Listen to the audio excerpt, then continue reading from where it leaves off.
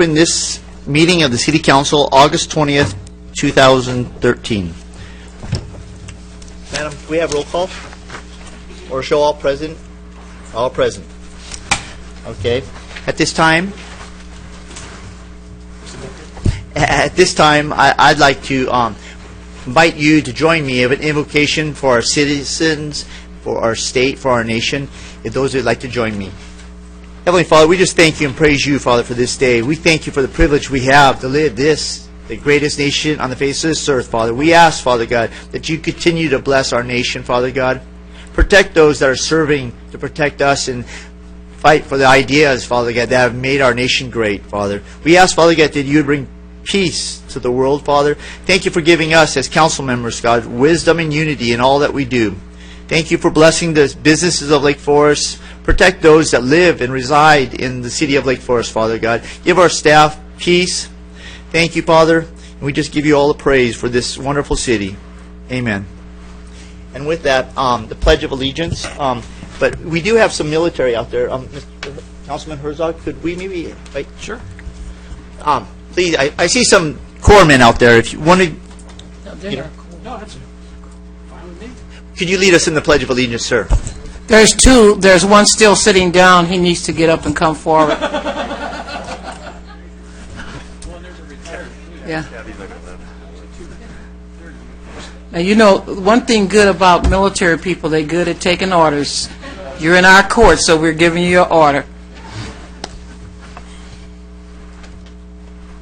I pledge allegiance to the flag of the United States of America and to the republic for which it stands, one nation, under God, indivisible, with liberty and justice for all. Thank you for that, gentlemen, and thank you for your service to our nation.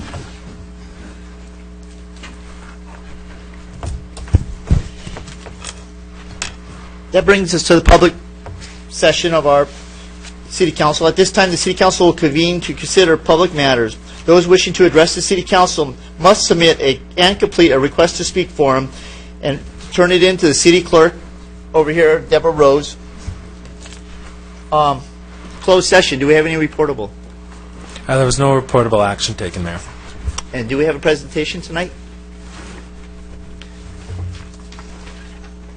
Yep.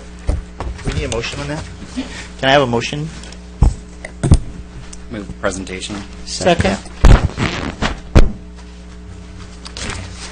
Agenda Item 3, Report by Investment Oversight Reviewer, quarter ending June 30, 2013, submitted by Director of Finance, City Treasurer.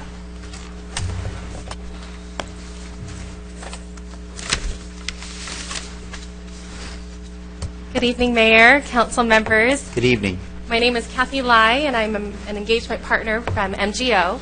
And I'm pleased to be here this evening with you and share with you the results of our agreed-upon procedures over your investment portfolio, for the quarter ended June 30th, 2013. So the city has engaged us, similar to previous quarters, to perform a short set of procedures. There's only about 8 procedures, and I'm pleased to report that we had no findings over the investment portfolio as of June 30th, 2013. Just a brief overview. We did review the city's investment policy, to ensure that it complied with both the California Government Code. We also reviewed your investment portfolio as of June 30th, 2013, to ensure that it complied with your own internal investment policy. No findings there. Going on, we've actually also reviewed your city's custodian statements, Union Bank of California, by comparing your investments there and comparing that to the quarterly monthly treasurer's report, and we noted no discrepancies there. To the extent that you had any purchases, we would have looked at your competitive bidding to ensure that you followed all your own internal policies, and there were no purchases in this respective quarter. To the extent that there were any rating actions on your investments, we would have inspected that. I'm pleased to report that there were no rating actions that were taken on your investments. And then last but not least, we did take a look at your market value for your city's investment portfolio, and it was actually $55,000, roundabout less than its book value for the quarter ended June 30th, 2013. And that concludes the presentation. I'd be happy to entertain any questions from the council. Thank you for that presentation. Thank you. At this time, it brings us to public comments. Members of the public may address the City Council regarding any item within the subject matter of the City Council. No action may be taken on items not listed on the agenda unless otherwise authorized by law. Comments shall be limited to 3 minutes per person with an overall time limit of 30 minutes for public comment portion of the agenda. Any person wishing to address the City Council on any matter regarding whether it appears on the agenda or not is requested to complete a request to speak form at the door at the side and complete the form and submit it to our city clerk, or Deborah Rose, at the side over here. Additionally, a request to register written comments form is available at the agenda public review counter. Madam Clerk, do we have any public comments? Yes, Bob Newcomb, followed by Marcia Rudolph.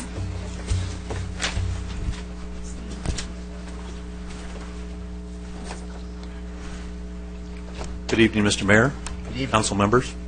I had a little photograph attached that speaks a lot better than I can. I'm a 35-year resident of Lake Forest. I've been in the same home. That picture, the photograph was taken from Bluebird Drive. That's my home on the left. You can see on the side of that. It faces Bluebird. The little street that is, it's Golden Eagle. There are no residents on that at all. It's just the sides of those houses. That's Gowdy behind, and then Ridge Route is behind all that you don't see in a little Red Robin. We have a situation that's been going on for years as far as Timbers parking. I've been told that they are charging for parking at the Timbers, which is supposed to be illegal. Someone here supposedly knows about it, but there's so much finger pointing and everything going on. I thought I would come and stand before you, let you know that's a nuisance to our community. There's supposedly 60 vacant spots at the Timbers where these people could park. It causes a trash problem. I do all your trash collection for you because the street sweeper that you pay for, he runs down the center of the road because the cars are all there. So I go out every day and police all the trash, which I've done for years. So it's just annoying a little bit. It's just kind of bad for our little part of the community. It's you can't even come to my home and visit because there's no place to park. And the street sweeping thing is kind of a twofold deal. It's not a major big thing for the city, but it impacts that little bit of the community there where it's really pretty annoying, and it's just kind of even lends a little bit to unsafe because people just throw things out the windows, and there's a little bit of bad behavior, and we get a little extra sheriff patrol through there and all of that. So it's just something I'd like to bring to your attention, and I don't know where it goes from here, or how do I follow up, or does somebody call back, or I don't know how the system works. I'm just here to kind of start this issue. First of all, we'd like to thank you for bringing it to our attention. We actually have been mitigating some of these problems in other areas, and so you bring it to the attention. Tom Wheeler is our Public Works Director, and so we will be looking into this. And so, Peter, you had something? No.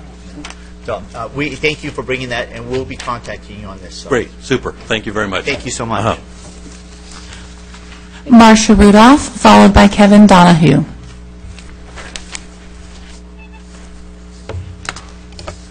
Good evening. My first comment is going to be thank you for the wonderful concert in the park that was Sunday. And if there are people here who haven't gone to our concerts in the park, you might want to think about doing it next year as we have them. They're always very special. Now, to my particular comment, which is the report that I give on occasion having to do with my position on the Vector Control Board of Directors. We had the 801st meeting of Vector Control's Board of Directors. The report we got was that there have been 15 typhus cases this season and 2 West Nile virus cases this season. The vector of the month is a Virginia opossum. And a lot of people might think that an opossum is not a vector. Your vector is supposed to be like a spider or a mosquito or something. But a vector is basically any critter that carries disease and can bring that into our habitat as people. So this particular opossum came obviously from Virginia. It's been here many, many years. It is a carrier, particularly of fleas, and I think I've talked a bit about fleas. There's a report of one of these vectors carrying upwards of 700 fleas, and it's a little, like a small cat. So they are kind of dangerous from the standpoint of carrying of fleas. They are omnivorous, and they are nocturnal. They particularly are dangerous from the fact of their flea-borne typhus.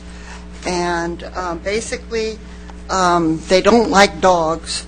So if you've got a dog, you might want to let the dog go out at night while the nocturnal animals are out there, and it'd be a good way of kind of getting them away. Anyway, that's your vector of the month. It is the Virginia opossum. Thank you. Thank you. Kevin Donahue, followed by Rocky Hewitt.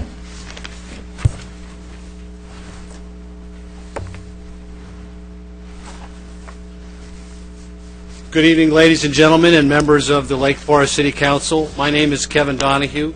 I'm a 32-year resident of the city of Lake Forest, and I'm here tonight, along with several of my neighbors, to request that the City Council officially adopt, or consider officially adopting, the Marine Corps unit, the 1st Law Enforcement Battalion.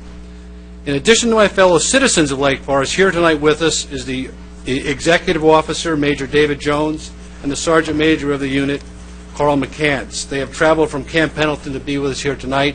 The CO would be here, except he's been up for the last 28 hours, and he just got back he had to take 8 different hops to get back from overseas, got here 2 hours ago. So the Marine Corps cut him a break. We hope the City Council does also. Thank you. We surely will. The 1st Law Enforcement Battalion is one of only 2 such units in the entire Marine Corps. The unit is part of the 1st Marine Expeditionary Force. It's called 1MEF in the lexicon, and it's the senior Marine unit on the West Coast. The unit itself is comprised of 600 sailors and Marines. At any one time, 25% of the unit is forward deployed anywhere in the world. The adoption of the unit by our fine city would provide many direct and indirect benefits. Some of those benefits might include speakers at local schools or community groups, demonstration of their law enforcement capabilities, or marching on our fine 4th of July parade. The unit would be a tremendous source of pride for our local community. Once the city formally adopts the unit, the responsibility for the unit is handed off to a committee comprised of local citizens. The committee, not the city, is responsible for providing the funding and direct support of 1st Law Enforcement Battalion. Many of our neighboring cities, Mission Viejo, Anaheim, and Newport Beach, have adopted Marine Corps units. The template for successful adoption has been used in over 20 communities. Our local community will follow that successful template. As citizens of the community of Lake Forest, we are here tonight to respectfully request the City Council of Lake Forest formally adopt the 1st Law Enforcement Battalion as soon as it's practical to do so. Thank you very much. Thank you, sir. Rocky Hewitt, followed by Jim Gardner.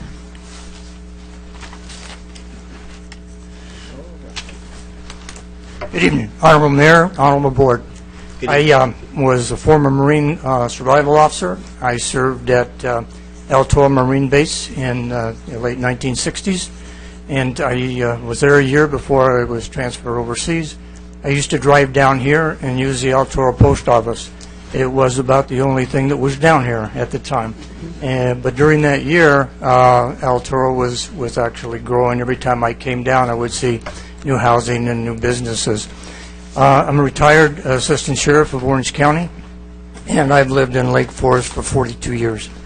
It would be a very proud day for me to see the Marines walk in our parade. I feel very close to the city, obviously, and very close to the Marine Corps.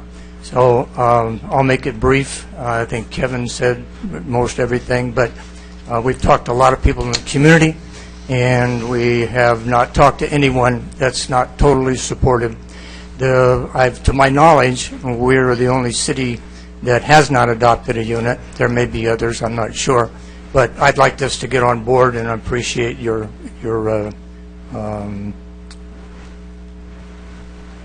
vote. Thank you. Thank you. On that subject, can we make a motion here tonight to put this on a future agenda? Yeah, okay, so we're committing to you right now that we're going to, because we can't tell you much about what we can do, but the fact that we will put this on the agenda, so all the information will be passed to us as a council. And so I'm making a motion that we actually put you guys on the agenda. Second,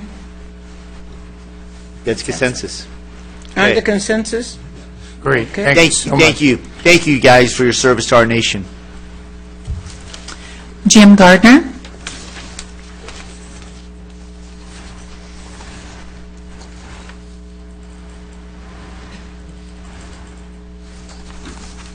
Good evening, Mayor, Council, and staff. My name is Jim Gardner. I live in Lake Forest.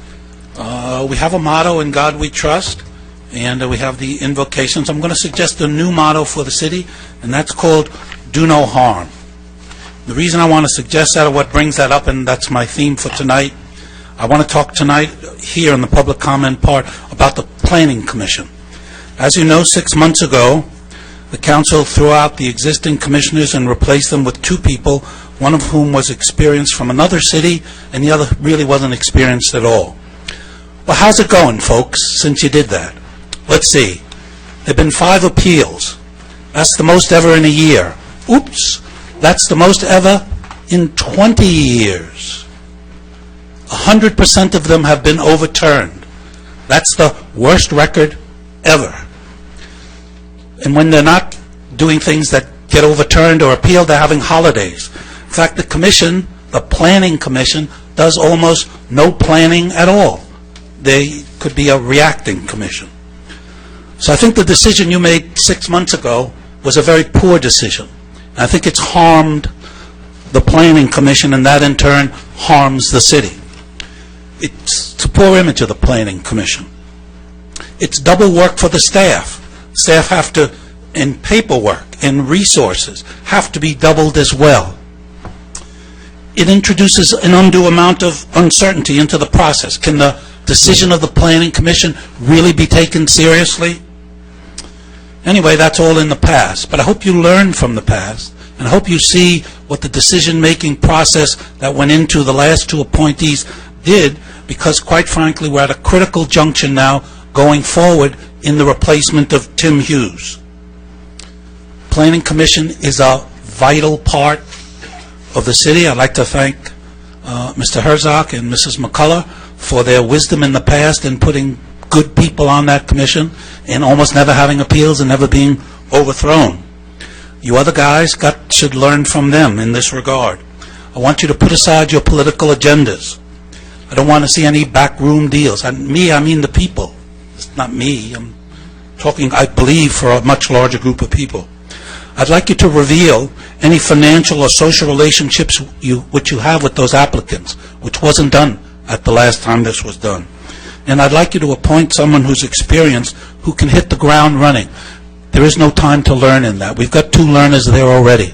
We need somebody who hit the ground. I don't want to preclude who that is. I've already publicly stated my preferences are for Dave Carter and Terry Anderson, but I haven't seen the list, and I understand there were 15 people, so, honestly, couldn't tell you anything except the last decision was a really poor one. Please do a better job. Thank you. We've had no further public comment requests. Well, that brings us to the consent calendar. That warrant registry, item number 4 through item number 15. All matters listed under the consent calendar are considered, no, this will be item number 4, the registered. But all matters considered under the consent calendar are considered routine and will be enacted by one vote. There will be no separate action discussion of these items unless members of the City Council, the public, or staff request specific items to be removed from the consent calendar for separate action. Madam Clerk, have we had any requests to pull? No, Your Honor. Move the consent calendar. This is the warrant registry. Mr. Mayor, if I may, I need to record an abstention on one of the items for a warrant to Cummings and White. One. Okay. And I move to move the rest, please. Second. Already moved it, he just needs a second. Okay. All in favor? Aye. Okay, duly noted. Okay, that brings us to consent calendar. All matters under the consent calendar are considered routine and will be acted by one vote. There will be no separate discussion on these items unless a member of the City Council, the public, or staff requests specific items to be removed from the consent calendar for separate action. Madam Clerk, do we have any to be pulled from item number 5 through 15? Item 7, 8, and 11.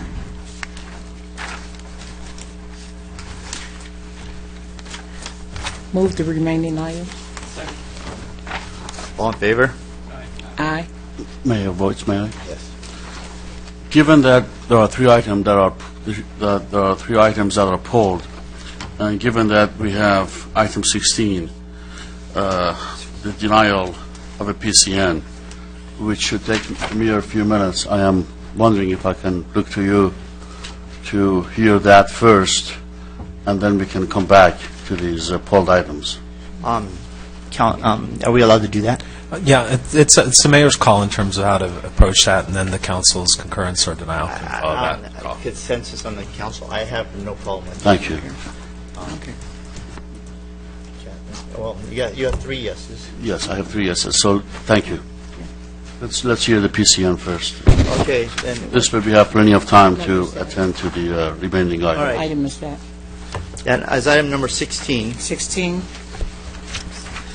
That's a, This item, That's item number public 16, is an appeal of the Planning Commission's determination of public convenience of necessity would be not served by the granting of the Type 21 alcohol license at Muirlands Market Deli Wine Spirits located at 24882 Muirlands Boulevard. This hearing will be conducted pursuant to Sections 2.014.100 through 2.04.130 of the Lake Forest Municipal Code, as well as the requirements of the state law.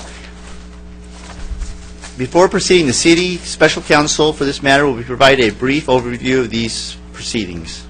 Mr. Mayor and Council, because of due process considerations, I'm going to recuse myself from representing you. I've represented staff in bringing this recommendation forward, and so Joseph Fletcher will be available to assist the council in its decision on this, and he'll make the report that you just mentioned.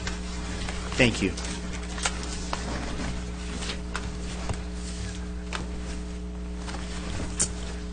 Good evening, Mr. Mayor, members of the council. Joseph Fletcher, Law Offices of Joseph W. Fletcher. I'll be serving as special counsel on this matter. Before the council this evening is an appeal of the decision of the Planning Commission to deny the request for the determination of a public convenience and necessity for a Type 21 alcohol license for Muirlands Market Deli Wine and Spirits, a convenience store at 24882 Muirlands Boulevard. Because the appellant has raised all issues associated with the PCN, the council will conduct a de novo review of the matter. Municipal Code Section 2.4.130B provides the council has the authority to, quote, take any action that might have legally been taken in the first instance. Consequently, the council will review all the evidence and make its own determination pursuant to Business and Professions Code Section 23958 as to whether the public convenience and necessity determination should be granted in favor of the applicant. The City Council has reviewed all the submitted evidence and is prepared to listen to all evidence and testimony presented during this hearing and to render an impartial judgment based on the evidence before the council on this appeal. To ensure an impartial hearing, the City Council members are required to disclose the details of any contacts or communications related to the appeal they may have had prior to this hearing. If the council determines based upon their de novo review of the facts and evidence that the public convenience or necessity would not be served by granting the Type 21 alcohol license, they should vote to deny the requested determination and affirm the Planning Commission's decision. On the other hand, if the City Council determines, based on their de novo review of the facts and evidence, that the public convenience or necessity would be served by granting the license, then they should vote to approve the applicant's request and grant the PCN. A vote to grant the PCN would reverse the Planning Commission's decision. Under state law, the council also may choose to vote to decline to act in response to the request for the PCN. A vote to decline to act also would have the effect of reversing the Planning Commission's decision. City staff will communicate the council's decision to the Department of Alcoholic Beverage Control. I will now ask a series of questions to members of the City Council in order to allow an opportunity to disclose any contents of information that you may have regarding contacts on this matter. First, has any member visited the site of the applicant's convenience store? I've seen the property since the appeal came through, just in the normal operation of buying things and those sort of things. But I haven't toured the site, just seen it as I drove by. Anybody else? Ms. McCullough? I live near there, and I pass by it several times, almost daily. Okay. If we can claim that, I've driven by too, so. Has any member had any meetings, phone conversations, or written communication with the applicant or any representative of the applicant? Seeing 5 heads shaking no, for the record. Has any member of the City Council had any contacts with neighbors of the site or other members of the public regarding the outcome of this application? And if so, please elaborate. No. All right. That concludes my comments, Mr. Mayor. Well, this appeal will proceed as follows. The city staff will open with a presentation, a staff report. Representative of the appellant will then have 15 minutes to present the reasons for this appeal and evidence not previously submitted. Members of the City Council may ask questions of whether the representatives or the applicant or the city staff. Representatives of the applicant will then have 5 minutes to present a final rebuttal in support of the appeal and for any evidence not previously considered. Members of the public will have an opportunity to comment on the appeal. The City Council will have a final opportunity to ask questions of any speaker before closing deliberations. We are now ready to proceed in this matter, and I will open the public hearing. May the staff present their evidence and report. Thank you. Good evening, Mayor and Council members. This item is an appeal of the Planning Commission's denial of a request for a determination of public convenience and necessity, a PCN, for the sale of beer, wine, and distilled spirits at a new convenience store, Muirlands Market Deli Wine and Spirits. The business proposes to sell a variety of products, including food, household, deli, and snack items, tobacco products, and magazines, in addition to the alcohol. The Planning Commission approved a use permit for the establishment of the convenience store. However, they denied the applicant's request for a PCN. The ABC requires a PCN when a business is located in a high-crime district or in a census tract that is considered over-concentrated. This census tract includes the entire east side of the El Toro commercial corridor with 8 major commercial shopping centers, including Orange Tree Plaza, The Orchard, Hunter Court, and El Toro Square. The census tract has allowed 3 off-sale liquor licenses without a PCN based on the residential population within the tract. There are currently 7 licenses within the tract, 4 of which were issued prior to the City Council's policy on ABC licenses from 1988. The Lake Forest Police Services reviewed the crime data in the area and the dynamics of the existing businesses with liquor licenses to determine if the issuance of a new license would create a law enforcement problem. They concluded that the granting of the additional license would generate a nominal increase in calls for service, would not change the character of the area, and would not trigger a need to change any operational requirements or staffing or cause a law enforcement problem. The Planning Commission held a public hearing on July 11th, and after listening to public testimony generally concluded the following. There are 7 establishments currently licensed for the sale of alcoholic beverages that are in close proximity to the new convenience store. The Muirlands Market Deli Wine and Spirits does not offer any specialized or unique products or services which render this location more convenient for the purchase of alcohol than any of the other businesses. And lastly, the high concentration of licenses in this area creates an undue ease of access to alcohol. At the conclusion of the public hearing, the Planning Commission directed staff to send correspondence to the ABC to deny the requested PCN. And the applicant has appealed the decision of the Planning Commissions for reasons that they set forth in their appeal letter. We've included that along with your staff report. and the applicant is present in the audience this evening to provide more information. At this time, thank you for your presentation. At this time, we will bring it to the applicant's presentation. Good evening, and we have a clock that will be coming forward. You have 15 minutes, and thank you for being here tonight. Thank you very much, Mr. Mayor, Council. I really appreciate for the opportunity you gave us to open this convenience store. But regarding 35 years experience in this business, this convenience store without any license doesn't do any profit or doesn't do any good outcome from this business that we are expecting. It wouldn't be 100%. And I spend a lot of money with the perception that I am opening this business. And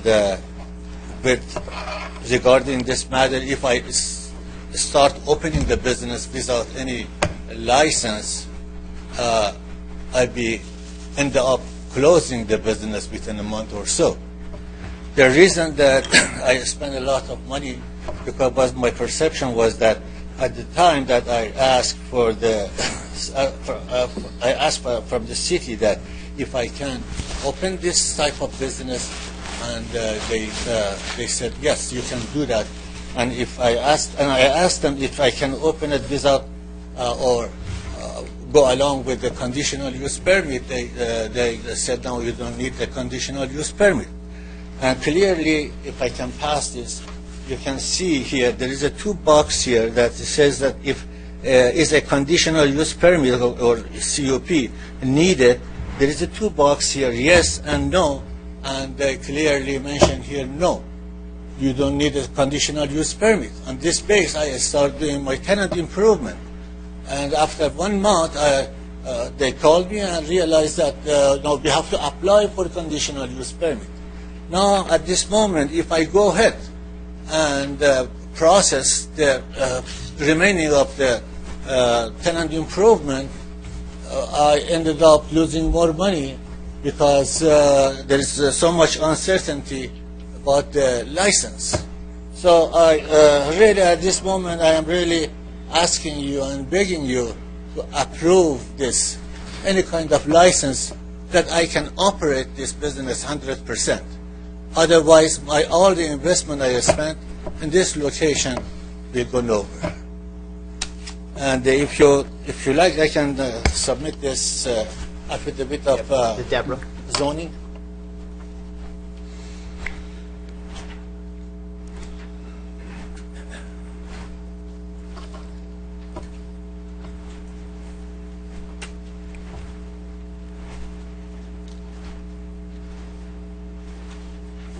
Tell him he can continue. You may continue while we're waiting. Yeah, but the application is about market daily wine and spirits. This is such a great location, and I am pretty sure that this would be a very successful business. And throughout all these years that I've been in this business, this is the best location I had. And I am pretty sure that this convenience store will be helpful to the community, and all the matters that the community concerned, there wouldn't be any problem with that.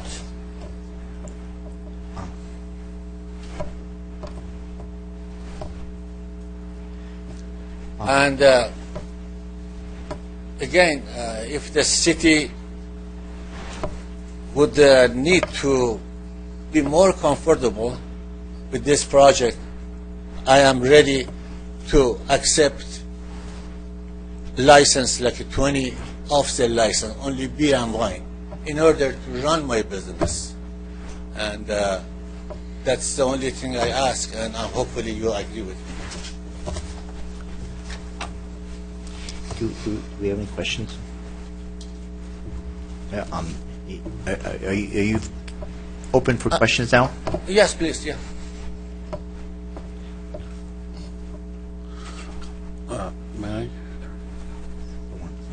I'm sorry, we didn't pass that out because we didn't have enough coffees for us all, so they'll pass the one down for us, but you bringing it to questions now? That would be fine. Okay.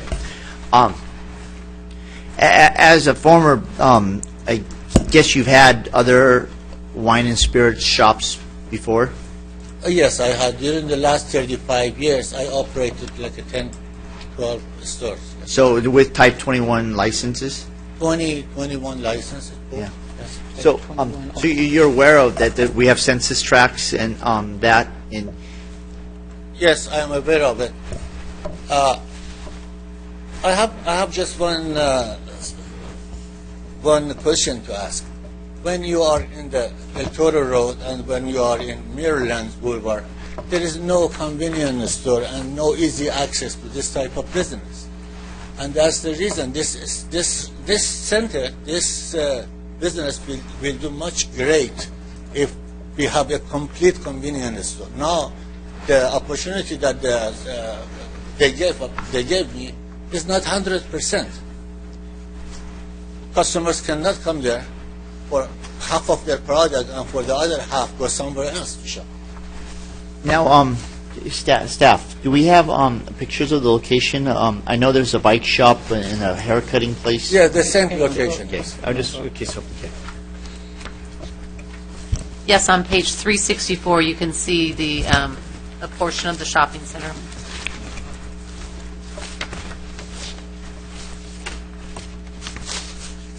It is such a great location and easy access coming in and going out.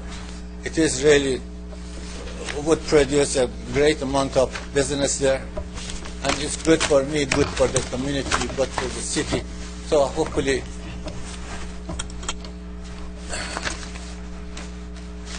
Councilman?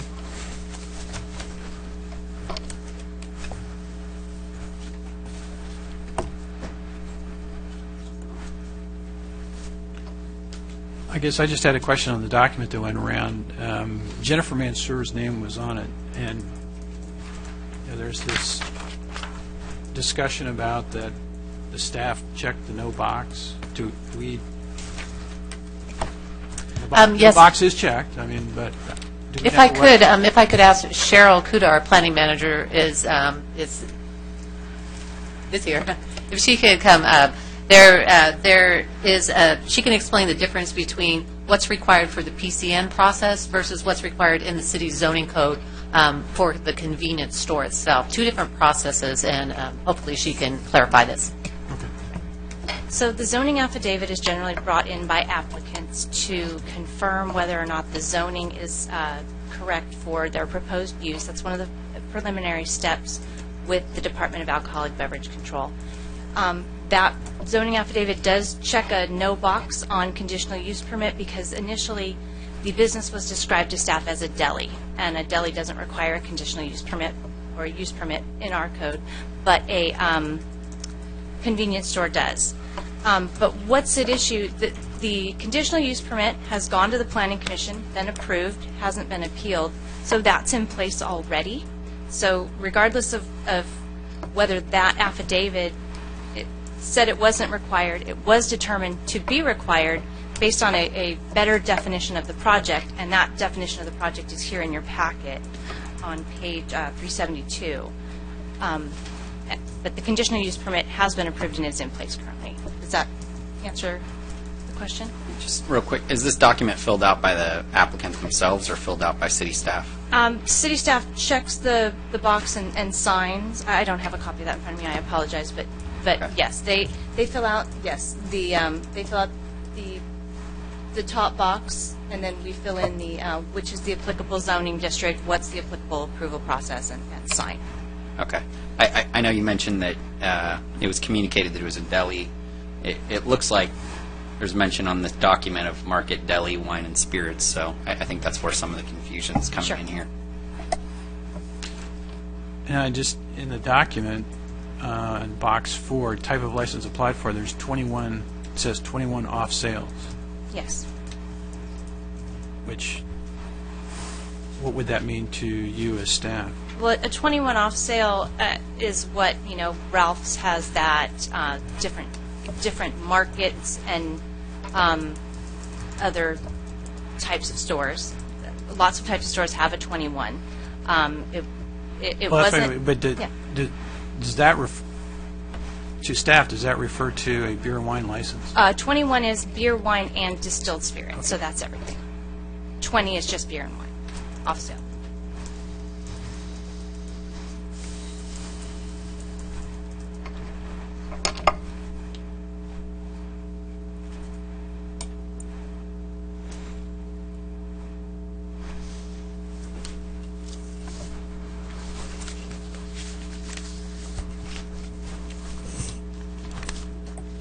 Break the silence.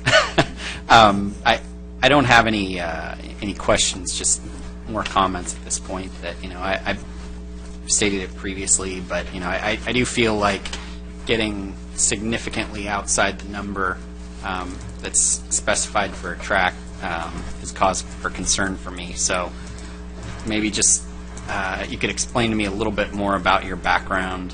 I've read a little bit about, it seemed like it goes back to about 1980 and, lots of history. I would be happy to. I guess one of my concerns would be just that, excuse the word, but just kind of transient nature. It seems like just over the last few years that you've had a few different stores. Do you still own them, or and maybe you could explain that for me? Well, as I mentioned to the previous meeting, I retired about 5-6 years ago. But bad investment pushed me to this level that I have to work, me and my wife. At this age, we have to work. There is no way around. And I am not planning to sell this business. I am planning to keep it and use all the experience I had during the last 30 years, 35 years, and put them here because it's so close to my home and so close to this community and beautiful area. This is part of my existence, part of my home, part of my body, and we want this business to run correctly and be helpful to us and to the city and the community. And all the businesses I had was very successful. I never had any complaint from anybody, from any source of governmental or community areas or residents. And this is the bottom line. I mean, we are talking about 35 years, a lot of years, So going one by one, it takes a lot of time. But I think it is very useful business for me, and again for the area, for the community, and for the city. I am not planning to sell the business. I am planning to keep it forever till I go first. It did mention in the staff report something about, the owners kind of periodically checking in. So I don't know if maybe something was lost in communication, but you plan on being on site on a regular basis and not yes. just checking in. As I said, this location is just 5 minutes from the place I live. And my wife, we are so close to the business, we're not going to let them go. This is the store. I should keep it forever. And the money that I spend it for the tenant improvement, that's the only money I have. If I lose this business, I lost everything I had. There is no way around. I am borrowing money to make this business happen. And I need your help. If I lose this business, I am losing a lot of things.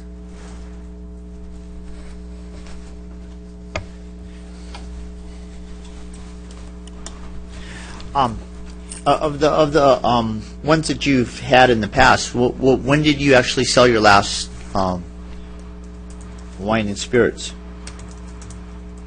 6 years ago. 6 years ago? The wine and spirit I had in Laguna Niguel. In Laguna Niguel? And that time was the time that I retired. But unfortunately, I was I was cheated by another friend of mine that we grew up together, and I lost everything I made it through all these years.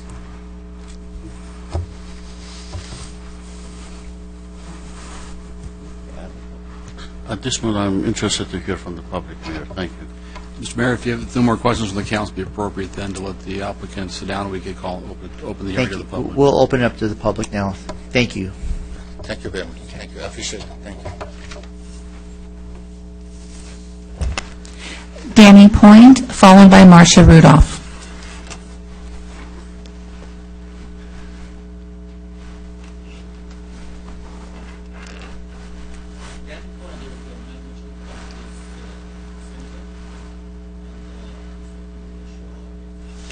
Okay, thank you.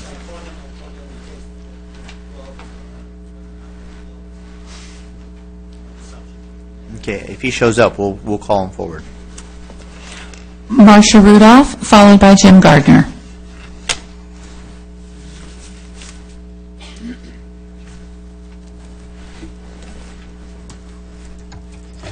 Good evening. I live less than a block from this project. When I first saw it it was, it was listed as a deli and whatever, and I went, deli! Because I was raised on deli, and I raised my children on deli, and I have deli in my fridge right now. So for me, a deli within a block of my house is like, like the gift from manna from heaven. Unfortunately, what I see happening here is that, the deli is sort of an excuse to sell liquor. And I don't have a problem with liquor. I do not drink, but I don't like the stuff. That's the only reason I don't. It's not any kind of a peak on me. But the problem I have is I know my neighborhood. We have CVS across the street. They have to walk across the street, which is probably from there to there, to get to CVS to buy liquor. We have a pizza parlor that's been there since God was young, that has a bar as well as selling pizza. We have a couple of other outlets that sell, and this is like across the street from one another. And it seems to me that I don't think we need this one. I'm sorry, this gentleman has invested his money into something that I don't think should be there, I don't think it should have a liquor license. I'd like to see him try and get going without the liquor license, because I think there may be sufficient traffic on that intersection to get by without the liquor license. Let's face it, Carl's Jr. has been there for years, and it's still doing fine, thank you very much, and they don't have liquor.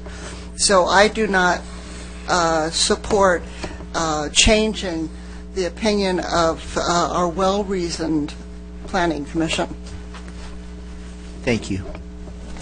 Jim Gardner.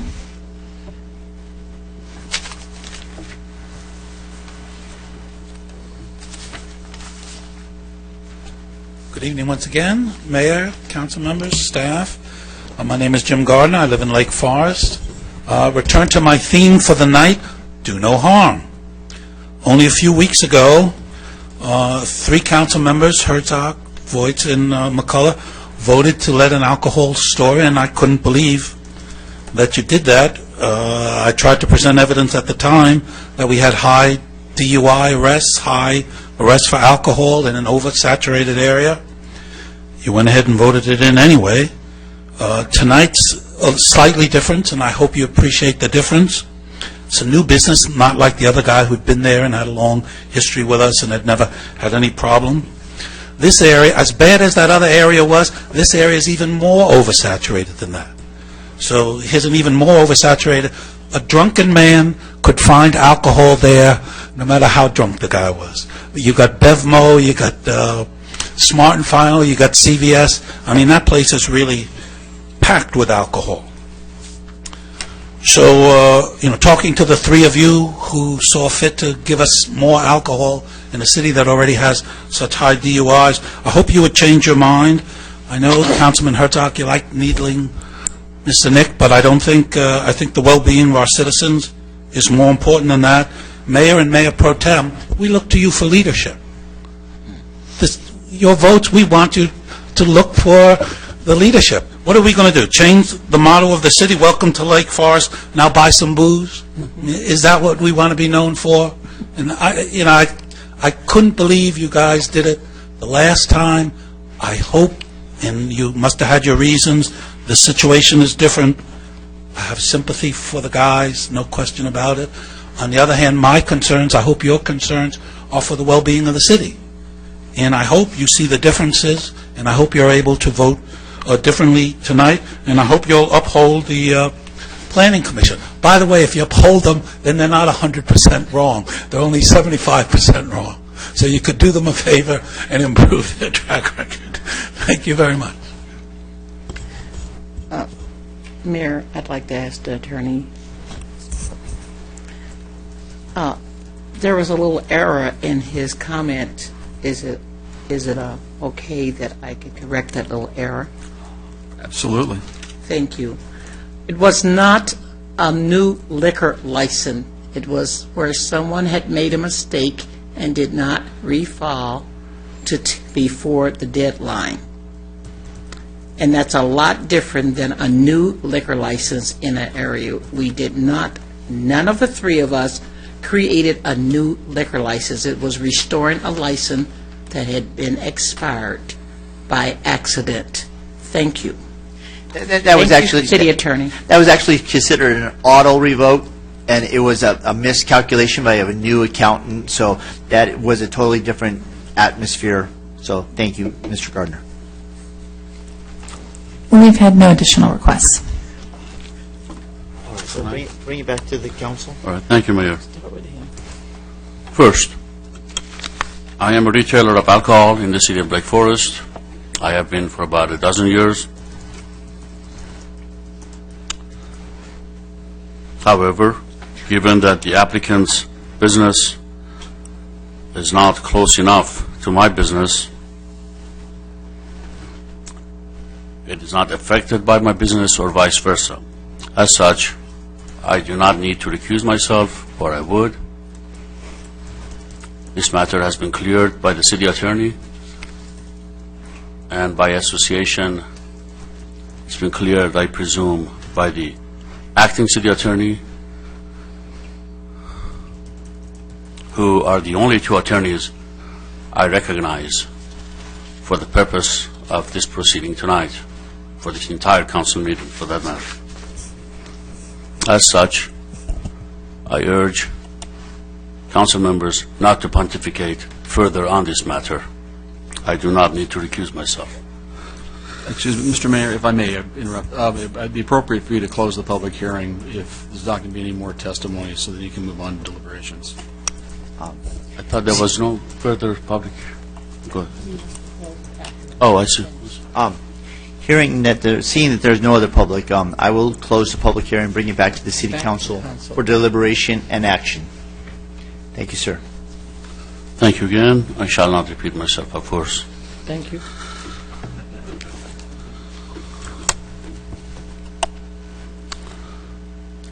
Secondly, it pains me to say this, however, I have been clearing it. I have cleared it with the city attorney, and I assume, by extension, with the acting city attorney. So, there I am, saying it.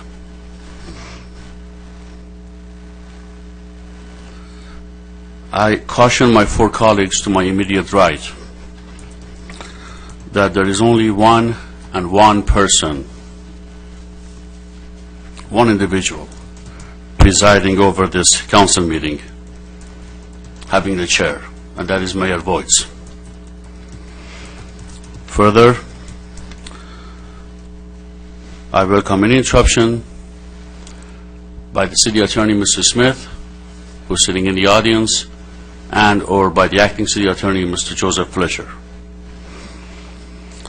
So I strongly urge my four colleagues to my right that if you're not either Mr. Voits Mr. Fletcher or Mr. Smith stay quiet.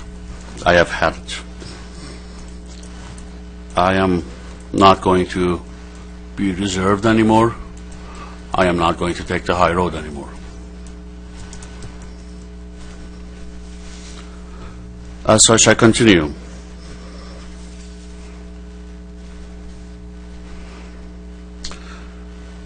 Considering that Councilman Herzog was recently arrested, convicted, and jailed for driving while intoxicated right here in Lake Forest,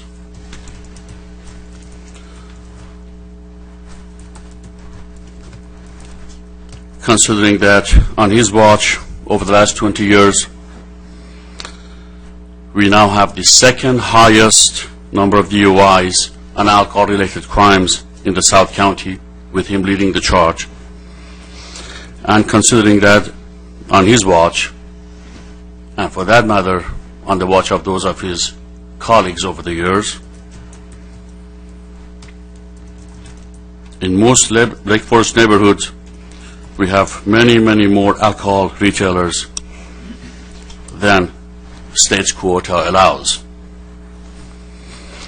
resulting in higher number of crimes, degrading of neighborhoods, lower property values, and so on and so forth. The latest addition of an alcohol retailer in excess of state's quota was on July 16th, and those who were here saw to what length Mr. Herzog went to afford that license to the individual. As such, I respectfully request that he recuse himself from the proceeding. In my heart, I know that shall not happen. However, I was compelled to say this for the purposes of the record. Now, to the subject at hand. When is enough enough? You tell me. When is enough enough?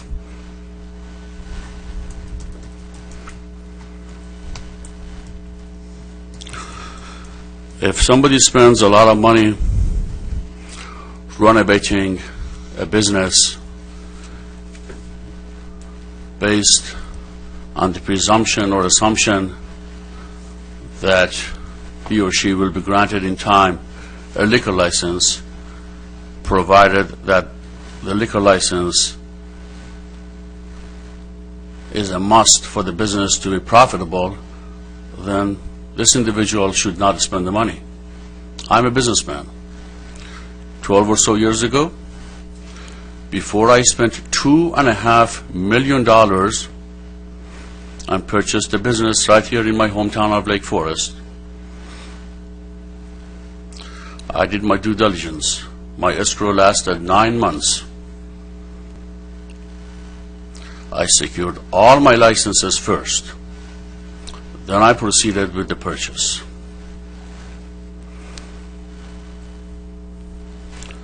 So the fact that a lot of money has been spent on leasehold improvements, it is not relevant. It is poor business planning.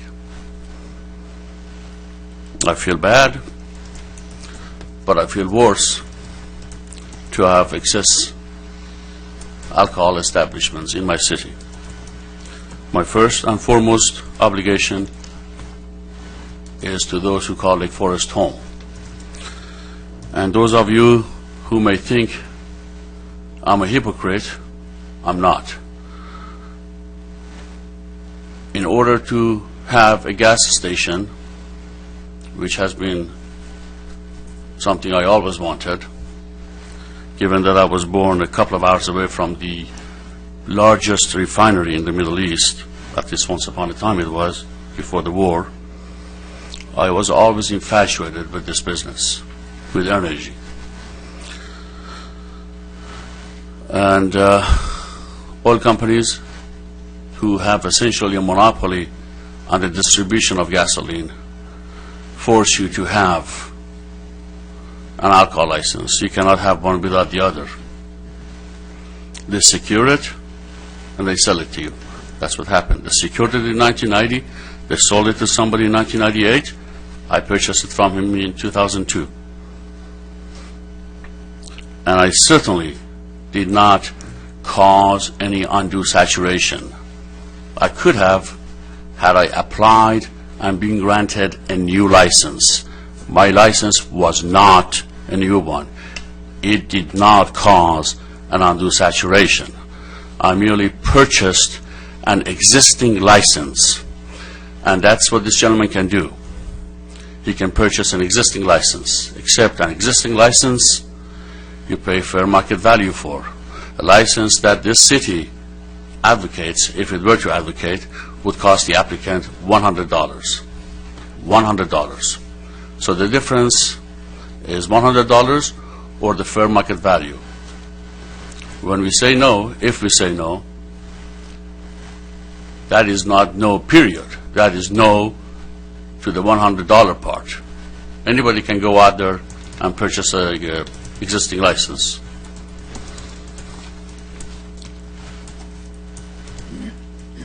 At this point, I'll stop my comments. Hopefully I won't have to resume. I will do so if need be. At this point, I turn it over to the mayor. Thank you.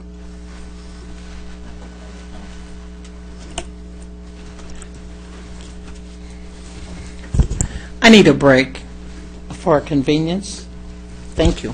Given a 5-minute recess.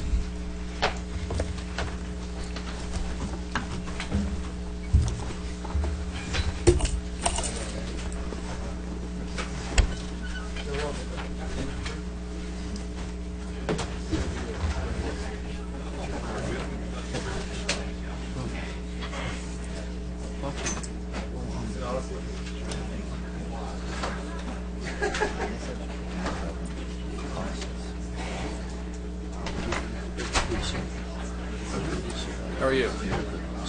Good to be back.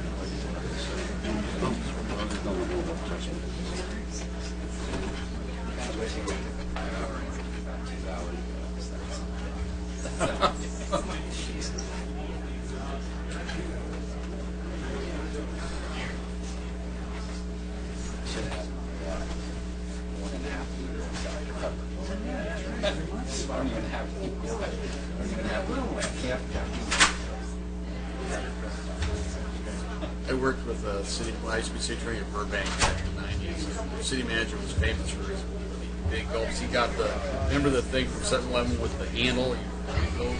He shook me. How did you made it? He didn't drink coffee. This guy walked around with the biggest big gulp in the world all the time. That's the same thing. Hi. Good evening. How are you?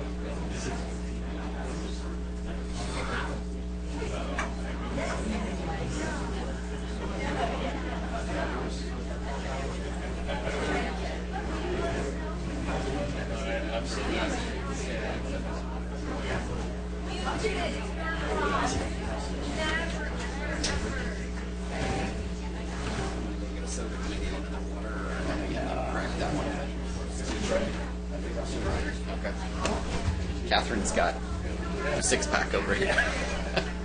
You need any water? No, okay, thanks, Bob.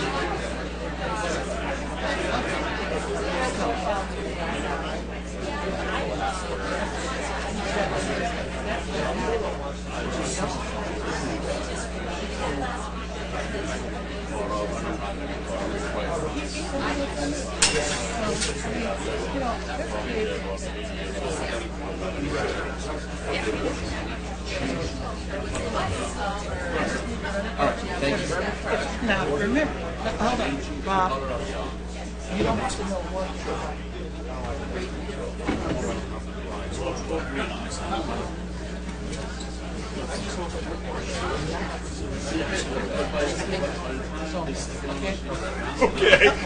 Say it so he'll know you said it. I want to hear it again. I think she did. I think this was part of the meeting, too, so we just got to get this.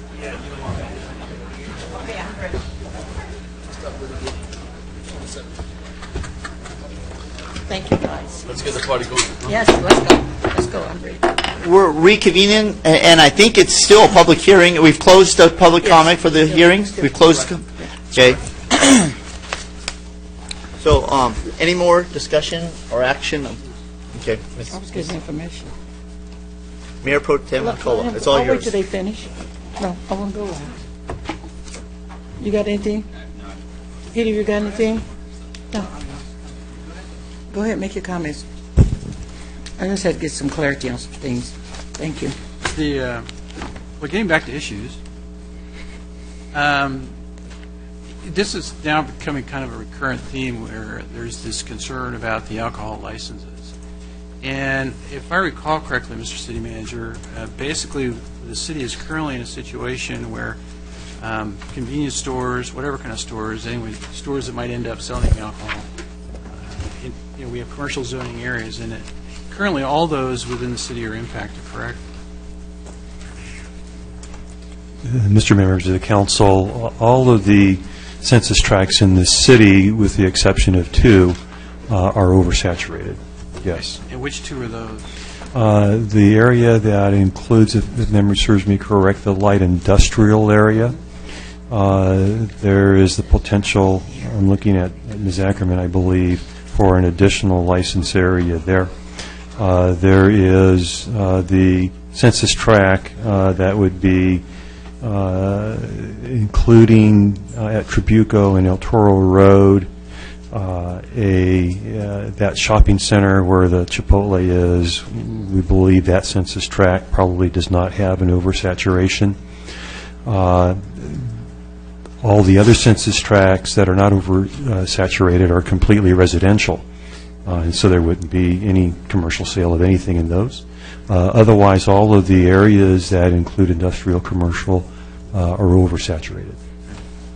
And with, I think, this whole issue of the PCNs, I think, needs a greater review because we have a lot of businesses that want to come to town. People out in Lake Forest have talked a lot about wanting a Trader Joe's, or more grocery stores are needed, and we've had various kind of grocery stores come through. Those all have licenses, and so if it's going to be the policy of the Planning Commission and the Council that no more new businesses can come into town if they want a license, I think we should say that. And, for whatever reason, how it got started, whatever, this is kind of an example why we need to. Someone came in good faith, started working, wanted to open a business, a new business. And we've had a lot of people in this council talk about being pro-business and bringing business, and it's all great. And, we should always do, that sort of thing. And, there's certainly particularly 3 members of the council that say that like all the time. And yet, apparently, that pro-business side only applies if it's a business they like. And so I think we need to be honest with the business community. There's a lot of talk about transparency and needing to be upfront. I think we need to do that because from the sound of things in the recent appeals we've had, that, again, it seems there's an unwritten policy developing in the city that no new businesses will be allowed in town if you want either a beer wine license, which is the 20, which the gentleman said he would accept, or anything more for the off-site sale. A restaurant that sells, their patrons can, but, like Trader Joe's is out, grocery stores are out, and there's a whole host of other ones. And so I'd be very interested to hear from the remaining council members if that's really the intention, because I think we need to disclose that to the public. And, if we're going to, if that's not going to be the case, then I think then we can have a further discussion. But, I think that's very important. And again, I think this is a perfect example why. Now, you can say, he should have done more homework, he should have checked things, maybe there's this, that, or the other thing. We can always say that kind of stuff. And there's a million different scenarios we can come up with. But it seems like we're getting to this bottom line. And I think the council needs to be forthright with the public. So I'd be interested to hear, what that is, because then we should say those businesses are out, period, under any circumstance. So don't bother coming to town. Just stop.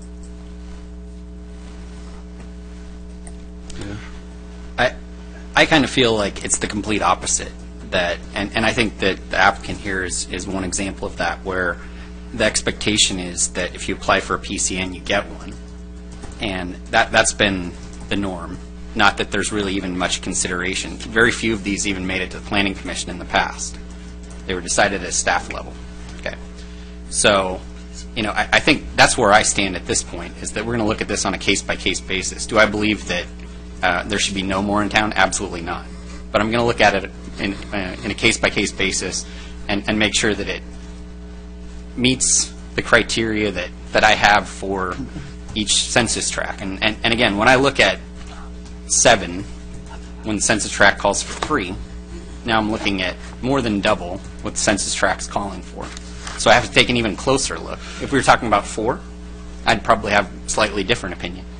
And, if we were talking about the 12th one, I'd have an even different opinion. So, that's where I'm at. I'm going to take these on a case-by-case basis, and I think that's what we should do. And again, I feel like it's been a rubber stamp in the past, so I think that we're doing the right thing now by taking a look at the issue and making sure that it's something that fits with the community. Well, what is the criteria? Is it twice as many, 30% more? I mean, what criteria is it? Well, I think that's something that we have to determine, and by asking that question, it's almost assuming that the council or staff hasn't had a criteria in the past. It's just the criteria is if we don't have 20% more crime in that area, or it meets some convenience. Well, meeting a convenience is a very subjective comment there. A lot of people can talk about whether they feel like it meets a convenience or not, and we're all going to have differing opinions on that. The crime level, we just say, well, basically, as Lieutenant Higa's staff has shown, there'd never be an end to it because we don't really have areas, I guess, in town, maybe you can correct me if I'm wrong, that would violate that condition that we have of 20% more crime. So we'd just say yes to everything. So, yeah, my criteria is different. And, do any of us have a criteria? So if this was the 1,000th one, would certain council members say that it was still okay? If in this case we say it's the 8th, council members feel like it's okay. If it's the 4th, and it's the first PCN that's being granted in this tract, how do people feel? And that's really what we have to be, deciding here is, do we feel like it fits with the tract? Because that's something that we get to at least provide some comment on. But again, regardless of the decision we make today, ABC still can choose to move forward with our recommendation or completely deny it. They probably have a track record of doing certain things, but we're not the ultimate say here.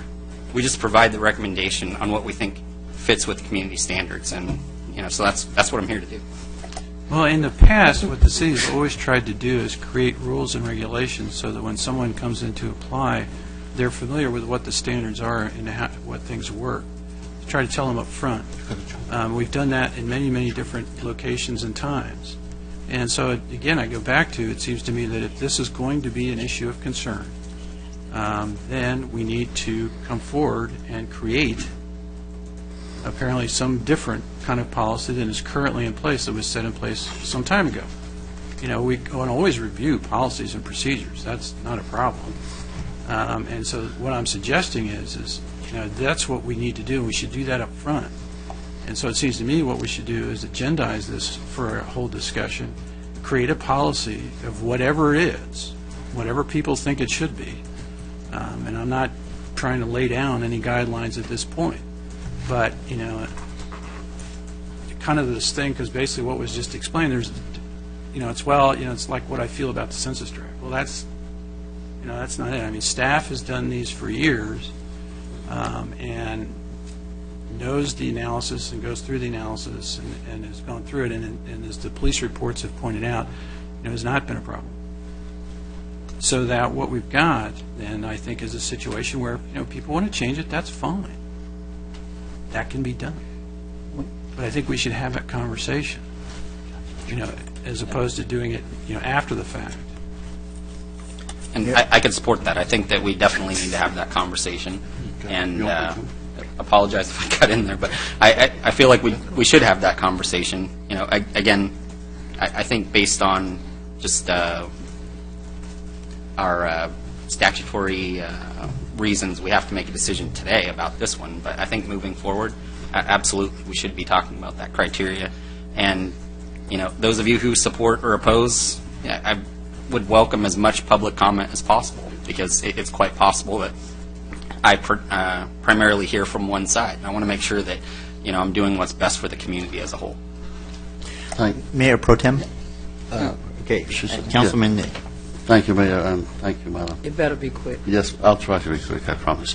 Well, first of all, Mr. Downey, thank you for confirming what I had stated earlier, which is, I said in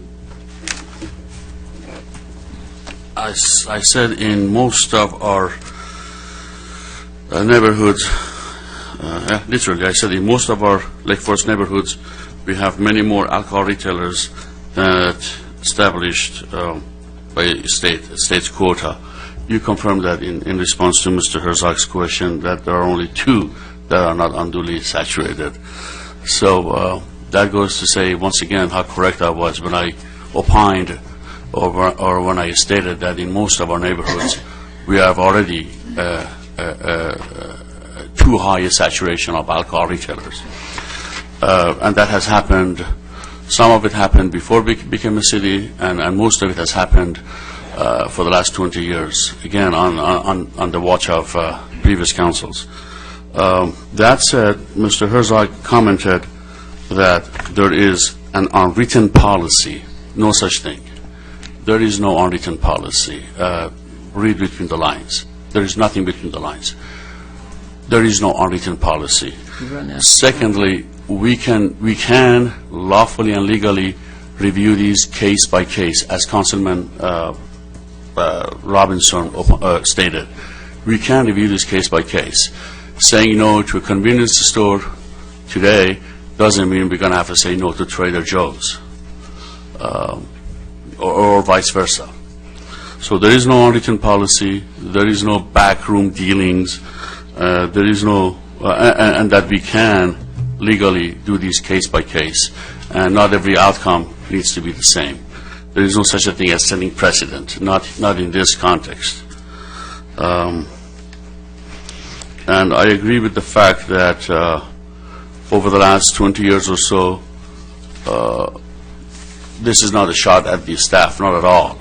They followed the direction of the council, which under the leadership and mayoralship of Mr. Herzog in 1998, delegated full discretionary power to a staff to issue these PCNs. You're out of time. So until now, or until a short while ago, these PCNs were issued without you and I even knowing about it. And I am out of time, so. Okay, you went way past your time. You need to I shut have up 2 for the minutes. rest of the night. Mayor Pro Tem? Number one, I need to back up all the way. Number one, there's a lot of things when you, for some of you that were not here when cities was formed, there's a lot of things that got dumped on us by the county. There's things that we had to learn. We were grassroots, trying to get control of our money from the county. So to imply that we just willy-nilly just let all these licenses come and everything, that's not so. No one person, and I don't remember, I remember very few coming before us now. Former mayor and councilwoman Rudolph may remember more because she was here on for the first 3 years. Peter and I only been here since then. But You know, I've owned a business in this city, and I've owned a lot of other businesses, and one of the first things you do, like the ones I'm sitting here looking at that they're waiting for there, you research your market. This is not a person that this is the first business he's had. This is a person that's had numerous of business. You research your market, you see what permits. We don't charge business licensing fees or anything like that. I believe that there is a clear message. In fact, for Councilman Robinson and for Councilman Nick, the state does have mandated criteria that we have to look at. That's not something we made up. That's not a policy we have. That comes from the state. And we, as a city, do have to obey state rules, regulations, and law. As you know, they take our money even when we're good. So you know what they're going to do when we don't follow their rules. The other thing is that one of the things that we may or may not have looked at, because we've had two or three that we have ruled on, and those are only 2 or 3 that I remember since I've been sitting up here. So when you say all these others, I don't remember any others coming before Madam? council. Excuse me, I gave you up some of my time, and you're going to All be right. quiet and let me finish. Okay? Yes. I'm not giving you any more time. You wait and go back to the mirror and get some more time. I'm going to finish uninterrupted, Yes, as yes. you say. Absolutely. Okay? Yes, I apologize. Now, I don't remember that many coming before us. Now, I'm not saying that it didn't, because, you know, when you get a certain age, the mind goes first. And in the meantime, I don't believe that we want to say, for me, I don't believe that we as a city want to say no more license. I believe that as a city, for me, that we need to say, let's look at it closely. Let's see how we can do the portion that the state ABC, well, it's really federal, the ABC allow us to create a policy, because we don't have one standard that's all ours, that is fit for our city. We need to look at our grids, and we need to, even with a policy, every case need to be one by one, because every neighborhood is different. We've got a lot of neighborhoods. We need to look at it, and we need to come up with a plan. But in the meantime, as of for right now, I'm going to entertain a motion, unless the mayor got something to say. The rest of y'all have talked enough. I'm going to entertain a motion if I can get a second on it. If not, I'll wait and let y'all talk some more. That we take and give a no vote without prejudice. That means that if we do it without prejudice, they can go to ABC, and ABC can do what they please about it. But as far as convenience or saturation or any of that stuff, I'm not going with any of that. I'm just going to uphold the findings of, my motion is stating to uphold the findings of the Planning Commission, and without prejudice. And if they want to go to ABC, they're still able to go to ABC without being biased and prejudiced, and they can do what they please. Now, if I don't get a second on it, that's fine. May I Well, just- hold on. The city attorney trumps you. Oh, yes. Madam Mayor, Pro Tem, I have a question, clarification. You're saying without prejudice. I'm not quite understanding your Well, intention. it's kind of a double negative. I said without prejudice. Maybe I just need to say, I'm going to say, I'm asking to entertain a motion for no. Would that be upholding what the planning commissioners already said? And I'm stating personally, the prejudice part is that I'm not prejudiced one way or another. The ABC can do what they please with that afterwards. Okay, that's fine, because That's what actually, I'm saying. because probably the idea was if you want to have the city take, let it be decided by the ABC, that'd probably be a decline to decide vote. But you want to recommend, Well, if I your say- motion is to deny the PCN. If I say decline, then they can go to ABC, right? They go to ABC. They can go there either way. anyway. They can go there if I say no. This is information. The ABC is now seeking your input Mm-hmm. on whether to issue this liquor license. Under the state law, 'Cause they're gonna it do it. says they're not supposed to issue it. It says they shall not issue it. But they do. Now, we don't have any jurisdiction over the ABC, and it goes back into their bureaucracy to decide it. But I think it would be clarified whether they've asked your input, and so the council has a choice of recommending approval of the PCN, recommend denial of the PCN, or take no action.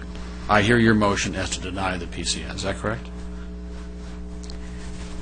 I can deny or decline to recommend at all, right? That's correct. Well, the reason I'm saying is because I can remember one distinctly we said no on, and they still issued the license. No, ma'am, that And they, cannot be. That cannot be. excuse me.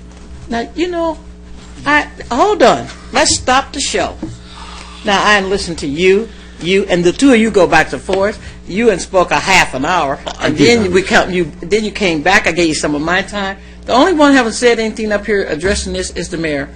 And Mayor, I'm asking you that gives us the permission for me to keep my floor until I get through, because now the city attorney and butted in on me. It's your floor, Now, ma'am. I'm a very patient person, but I'm about to lose it, okay? Now, I'd like to complete. Anything you got to say is not that important when you got to interrupt me and the city attorney. So you're going to sit real quiet, politely, like a gentleman. Yes, Yes? yes. Thank you.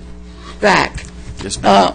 In the meantime, what I'm concerned about here is a multiple of things.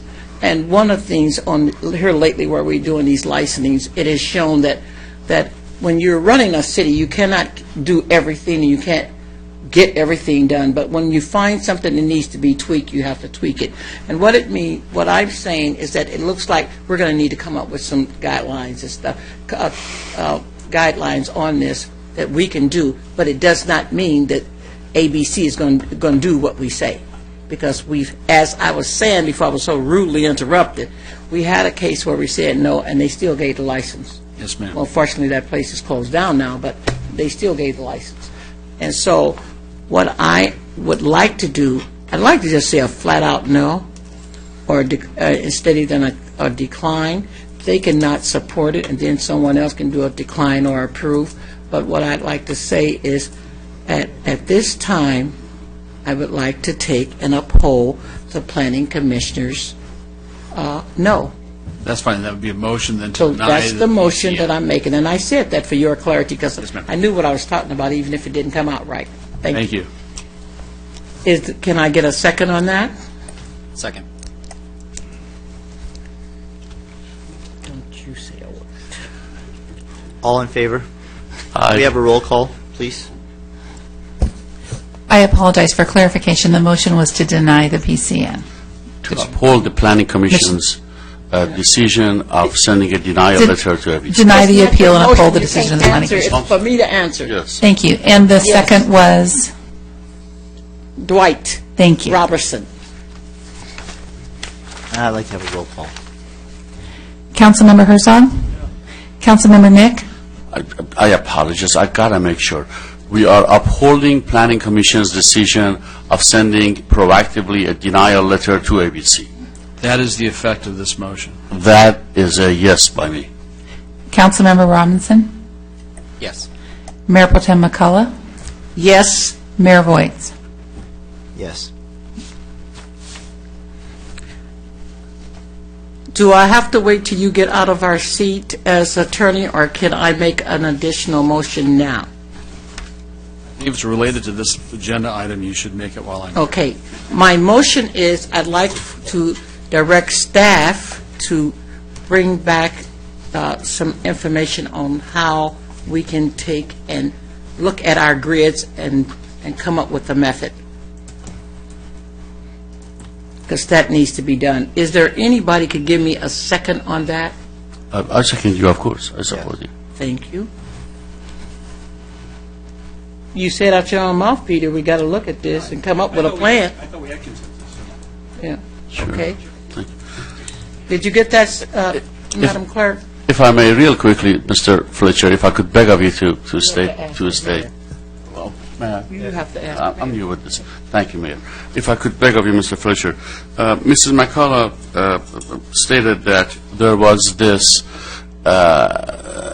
episode or incident where the city denied a PCN, and nevertheless, ABC went ahead and issued it.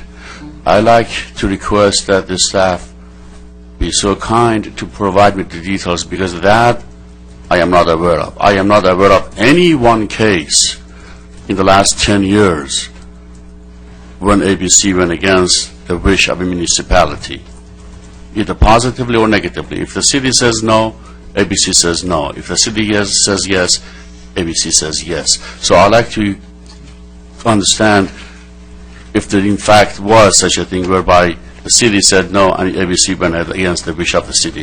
If I could beg of Mr. Dunick or you, sir, Mr. Fletcher, who provided that.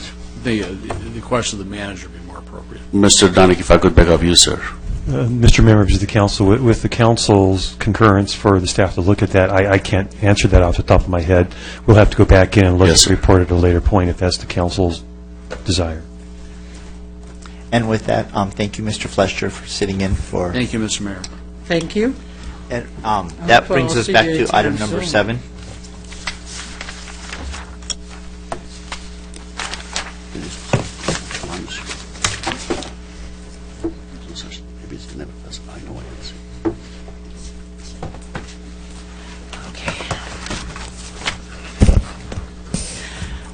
Agenda item 7, adoption of ordinance number 253, adoption of a development agreement between the City of Lake Forest and Brookcal LF LLC for certain property located within the City of Lake Forest, submitted by City Clerk and removed from the consent calendar by members of the public.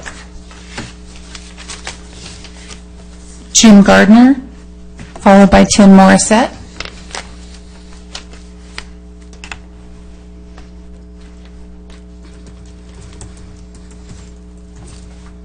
Good evening once again, Mayor and Council and staff. My name is still Jim Gardner, and I'm still in Lake Forest. Do you have before you the CEQA documents? Got some yellow and green. Oh.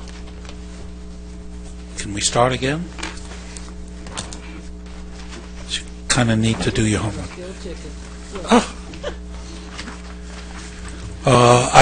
In the past month, I've talked with several lawyers. In fact, one is a former colleague of Mr. Smith from BB&K. And the document you have before you is an exact copy from the CEQA documents, which say in marginal cases which are supported by the facts and expert opinion, the lead agency, which is the city, must call for an EIR. Well, there are two components there. One are facts, the other are expert opinion.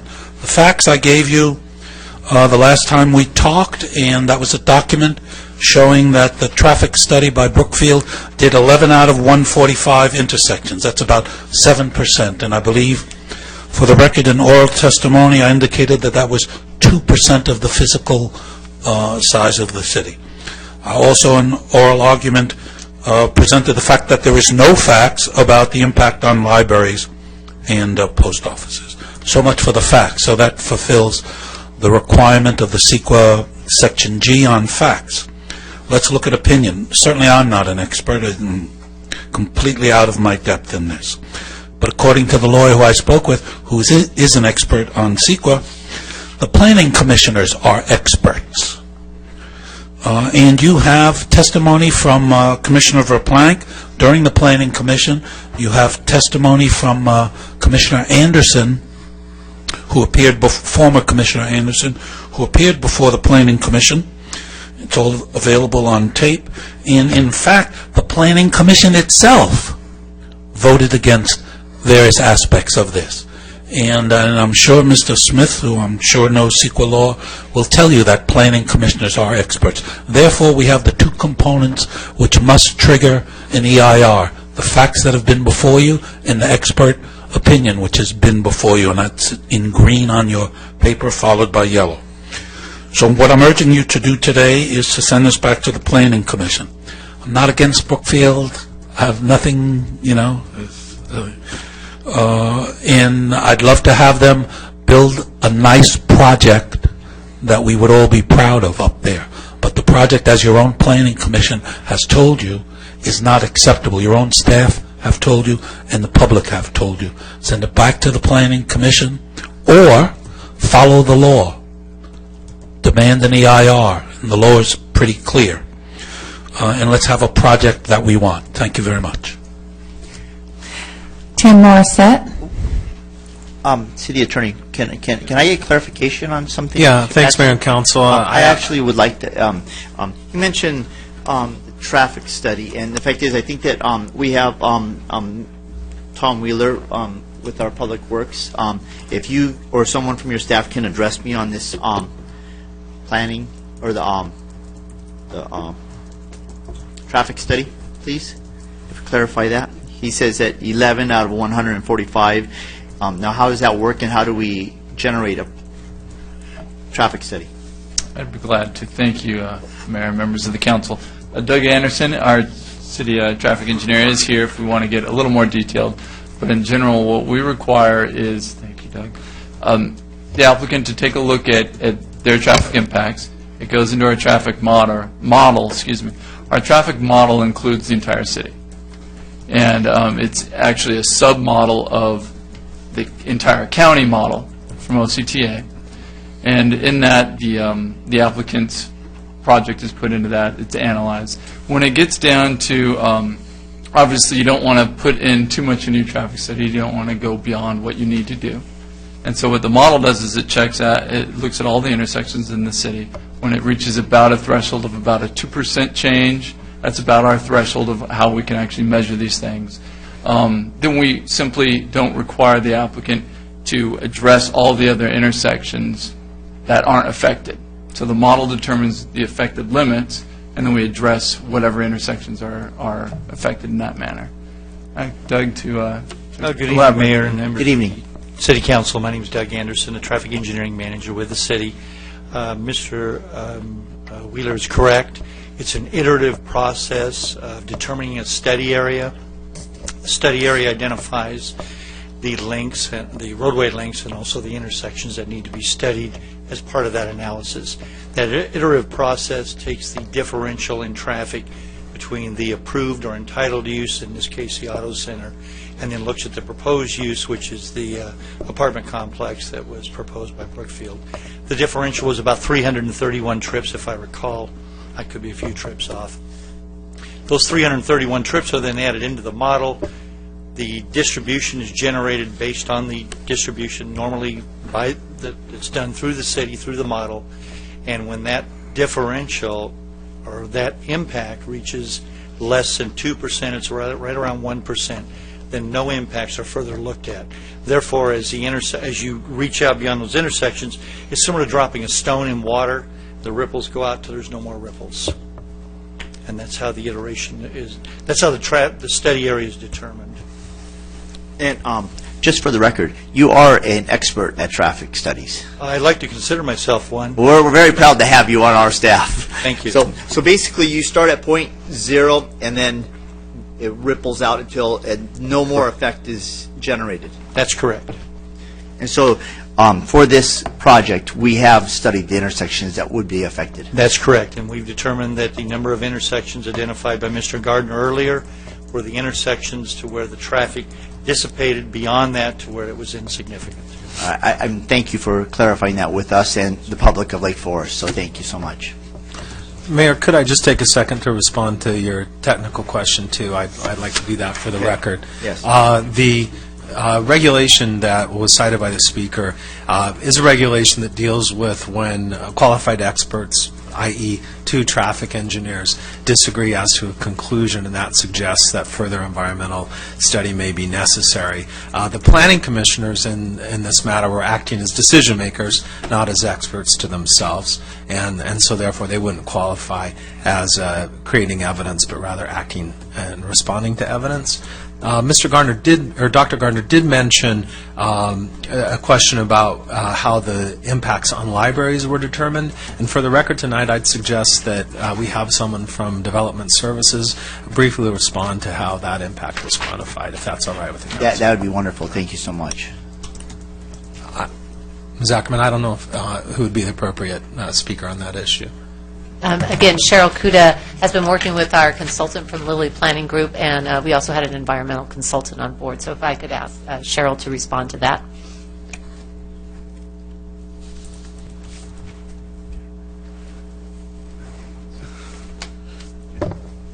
Thank you, Mayor, members of the City Council.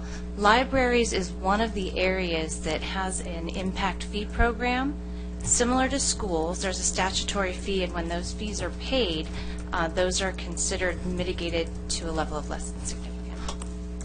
So the study concluded that that impact self-mitigates through payment of those fees.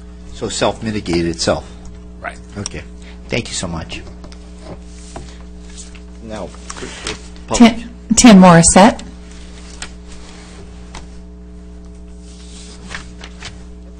Thank you, Mayor and council members. Good evening. Catherine, I always love your outfits. It's a brightness here in a dark room. But I'm a resident of Lake Forest, originally Foothill Ranch, community of Foothill Ranch that was taken over by Lake Forest. And I'm in opposition to the Brookfield development, the changing of that property from commercial to residential. The short meetings I've been to, I'm wondering, my father used to always say, Tim, you're not listening to what I'm saying. You hear me, but you're not listening. And I think that he would say that to all of you today, that you're not listening. Well, I shouldn't say all of you. Some of you, you're not listening, and you need to take the wax out of your ears and find out what the residents of our community want, not what the suits that have come up here promoting this development. That's why I wore my suit today, or my sports coat. And because the people who had voted you into office do not want this project. Developers want it, architects want it, business people want it, but the people who live in the community do not want this project. They don't want housing in a commercial area. Maybe it's not commercial anymore because you voted to be residential, which I think is a mistake too. And so I would just ask you to please look at what people are asking for. Quit bickering among yourselves. I mean, I don't know how anybody gets anything done here. I really don't.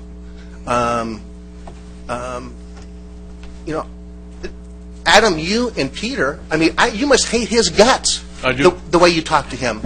Okay? Last meeting I was here, somebody was passing out flyers, derogatory flyers about that, and I'm wondering now who it came from. This is a council that's supposed to run the city. How can you get anything done with you guys bickering and fighting? It's terrible. It's shameful. And so, anyways, I'm against the project. Thank you.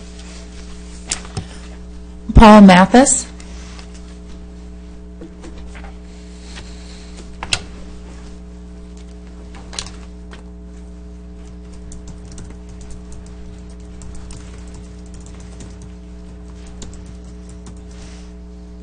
Good evening, Mayor, Mayor Pro Tem, members of the council. Just here. Good evening. How are you? I'm here in opposition to the project. I don't believe it's a project that benefits the residents, the folks of Foothill Ranch, which are going to be predominantly impacted. I have many questions about the February 5th meeting and whether adequate notice was given, and I'd like that to be on the record again. Thank you very much. I'm in opposition to this.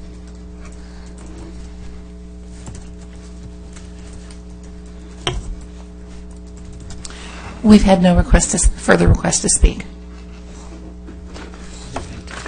Back to the council. Can I? Since I was directly... Mr. Morrison, since I was directly named by you, putting the flyer aside, well, I don't want to put it aside till I tell you there's nothing untrue. Point to one thing that is not correct, that is not factual on that so-called flyer, and I'll resign right this moment.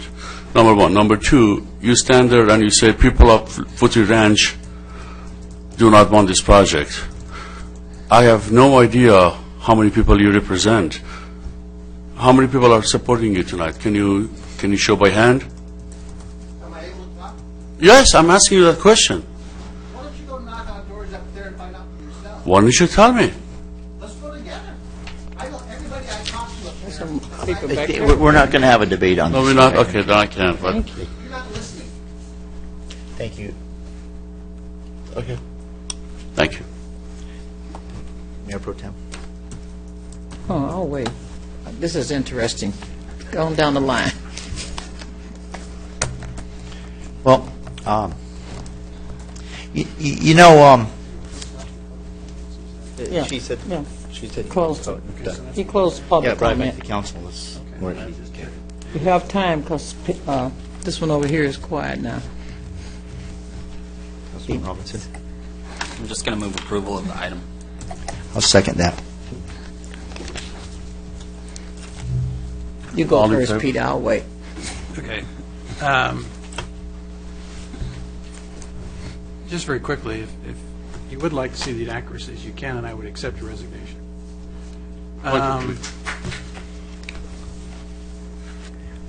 Give this, do this. I don't even I'm like not doing touching it this now. thing. We're running a meeting. I'm happy to talk to you afterwards. All right, go ahead. There's lots of it. Secondly, I'd like Get to be back. at that meeting. to the business at hand. And, the bottom line is this. First off, I think there's even, for me personally, and why I voted no against this originally was, we never even got to the first question of whether or not this even makes sense to put residents in that location. It's a purely commercial area. Always has been. Everybody understood that.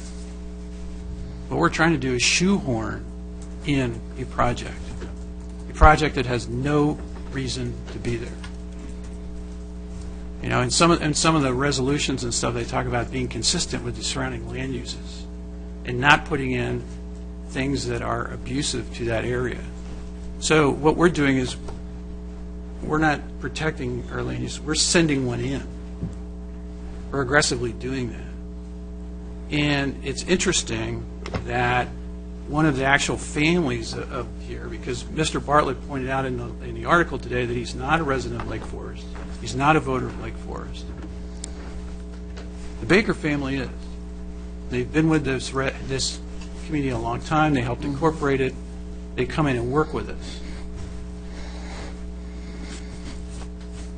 And yet we get a letter from them, and what they say in their discussions of what to do with their property is that, quote, their buyers would prefer to have a quiet family neighborhood without the noise and traffic features that would come if commercial development were integrated into a single-family neighborhood. So if I'm going to listen to somebody, it's going to be the Bakers, because they still have credibility in this town.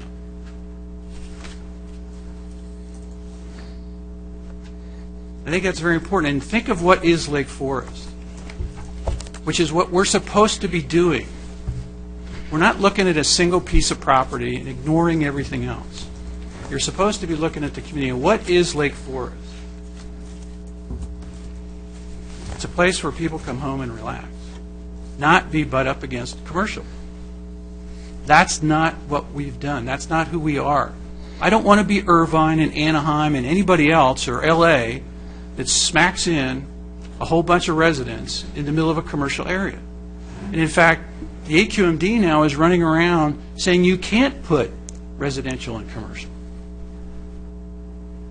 And this is an area that is surrounded by commercial streets, not residential streets. It's commercial infrastructure.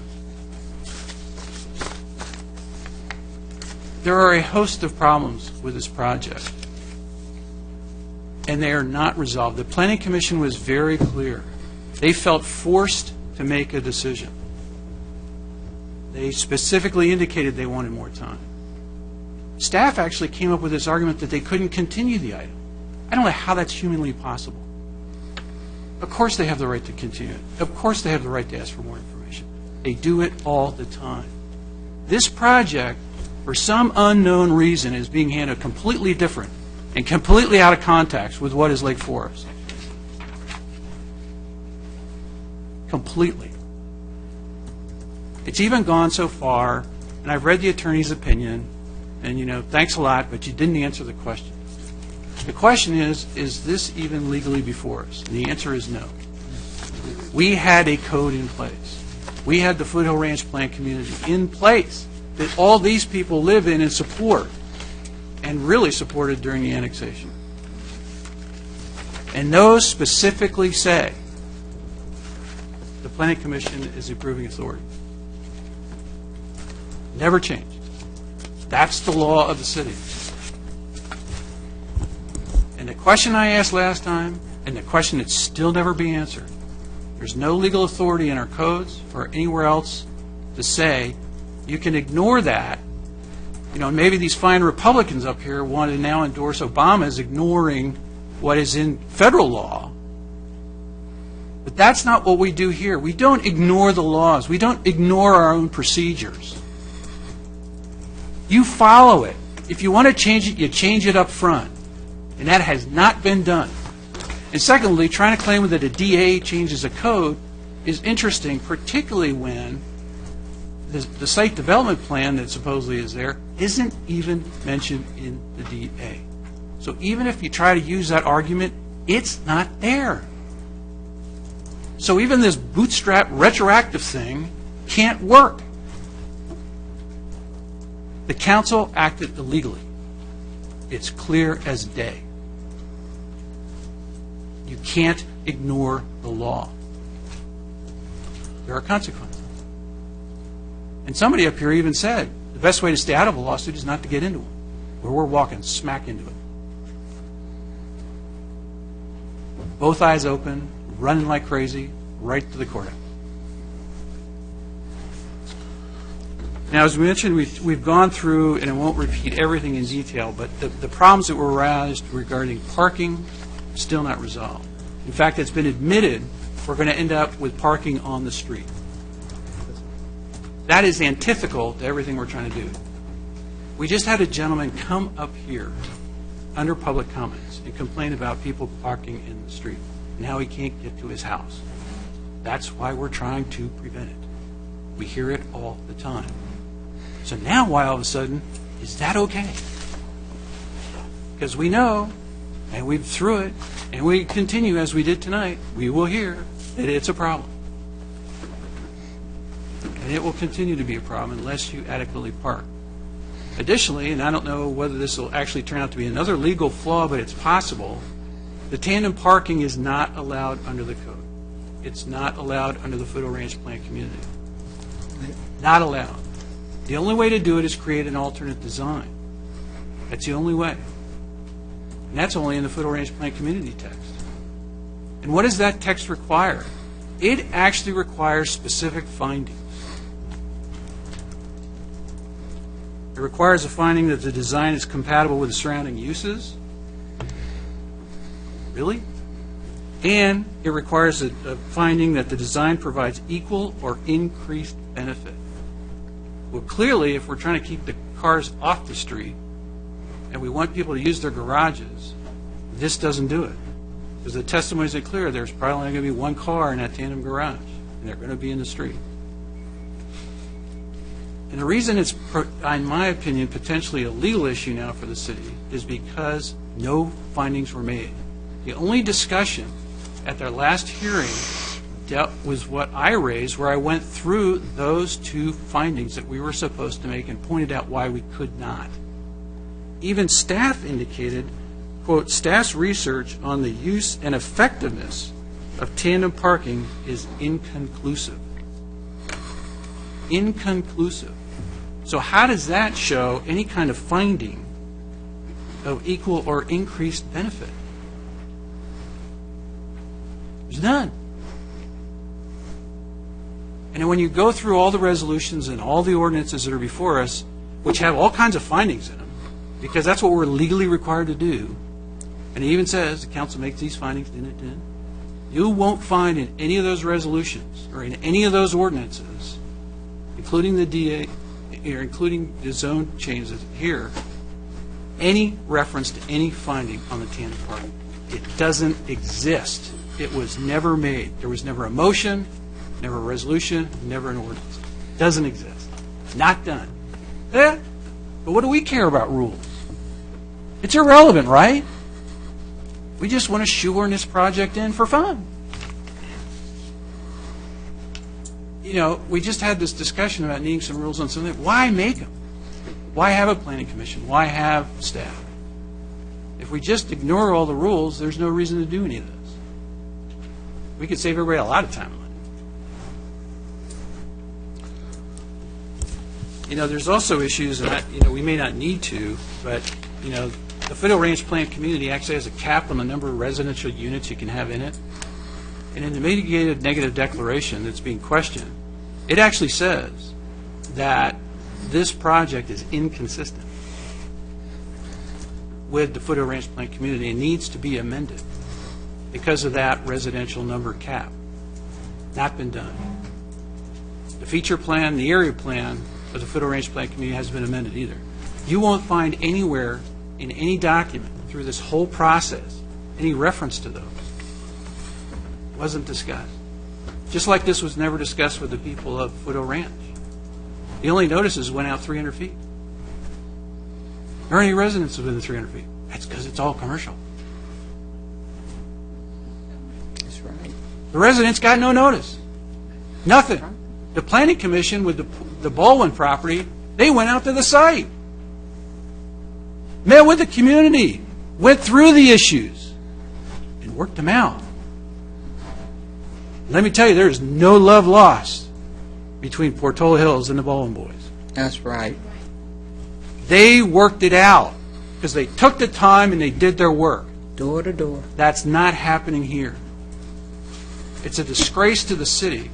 And everything that all the staff has done and other people, and particularly the prior planning commissions, has done with working through projects, with all kinds of developers on all kinds of issues and working them out.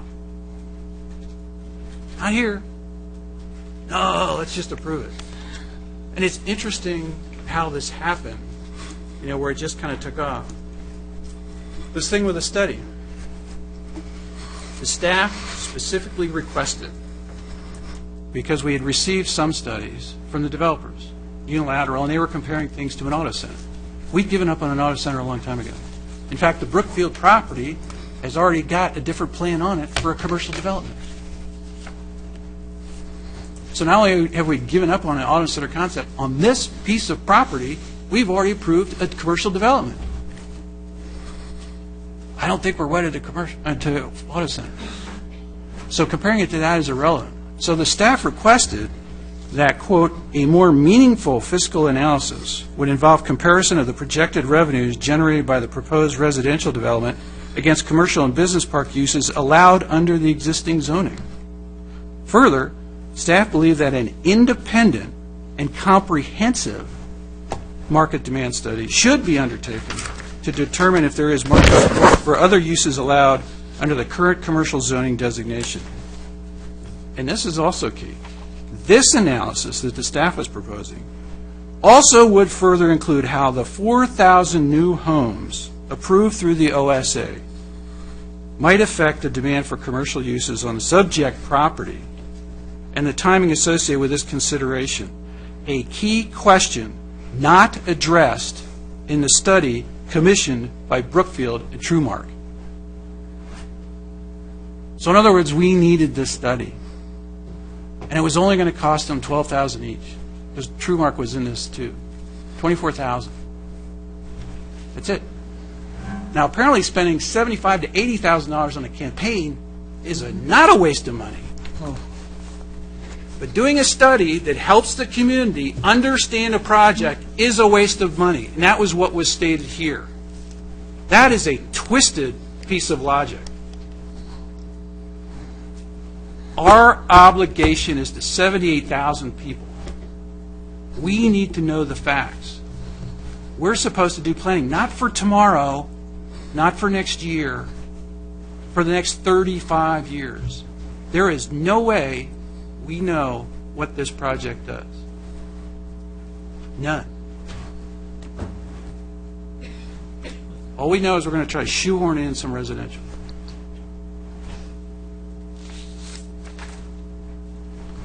There's been this claim that this is going to be some sort of economic boon to the area.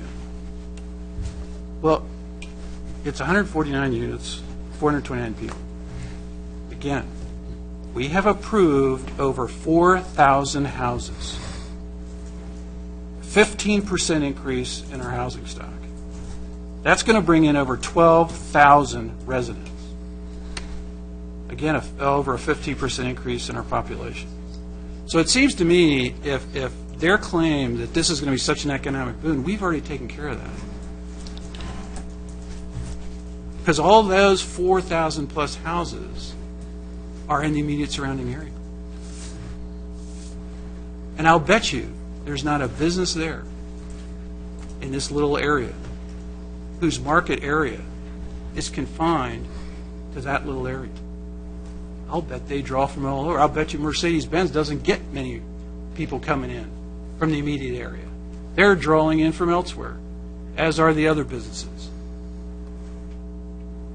And it's interesting, it is a developer. We have all kinds of commercial in there already. In fact, the newest commercial building in Lake Forest was just built in that area, the Kaiser Permanente facility. It just opened. So commercial is alive and well. This is not 2008 and 2009 or 2010 when they submitted their reports. This is now. Commercial development has changed, just as residential has changed. So just to sort of blow off commercial is ridiculous. Absolutely makes no sense.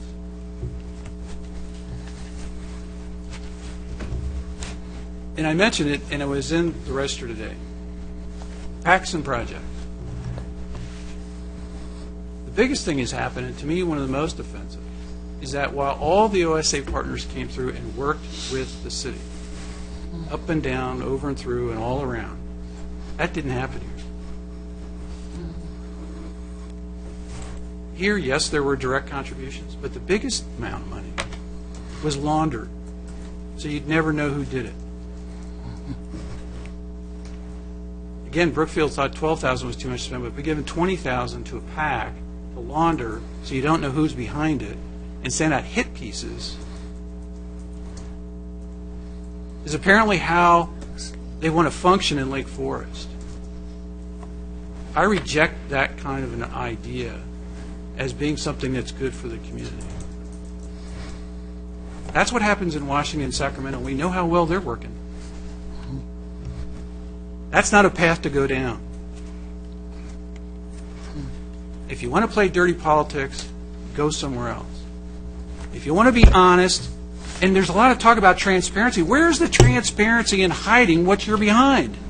If you believe in what you think, say it.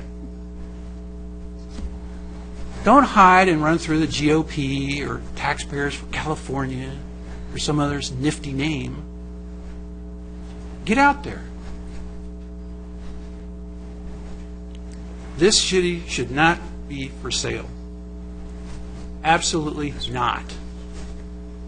But that's exactly what's happening here. Make no mistake about it.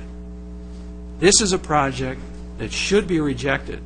What we should do, because there are now these interest in changing zonings, we have on the books to do a general plan update. So, now there's this new interest. There was with the OSA after the Marine base closed. Okay, let's do what we did there. Let's go back, do the general plan update, and see what's good for the public. The public's totally engaged in all aspects, and the public can have the input it deserves because it's their community. This council up here, all these people all say, we're a community, the people are great, they're what makes it work, on and on and on. But here they're excluded. Now let's do that general plan update. Move it up, do it now, work on it, get it done, and we'll see what rises to the top. Maybe it is residential. I don't know, but we don't know that today. That's how we should be approaching this. Do some 35-year planning, not this hodgepodge of trying to horseshoe in something. Let's do real planning.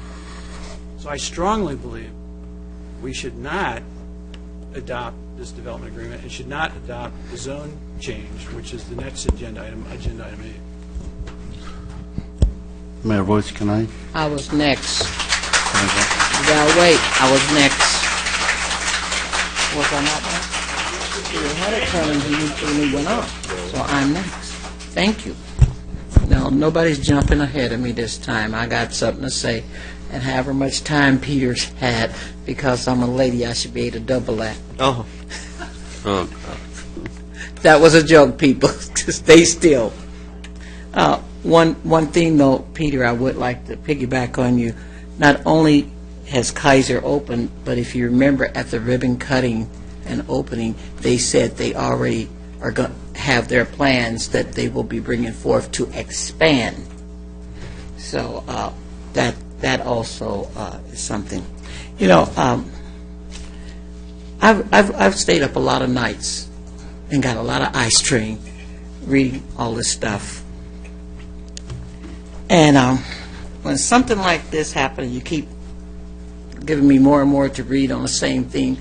Yeah, I heard a saying when I was young that you can slice it every way you want, but if it's bad, go ahead and throw it out. And it's unfortunately that someone, whomever, I don't have any proof, but did a lot of money and said a lot of things to attack a person that's very dear to me that has ADA problems and capitalized on those problems and did some very nasty things. And when I hear that it ripped back to this, I'm concerned, because if you would do that to a person that has served this city well and this county, my concern on could I trust you to serve my citizens and what it's going to do to my citizens. My problem is, I have stated it repeatedly, and for the record, and if you remember the last thing I said to you last time, you did your homework, you got your 1, 2, 3, tell all your little people to come in here, say this, please do this and stuff. But when you finish the project, when the person finish a project, and remember I was, like I told you, I was over all the redevelopment for Orange County. So most of, I know how that works. And then a part of the city and projects here. If that developer, if it's not their land and they're developing themselves or paying somebody to develop it, when that developer leaves, they go about their business. They go somewhere else, develop some more stuff. But we're left here with it. And the classic case, the best example I could ever give you, is the different projects in our city that we inherited from that type of development. When we was El Toro, we got dumped on a lot. That's why we became a city. Developers came in, said, oh, yep, we didn't get the amenities that was promised, we didn't get monies that we was promised, so they claimed bankruptcy and go down the riverside or somewhere else and start building. When you travel and you look, hey, how could they be building that? They just got out of the project that they were building in our unincorporated area, claiming bankruptcy. And they were in another area building because they don't live here. They haven't taken ownership. They're not a part of our community. And so it's okay. It's business. I don't believe Lake Forest needs that type of business. There were specific things that our staff found findings and asked for reviews. They asked for the increased traffic study, a lot of different things that did not cost all the money that's been thrown around to hurt somebody very dear to me, and then not get our citizens engaged. The reason we get a high review on citizen engagement is because from the beginning we came from grassroots, and we did not want the oppressor, which was the county at that time, to keep dumping and throwing anything in our community without say, not making our driveways wide enough for something, or the streets too narrow, or putting in something that was unacceptable. We had enough of that dumping. Some people have heard me say this and they have attacked me because I said, but it's very true. I'm only 1/5 of a vote. I don't know what's in the other 4 people's heads, no matter which council is up here. But I can share with you what's in my head. I'm originally from the Midwest. And I've seen projects that people put in. And one of the things you may not realize in some of the places that you see on TV, or you see these movies of the ghettos and all the crimes and stuff, and it's not all black, it's not all Latino, it's not all white, it's not all any race. It doesn't matter. But you have to be watchful of building something that could become a ghetto. a problem. When you isolate people and you don't have a community, you're asking for some issues to rise up. I was always taught that when people try too hard to get something and try to circumspect themselves around the rules and regulations, beware. I'm very, very concerned about this project. I was very open. But as we're peeling back the layers like on an onion, tears is coming to my heart because I have some issues. I have some issues of when I felt for the line that how expensive something was, later I found out it wasn't, and I went out of my way and asked a favor of a very dear friend of mine to do it free. And it wasn't taken up on. The first thing I say is, what do you got to lose? What do you got to hide? It's free. So that should settle it. I'm still to this day very grateful to all the developers that was willing to put their projects on hold and come into the opportunity study. All had that opportunity. One of these people built a very nice project that I really like. And that's the project that has all the new greens and stuff to it. I went there, and if I wasn't already where I'm at, I would buy one of those houses. That's the KB Homes. If you haven't toured them, tour them. Very nice project. Now, in that project, they dotted all the I's and they crossed all the T's. They didn't give us a rash. And you know which one you are. I'm not going to call you out because you know they should do their homework and know. But the thing about it is, in this city, we've had, even when we were El Toro, we engaged the people. I cannot count how many times I've walked streets and knocked on doors to say, we're going to put this in or we're going to put that in. Now, the Baldwins don't have a lot of love for them in some projects. They've made a few little hiccups here and there, and they're really trying to clean up their act. And Marcia and I years ago went out there on that project and told them what we'd like to see them do. I mean, Papa all the way down, because we dealt with Papa and one of the sons more when we was doing the county projects before we was city. Everything that we told Papa to incorporate, as far as reaching out and as far as doing, clean up the pain, they went through it and they did it. They didn't even buck us. And they did it. And they are doing it now on their project here in our city. When somebody try and get around what is norm and what is working, I've always felt if it's not broke, why are you going to try to fix it or change it? If it's working for us with 97% approval, why you want to change it? So what that does for me is that makes me look even closer. I don't know about anybody else up here, but I do have somebody that can vouch for me that's had to be in the bed by themselves instead of me beside them. All the maps, Marcia and I learned how to read tentative maps. All the maps and all your paper. And I have these magnifying glasses, little things, and I got a big one at home for all the fine print. I've went over it with a fine-tooth comb. Sometime I went over certain ones 2 and 3 times. I don't have a clue why such an important project, like I've always said, there's a cost to do business. And I can't understand why such an important project, and if you're so much for it, one of the things that a person told me, former supervisor Getty Vasquez, former Peace Corps Getty Vasquez, and back at the Edison again, Getty Vasquez, he says, never say, if I win, I'll come back and tell you thanks for the pointers.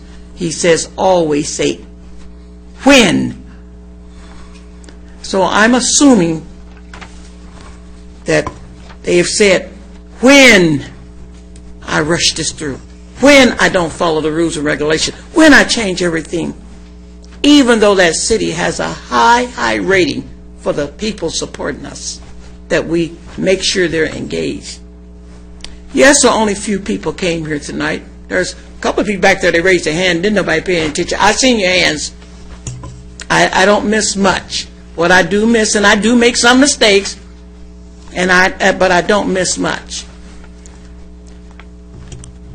I didn't support this because of some of the things that I'm not happy about. I don't like it when people brush off my staff, because I believe that I have some of the best staff in this county. Somebody always trying to steal them and buy them away from us. I threaten them real good. Don't listen. Even my officers, they always get promoted and told, Sheriff, don't take my chief again.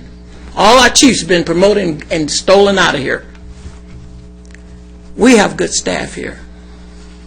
I put a lot of stock on them, and I go to bat for them. Every recommendation that they gave, and they're not hard on people, but they know that some of us up here is going to be hard on them. I felt it was important enough for them to note it. If you're a good businessman, it would have been important enough for you to take it serious, not go around the back door and try to go over and under and all like that. I'm very upset over this project because I don't feel it's in the best interest of what we're about as a city. Family, still have the down hometown feeling, even though it's not El Toro, it's Lake Forest, family time people. I've had people that has came up to me that has moved from beautiful cities, Irvine, gorgeous, beautiful city. That's for you, Jim. I know you like the comparison. They said, I moved because it wasn't warm. It wasn't friendly. It was not that feeling that I get in Lake Forest. I don't believe that Lake Forest got a sale ticket on it. And I've said it before and I say it again. Last year when I was mayor, we opened up 121 businesses. We did not solicit them.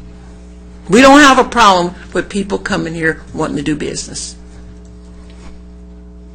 I don't think that we need to go around the rules and regulations that we have in place.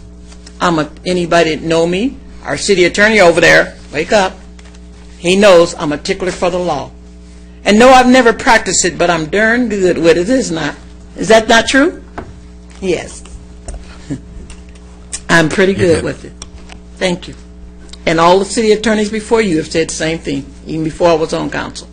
Because I do read it, I understand it, and I don't feel that rules were made to be broken or circumspect yourself around them and disrespect the staff's wisdom and knowledge when they ask you to do something.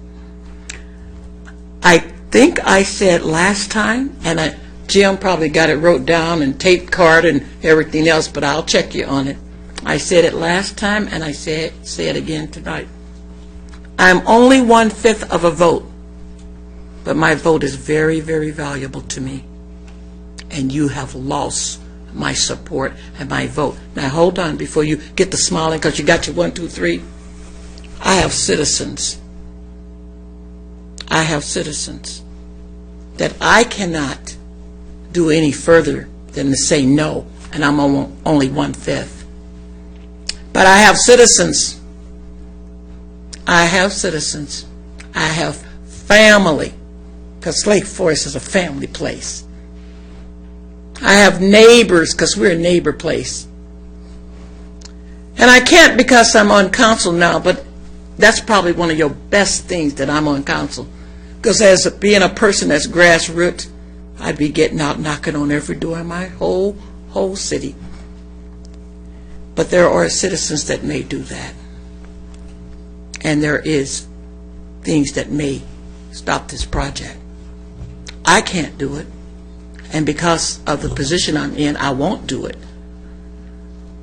But you know, we wind up taking this city from the county, grassroots. And grassroots, one of the best things that former Mayor, Councilwoman Rudolph has on her side is She's not limited. The worst thing I think a developer can do is discount the people power. People power is powerful, and that's a bad mistake. Because even if there's nothing that my citizens can do to make you should have willingly said, okay, what you want me to do, because I want the people to embrace this project. The thing is that people connects with all other cities. Now, see, that's why the Baldwins is now trying to clean up their name, because they used to didn't listen to the people. Now they are. They came before us a lot of times, and they came before me even more because they were doing county projects too. They're cleaning their name. I'd hate to see you have to do and go through what they have went through to clean your name. Because I love my city. And anybody know me know I love my city. And I will do anything that's legal for my city. And I just really feel you've made a big mistake. Because I believe that my citizens, whether they can stop this project or not, I believe that they're going to rise up and get the name out there and let you know how they felt about this project. And that's unfortunate. This is the very first project that I can remember.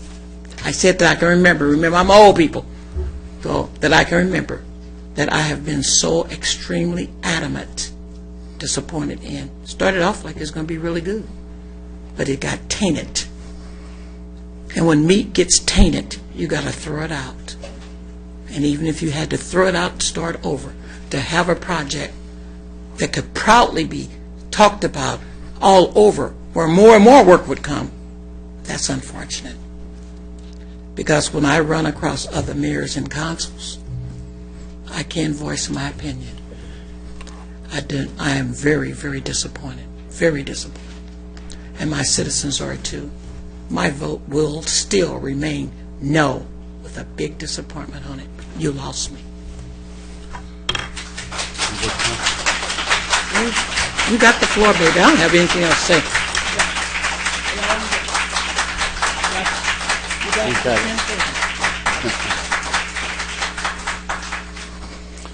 All right, I'll be to the point. At least I'll try, one by one. Mr. Morissette, by the way, if I could beg of you, I'll address you towards the end of my monologue. So if I could beg of you, bear with me for a couple of minutes. Don't hold me to that, 5 minutes, hopefully. Thank you, sir. I appreciate that. Thank you, sir. Thank you, sir. If I could beg of you, just bear with me for 5 minutes max, hopefully. If not, just cut me off, and I'll behave. Number one, as far as the legality of this thing, again, as I opined, as I stated previously in previous sessions, I state again tonight, for the purpose of this project, for the purpose of these meetings, we have one attorney, and that is the city attorney. I asked him point blank, you heard me, are we in the clear? He said we are. That's all I care to know. That's all I need to know, that I'm in the clear. I do not understand most of the legalities involved. I'm a financial guy. As such, I have had some business law, some basic business law training and in the curriculum. Whoever is college graduated with a finance degree, with an accounting degree, has some very basic law, but I don't understand the legalities here. Nor am I really required to. Nor could I really understand it even if I tried. I'm too busy in my regular life. I look to the city attorney. He tells me I'm in the clear. I'm in the clear. He's the only attorney that I acknowledge for the purpose of these sessions. Once again, I said that. Not to mention he is a real attorney. He practices law on a daily basis. He is a senior partner at one of the premier law firms in the West Coast handling municipalities. So when he says I'm in the clear, I sleep easy knowing that I am in the clear. Number one. Number two, as far as parking, I've talked about this to the point that I lost my voice at one of the meetings with you people, with some of you people. If parking gets to be an issue, we'll put restricted parking signs on public streets, and we'll force the residents to use their tandem parking to park two vehicles. Otherwise, a tandem parking is the prerogative of the individual buying the place. If they want to buy it less expensively, they buy one with the tandem parking. They want to pay more, they buy one with parallel parking. I explained to you that I personally, back in the 1990s, I purchased a unit $10,000 cheaper in West Los Angeles near UCLA because of tandem parking. That was my prerogative as a buyer. This is America. This is capitalism. You don't like it, you don't buy it. And if they don't sell, then it's not your money. It's the developer who's lost. And again, if parking becomes an issue, hopefully before it becomes an issue, we'll have those restricted parking signage on the public streets. And again, if the parking spills to nearby neighborhoods affecting other people, we'll take the corrective measure promptly. I promise you that. As far as the school, I have already stated to you that they have paid what school district has required. In fact, in the case of Brookfield, they have paid more. But I don't know if True Point has paid more or not, but I know they have met the requirements. And Brookfield, if I'm not mistaken, they paid $1.20 for every dollar that was required of them. So they have really met their obligations when it comes to school. It is, if you're not happy with the fact that we don't have control over our school, don't look to me. Don't look to the new council. Look to the previous councils, some members of which are still here. They have had 20 years, people. They have had 20 years for us to have our own school district. We don't have our own school district. So I don't even have a say. One of these developers, if I'm not mistaken, Shea Baker, one of them, actually wanted to build a school. Was it Shea Baker, Mr. Dunick? Yeah. They actually wanted to build a school, and the school district said, nope, give us the money, correct? Mr. Mayor, members of the City Council, certainly Shea Baker looked at that. They eventually did not support a school as well, but you are correct. The school district did not want a new school. Thank you, sir. So if we don't have a say, if a school district is ripping us off, taking the money and not delivering the goods, it is not my fault. It's the failure of the previous councils. They had 20 years for us to have our own school district, like some of our neighbors to the north. So that's as far as the school. As far as the other thing that I wanted to mention, Mr. Herzog mentioned that only a radius of 300 feet worth of residents were notified. That is true, but that is in the municipal code. Again, it has nothing to do with me or the developer. Our municipal code requires a notification to the residents living in the 300 feet radius, which is, to me, it's a ridiculously low number for that radius. But it is in our municipal code. So again, if you're not happy with the radius in which the residents were informed, it has nothing to do with the current council. It has to do with what our municipal code mandates or reads or requires. And again, that has to do with the previous council, i.e. Mr. Herzog and Mrs. McCullough. As far as the other thing, I said this before, I say this again, this is all politics. I know some of you people don't believe me. I have no stake here. I was not offered money by these folks, nor did I take money from these folks or anybody. If they ran advertisement to my benefit, to my detriment, this is America. People can spend their money any way they want. If they want to say I'm a good guy, good. If they want to say I'm a bad guy, not much I can do about it, especially if they are being truthful in their advertisement. I have no allegiance to them.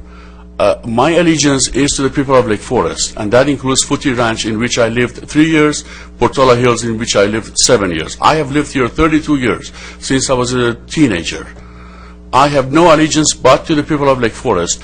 These two developments developments are bringing some money to us, $9.4 million of which we can use any way we want. Just, isn't it worth it, folks? No. Our sports park is going to cost $38 million. These two developers are paying 25 cents on the dollar to our sports park. Care about the money. Just imagine 9.4 million. Divide that by the number of people living here. Are you willing, each of you, are you willing to cough up a couple of $1,000s out of your own pocket in the form of raised taxes? That's about it. And Mr. Morrison, if I could, Go ahead. Shut my mouth.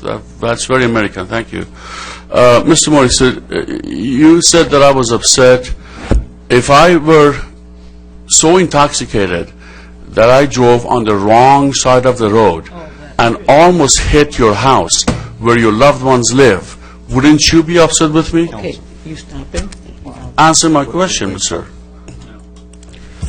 So Mayor, if I'm upset, yes, No, you're right. I am it's not a upset. debate. It's not a debate. Yeah, the time for public speaking is over. So Okay, and then actually, I'm just going to call the roll call vote. This and is get- not in order. Get in order. Call. I won't be a part of out of orderness, Madam Clerk. He's asking for the roll call. okay? No, the council discussion period is not over. Okay, then Adam. And You got to stay within the perimeter. This I'm got to actually have done. order. Actually, it's mayor's prerogative. I'm calling for the vote and going no, past this it's not passage. mayor's. No, you can't do that. You got to call order. Mayor, if- According to the rules, Ms. McCullough. any of us can call order. If I could help you, Mayor. if Okay, you'd do like. something.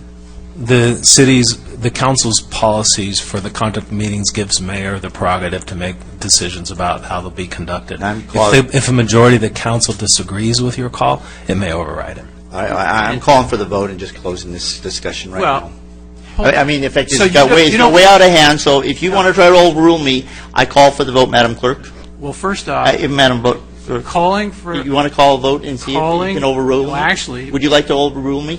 excuse me, If you calling call- for closure of discussion is a vote, Well, the requires mayor's- 4 votes. Is that That's the required, Mr. City policies we Attorney? follow No. under. I think, That's Robert's Rules of Order. We don't Mayor. call by Robert, it's not Robert's Rules of Order, it's the And mayor's apparently- perspective. Apparently, you, Well, y'all let the city attorney say something. He Yes, please. just It's waiting the too attorney. politely. You're the the ultimate council, leader. mayor and council, the council's policies are to use Robert's Rules of Orders as advisory guidelines, but it's up to the mayor and council to And decide council. whether it applies those rules. And council. The council may override, as I said previously, the mayor's call on matters of council process. I think we've had enough discussion on this item, and if you want to bring up the next one, the fact is that I'm calling for the roll call vote on item number 7. I support the mayor. I just find it interesting that Aye. there was a whole series of things where, and we cannot respond, and I'm not talking about personal stuff, I'm not even going to go there, because Yeah, are we that's gonna irrelevant. call I'm vote? talking about facts like Madam not Clerk. creating a school district, That's not, that's you what know, I'm talking too. about, you know, And the notice. notice to citizens, sports park. Blaming There's the actual staff facts for that the were council misstated. for it. That was not correct. You're not I mean, gonna, you know, allow us to so correct apparently, the things now that the were said rule in wrong? this city is, don't talk about it. No, we have to discuss it. That is our right, that is our job. That's what we're here for. This is the only chance we get to talk about an item. When it gets personal, then I've got to shut it down. Well, because shut it- down it- the it- personal you know, Well, it's portion. about time. You didn't do it for 6 months. So Well- now, I just want to Hey, talk well, about the you- issues. in fact, I sat on here for 2 years where you just ramrodded your crap down the way limit. That's So, personal. so I need a break. I want to get back to the facts. I need a break. And the rules for the state of California says if I say I need a break if I need a break for convenience, you must break, else the state of California We're will taking a shut us 5-minute down. recess. Thank you.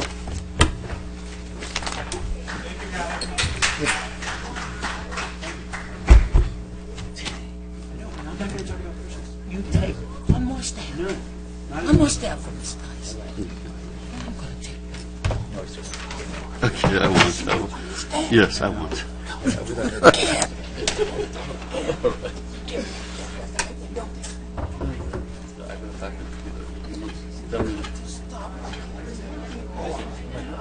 Okay, sure.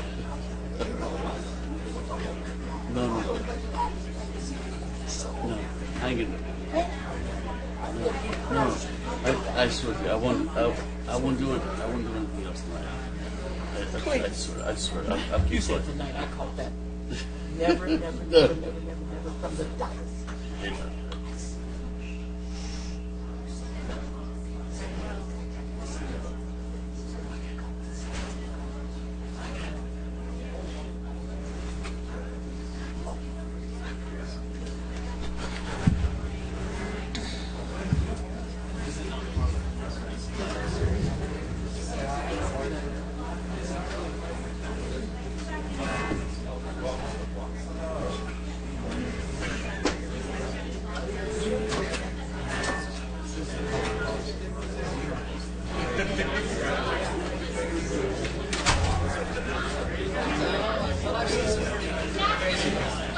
Mr. Herzog, you want to point out some inaccuracies here? Not here. Yeah, one right off the top. His friend says I was jailed. Okay. Were you not? No. All right. I'll email you the court paper. It says you went to jail one day. It says the court's website says You that. got to check the facts. The court's website says that. You got to check the facts. How could I check that? I'm not going to argue. No, I'm not arguing with you. Educate me. You seem to think that's appropriate. You're gutless by not putting your name on it. You approved it. I'll bet you paid for it. So, just drop But it. my name If would- this is how you want to function, that's fine. Go ahead. It'll come back to bite you. First of all, the name will be on here when it's required by law. At this point, it's not required by law. Number one. Number That's two. pretty gutless. Pretty gutless. That's fine. You can call me anything you want. No, we're not on the record now. It doesn't matter. Can we just not do this here? Well, he said that If there are you want inaccuracies. to do something separately, that's fine, but I don't want to do this here. It shouldn't be done. I promise you, Peter, next year the name's going to be on there when it gets mailed to everyone. And if that's what you think is appropriate political discourse, you shouldn't be on the council. Politically, I got to get you off the council. You're public enemy number one. That's what I think. I know you do. And that's your problem. That's your problem. That's my problem. Yeah, it's your problem.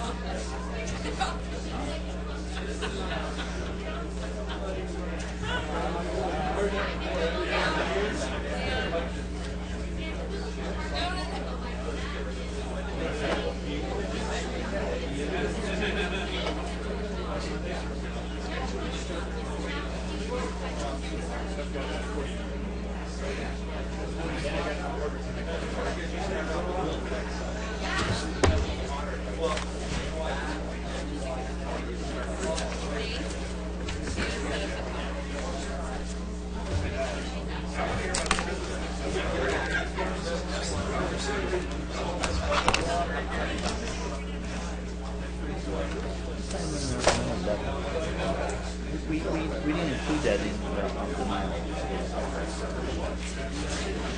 Why are we doing it here? Oh, that was so they could fill down the stuff. So basically, Otherwise, they have to wait.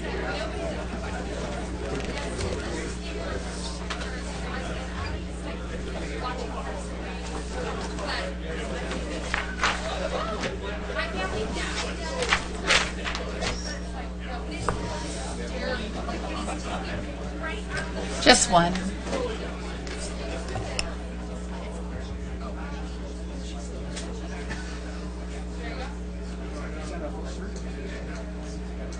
think I see it versus something that sees it.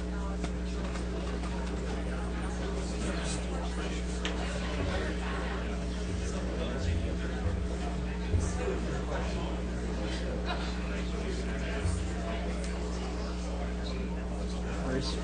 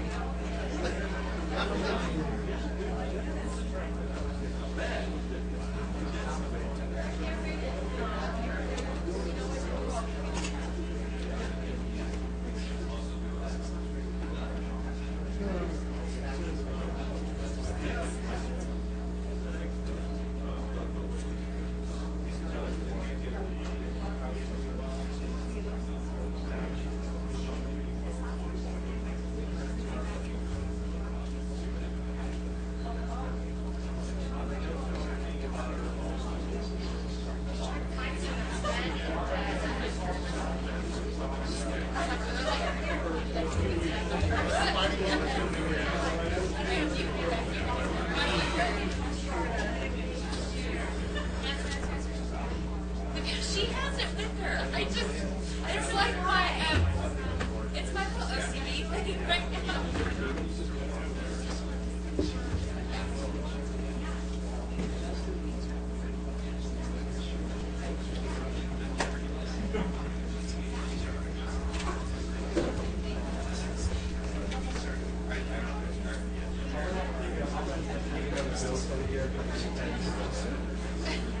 You didn't touch anything between here and there. I know, but you thought about touching. I like that. You touched your chair. I like that.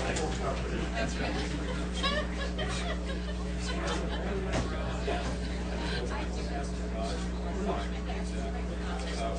Darn it. I like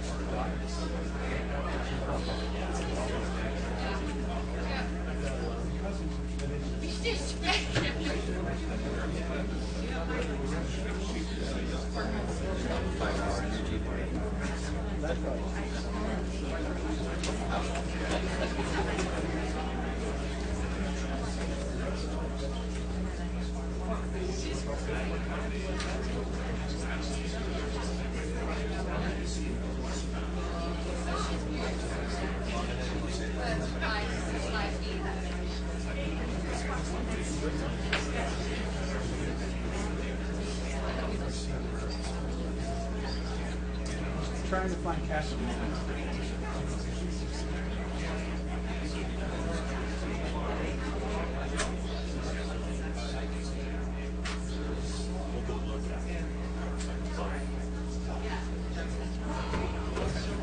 of them, I didn't know where she went. I had a guess, but I ain't checking.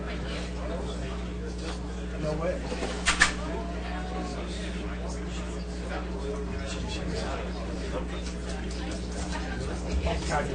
No, I didn't know. Jeez. That's what was going on.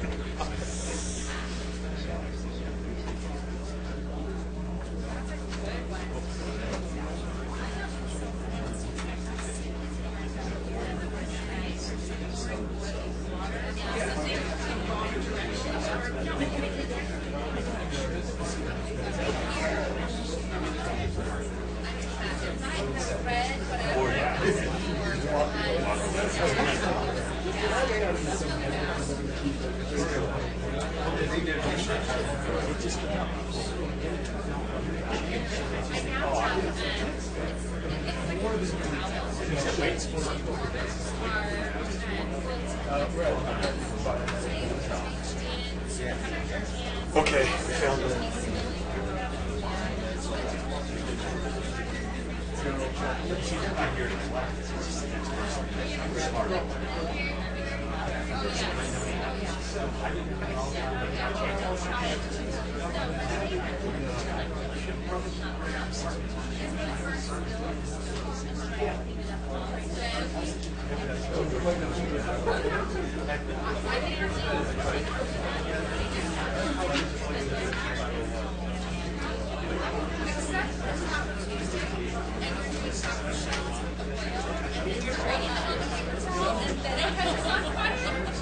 That's really bad. That's my bad. It is a quick burn, but the oil is all down.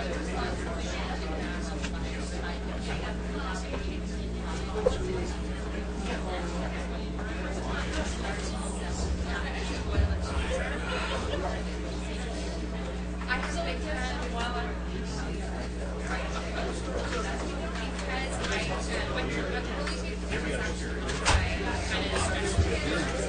You go all the way down the hall. At the other bell. What did you say? Do you promise? Yeah. We didn't run a long way.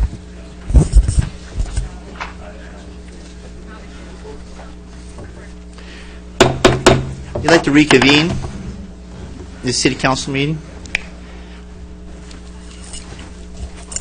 And, Madam Clerk, I am calling for the roll call vote of item number 7. You said you were going to say those I will. Say those things first. You know, in closing on that, you know, the fact is, and maybe this will, there were some things said. Councilman Nick, Saddleback Unified School District is in charge of the schools of Saddleback Valley, including Lake Forest. But the fact is, they have a district, and Lake Forest is part of that district. And so the fact is, for us to advocate for a Lake Forest school district wouldn't fit into the geographic area of Saddleback Valley. So, but the fact is, we do not have the say over what schools are built in our city, because that is actually in the hands of the Saddleback Unified School District. So that's something that I'd just like to clarify. Oh, yes, that was actually...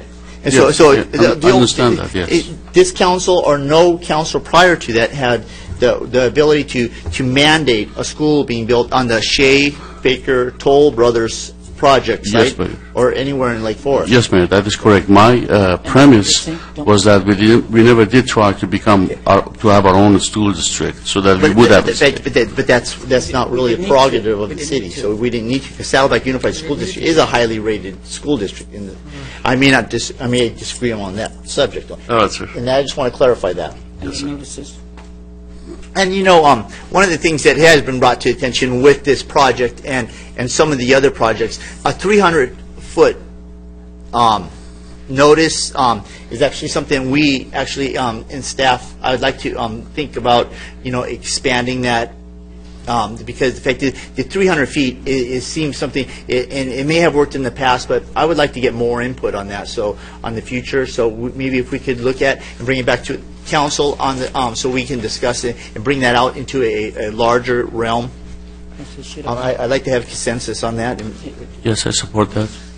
I can give consensus under the consent I would like to make it where if there is an industrial area and we're changing and making resident the 300-foot, or if we even go to a higher foot start on the other side of the boundaries of that industrial area or commercial area. Because if you do it within and you're going to start putting residents within, then the people on the other side, they need to be able to be noted and be at the table. So if you're going to put it where, if it's in an industrial area, if it's not residents all around that project, then it has to start on the other side. We're going to bring it back to this for discussion. Thank you. As an Both agenda elements, you item. have a consensus on both. Okay. I don't want you to pre-debate them. I'll be the consensus if you're going to do that.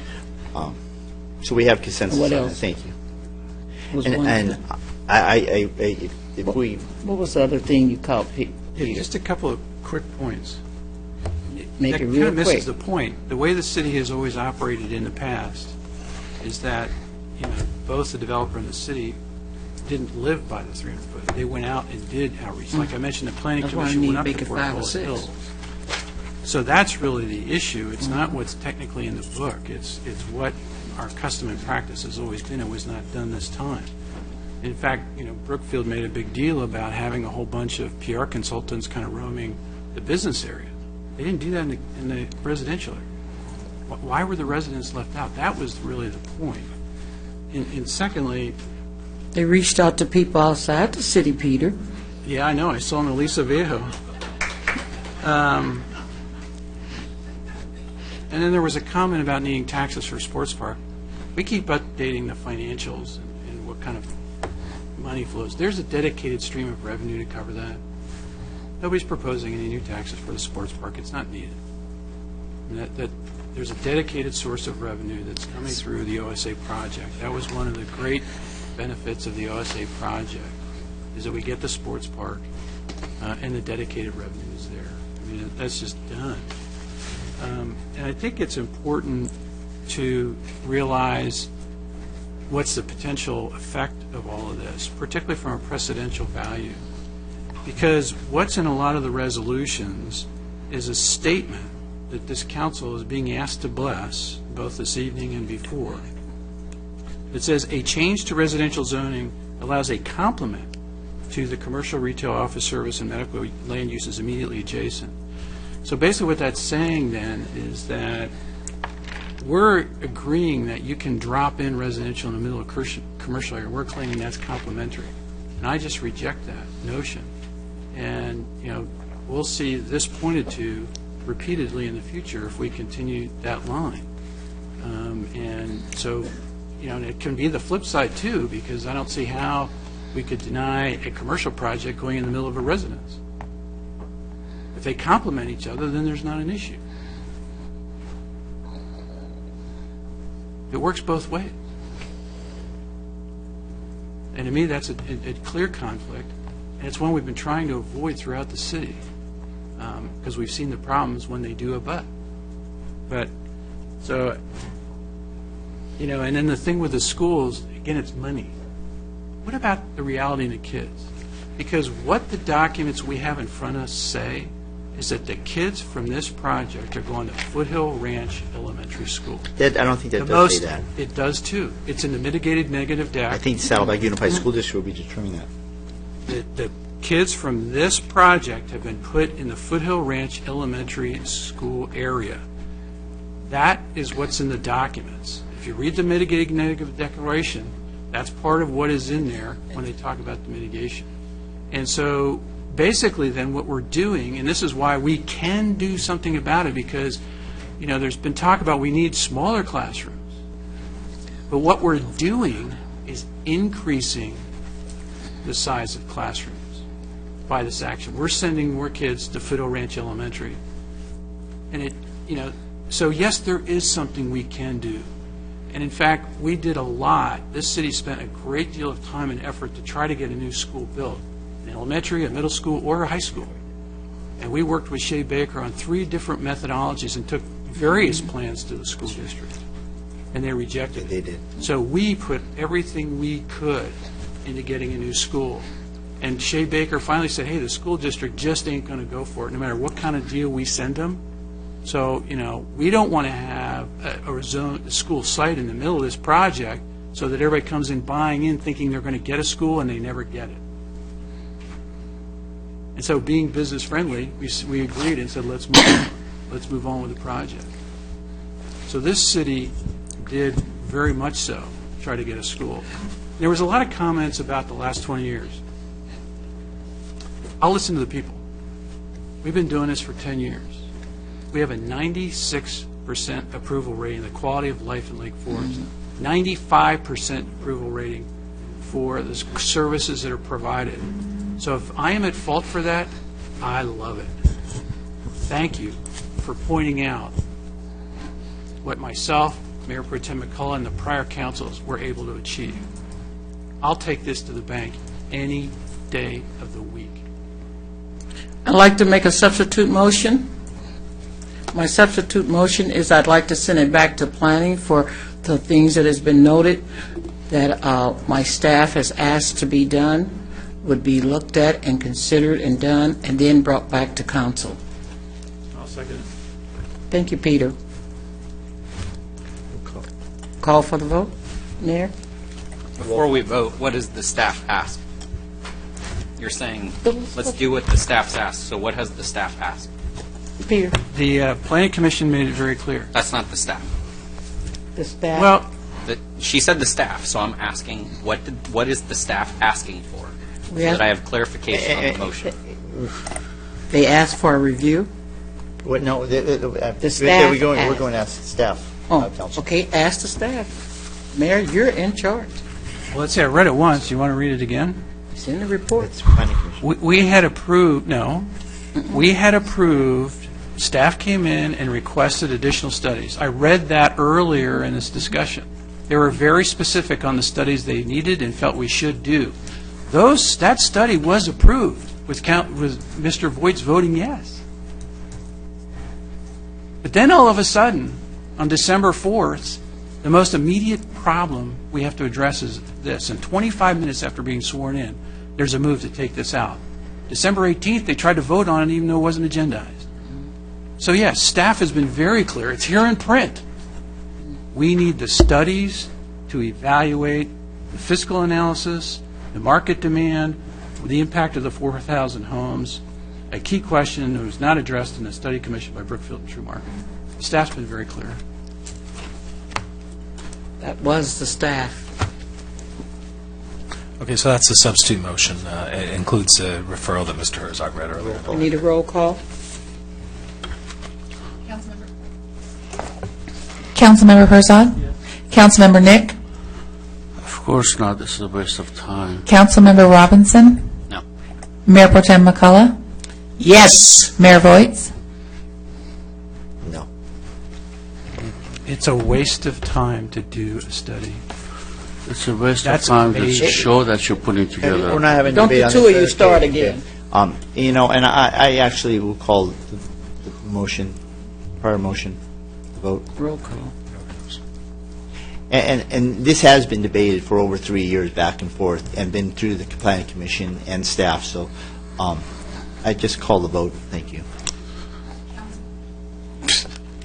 Councilmember Herzog? Councilmember Nick? Yes. Councilmember Robinson? Mayor Pro Tem McCullough? No. Mayor Voights? Yes. And that takes us to item number, who's that coming from the audience? Take note, people. Take note. You all made your opinions very clear. They were ignored.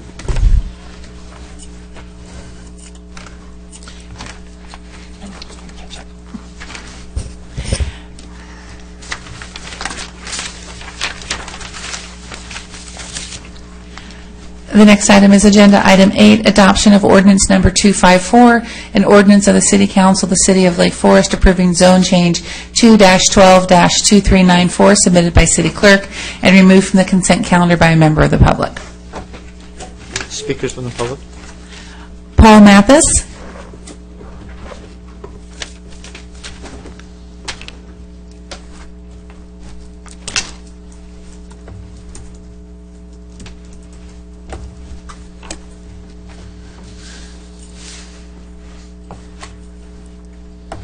Mayor Voights. Good evening. Mayor Pro Tem McCulloch, members of the council. I oppose this project. I oppose the zone change for the project. I believe it's inappropriate. I believe that while it may be a vote for the project, it truly is a vote against the people of Foothill Ranch. Thank you. Thank you for your time.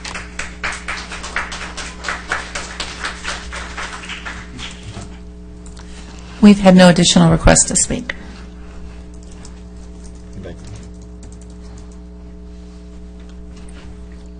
I'm going to make a motion that we approve the item. I know we've talked at length about this. I second that.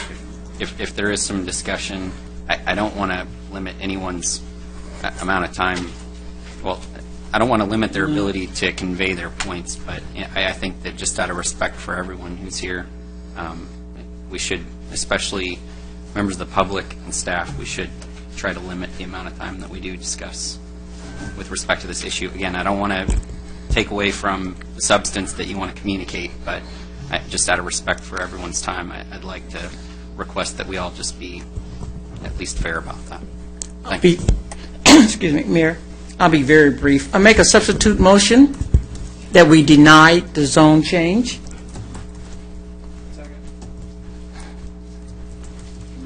Roll call. Councilmember Herzog? Yes. Councilmember Nick? No to the substitute motion. Councilmember Robinson? No. Mayor Pro Tem McCullough? Yes. Mayor Voights? No. I call for the vote. If I could, just very quickly, just one comment. This council has always talked about the people are the most important thing, and that the community is vital. We talk about volunteers and being engaged in the community. For a government to move forward, you need credibility. And it's been very clear over the last couple of months with the discussion of this project that we're losing it. In fact, one commentator at one of the meetings specifically said that. That is very problematic. Additionally, people, in talking to people over the last month or so, they feel ignored. They feel their voice is worthless, that the decisions are already made. Their input is meaningless. And when you start to have people feel they can't be engaged, then you lose your volunteers. It's an erosion of the community. And that's something that should be taken very seriously about that, because that has never been what Lake Forest has been about and what people have professed from this dais. But that's what we're doing now. And it's been very clear. And those points have been made by various members of the public over time. So it's really a sad day because it goes beyond just this project. Roll call. Councilmember Herzog? No. Councilmember Nick? Yes. Councilmember Robinson? Yes. Mayor Pro Tem McCullough? No. Mayor Voights? Yes. That brings us to item number 11.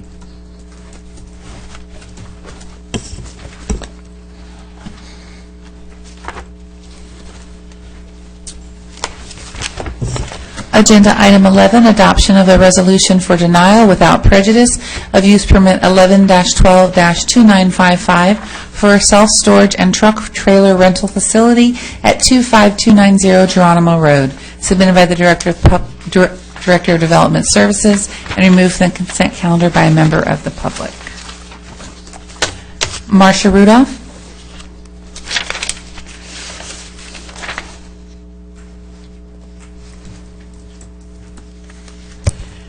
Good evening. For the sake of those who don't understand how you say deny and it's approved and approve and it's denied, could you please explain the result if this resolution were approved? Mayor and Council, would you like me to respond? This resolution denies the use permit for the facility. Normally, the applicant would not be able to reapply for a one-year period for the same facility, but this resolution makes that denial without prejudice so that the applicant landowner can immediately proceed to submit a new or revised application to the city. Thank you very much. Hopefully, City Council will do what is rational with this one. I've always been very proud of having been a founding member of this city, the shining city on the hill called Lake Forest. And tonight, 3 of you have besmirched our shining city on the hill, and I am in great hope and prayer that the election in 2014 will return people or put people in place who will know what to do with the office instead of sitting here and messing everything up. It's a shame. I'm sorry, people. I know I'm taking my time for something I shouldn't, but I did. I think I paid my dues that I am able to do this. Shame on the 3 of you, and bravo to Mr. Herzog and to my buddy, Ms. McCullough.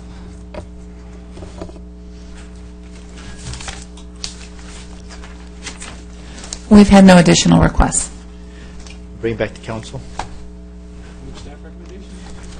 Second. All in favor? Aye. Aye.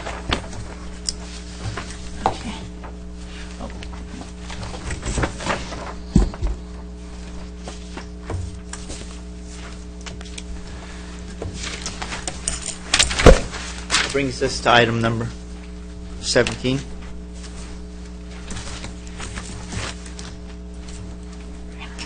Mr. Mayor, procedural point of order. It is now 10:15.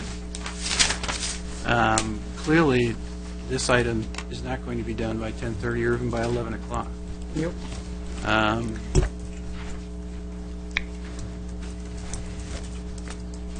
What we have before us, and usually, as Brookfield at least was agreeable to, this would be set for a regularly adjourned meeting, so that this would be the only item on the agenda. I mean, that's what we just did with Brookfield the other day. And the council voted unanimously to do that. So I don't know why we're not doing that today. It seems like it would be the reasonable thing to do for a couple reasons. One, as I said, it's late.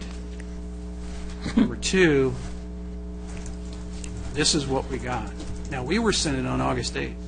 It wasn't released to the public. The public got it, if they could, last Thursday night, but probably Friday at best. It's over 1,500 pages. I think you ought to allow the public the time to look at it as well.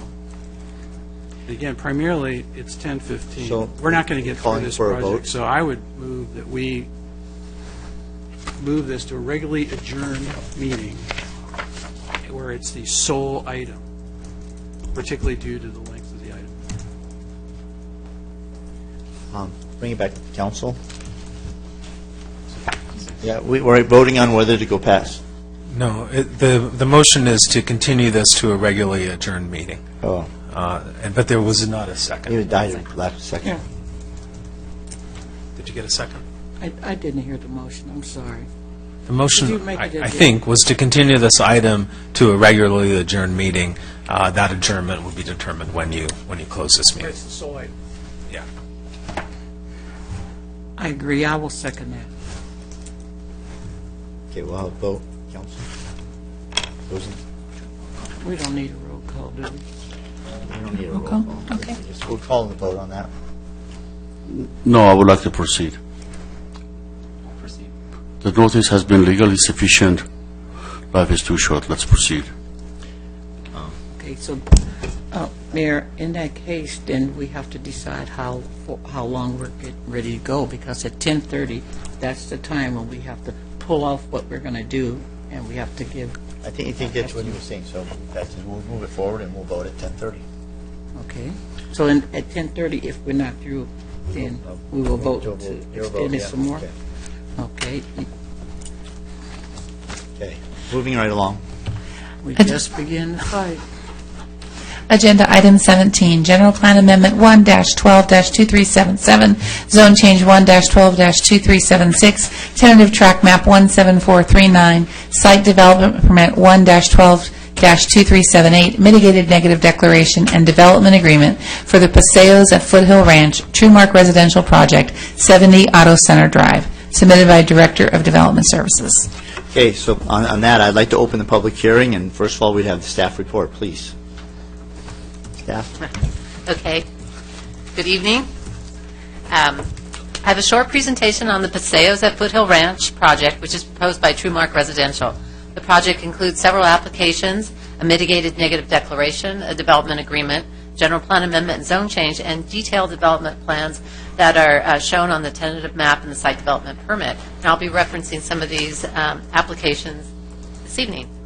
The 7-acre project site is located south of Portola Parkway and is bounded on 3 sides by Auto Center Drive.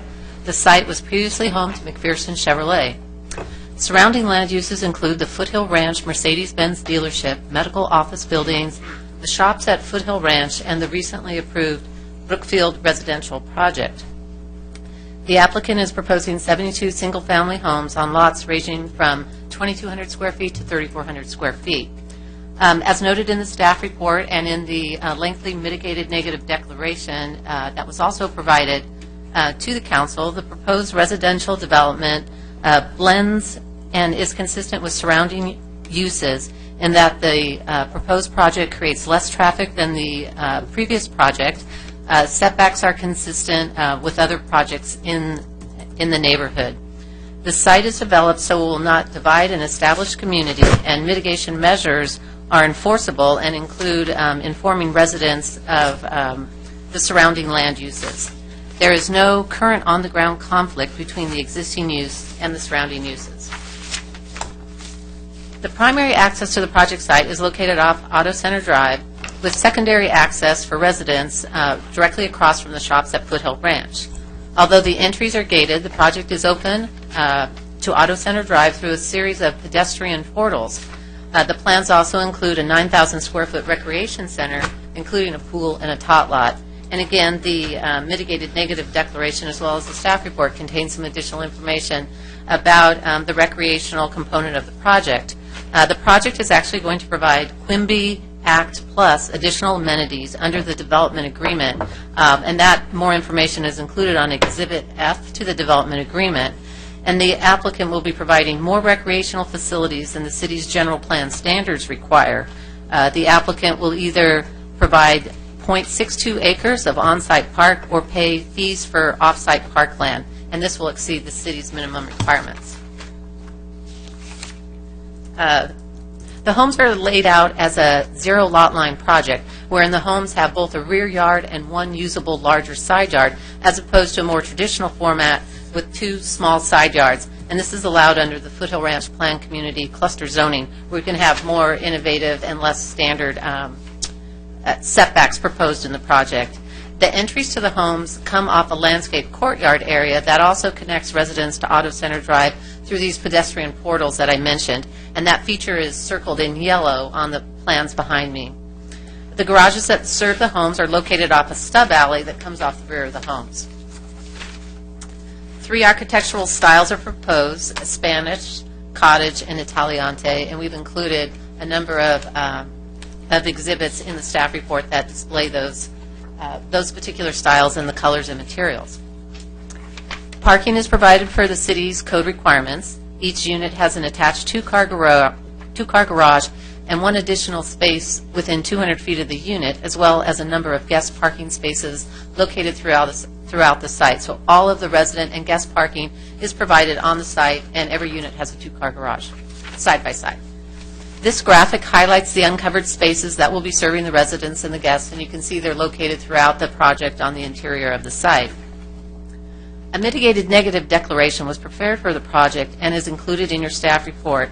Information analysis was included on both air quality and cumulative impacts.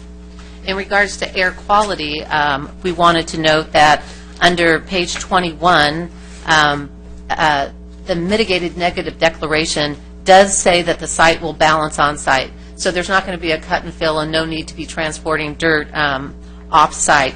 Therefore, the mitigated negative dex analysis is not flawed in this regard.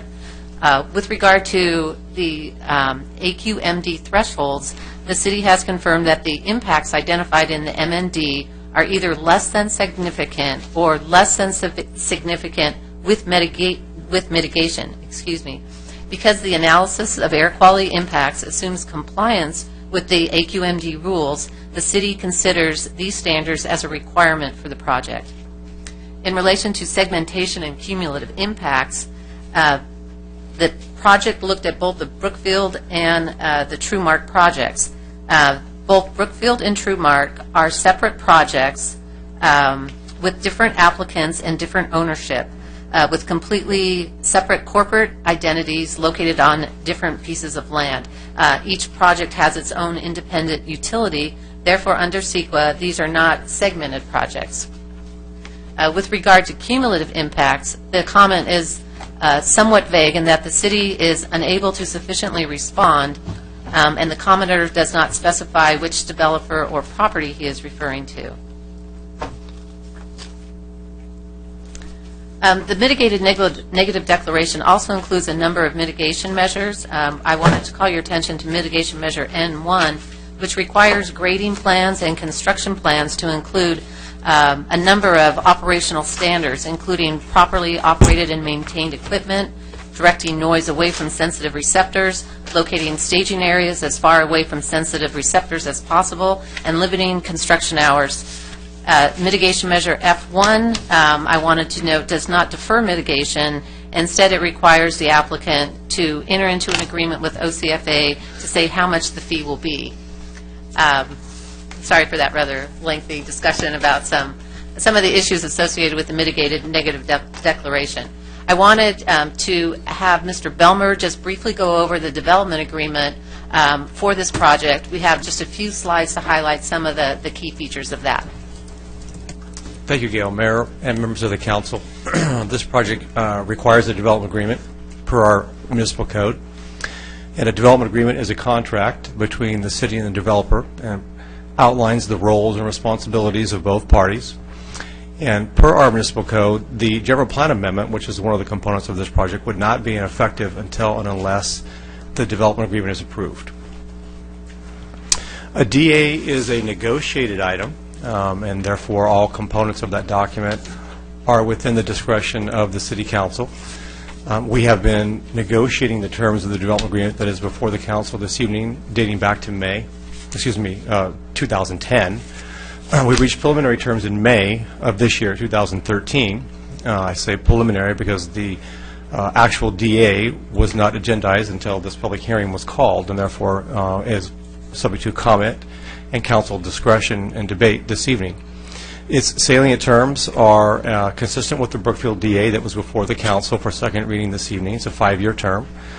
It conveys a vested right to the developer to develop a range of units ranging from 69 to 75, 75 being the maximum threshold of units that was analyzed in the mitigated negative declaration that Ms. Ackerman just referred to.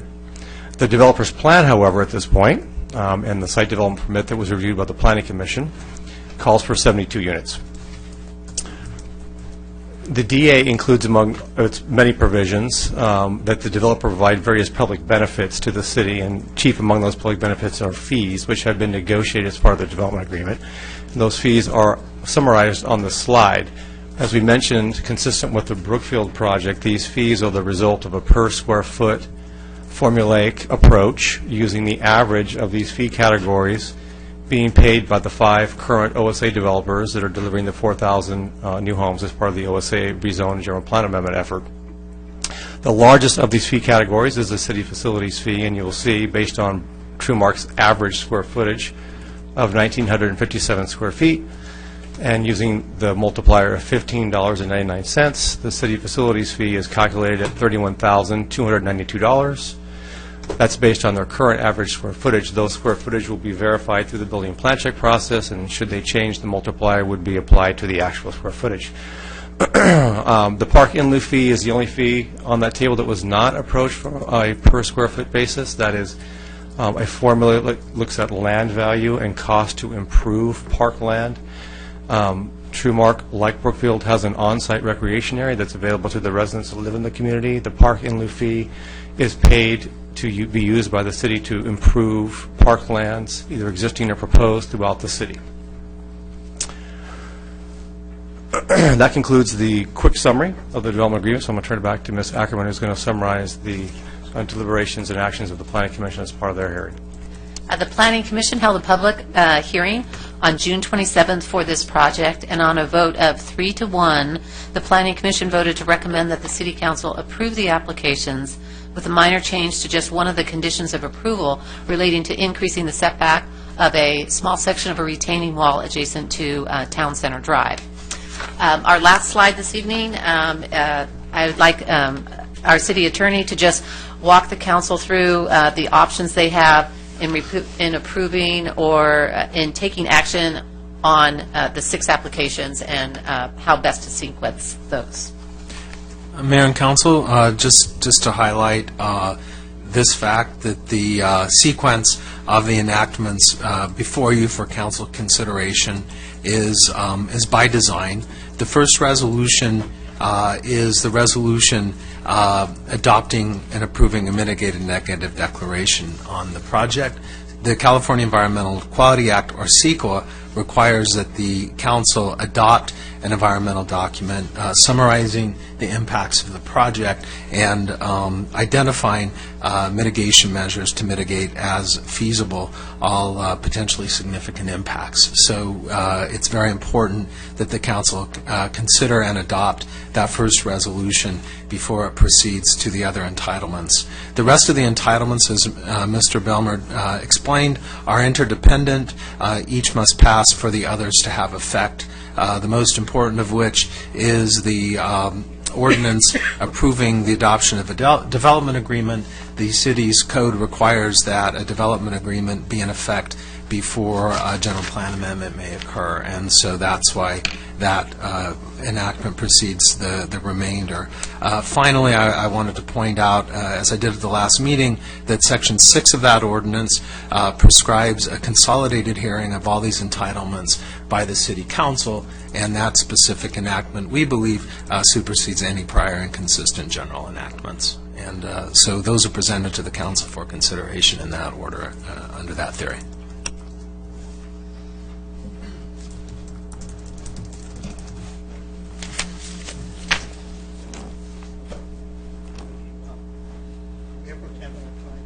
Mayor Pro Tem has a question of staff real quick. You were about 2 pages in on your presentation, and you made a statement that something about the appearance or something would be uniform to the surrounding area or something like that. I didn't see it. I looked for it. I couldn't find it. It was in Mayor and Council in relationship to the proposed residential being consistent with the surrounding area. Yeah, with the surrounding area. Yeah, that the residential project created less traffic than the auto dealership, and that the setbacks for the residential project would be consistent with the project. The part about consistent with the surrounding area, you were talking about the aesthetics of it, how it looked, someplace back there.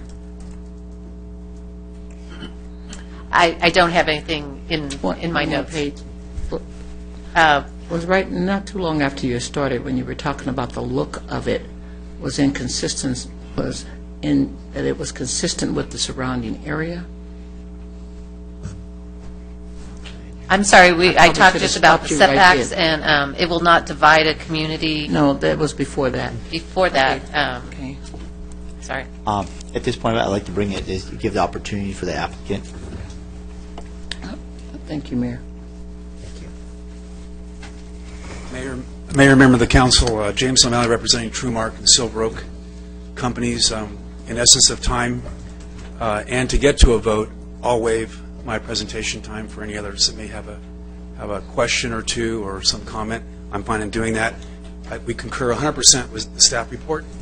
We concur 100% with the development agreement negotiations. We concur 100% with the conditions of approval, and we concur 100% with the very professional and timely Planning Commission approval and discussions we had on June 27th. We were ready to be heard on August 6th, so the documents have been in place and ready for this evening, and we look forward to a vote and moving forward with our project. Thank you.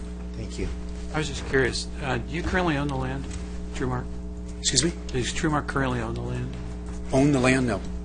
And is it Trumark's intention to do the same thing you did with the Whistler property, where you get it entitled and then just flip it and sell it off to somebody else? Not that I'm aware of. Mayor,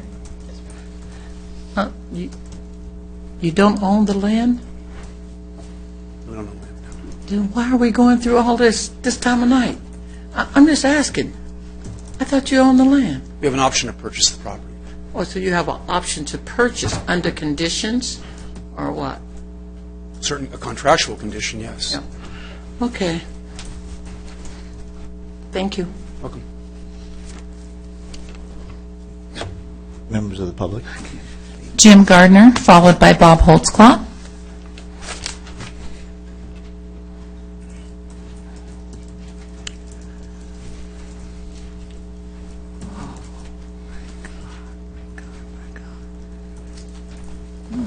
Good evening, Mayor, Council, staff. I apologize. I have two apologies to make. First is that I'm talking for a fourth time, and it's the first time I've ever done that. But if this weren't so important, I wouldn't be doing it. The second apology is to Mayor Voigt and Councilman Robinson, both of whom I like very much personally. On the other hand, I'm reading from the oath, the Code of Ethics from the city. It says 2.3, you should safeguard your ability to make independent, objective, fair, and impartial judgments by scrupulously avoiding financial and social relationships and transactions that may compromise or give the appearance of compromising objectivity, independence, and honesty. 2.4, when in doubt, avoid actions that create in the mind of a reasonable observer the appearance of impropriety, ethical lapses, legal violations, or actions inconsistent with the leadership principles. I know you're both honorable people, and I like you both. On the other hand, I am a reasonable observer. And I believe that your actions, by having taken money and now voting on these, give the appearance of impropriety.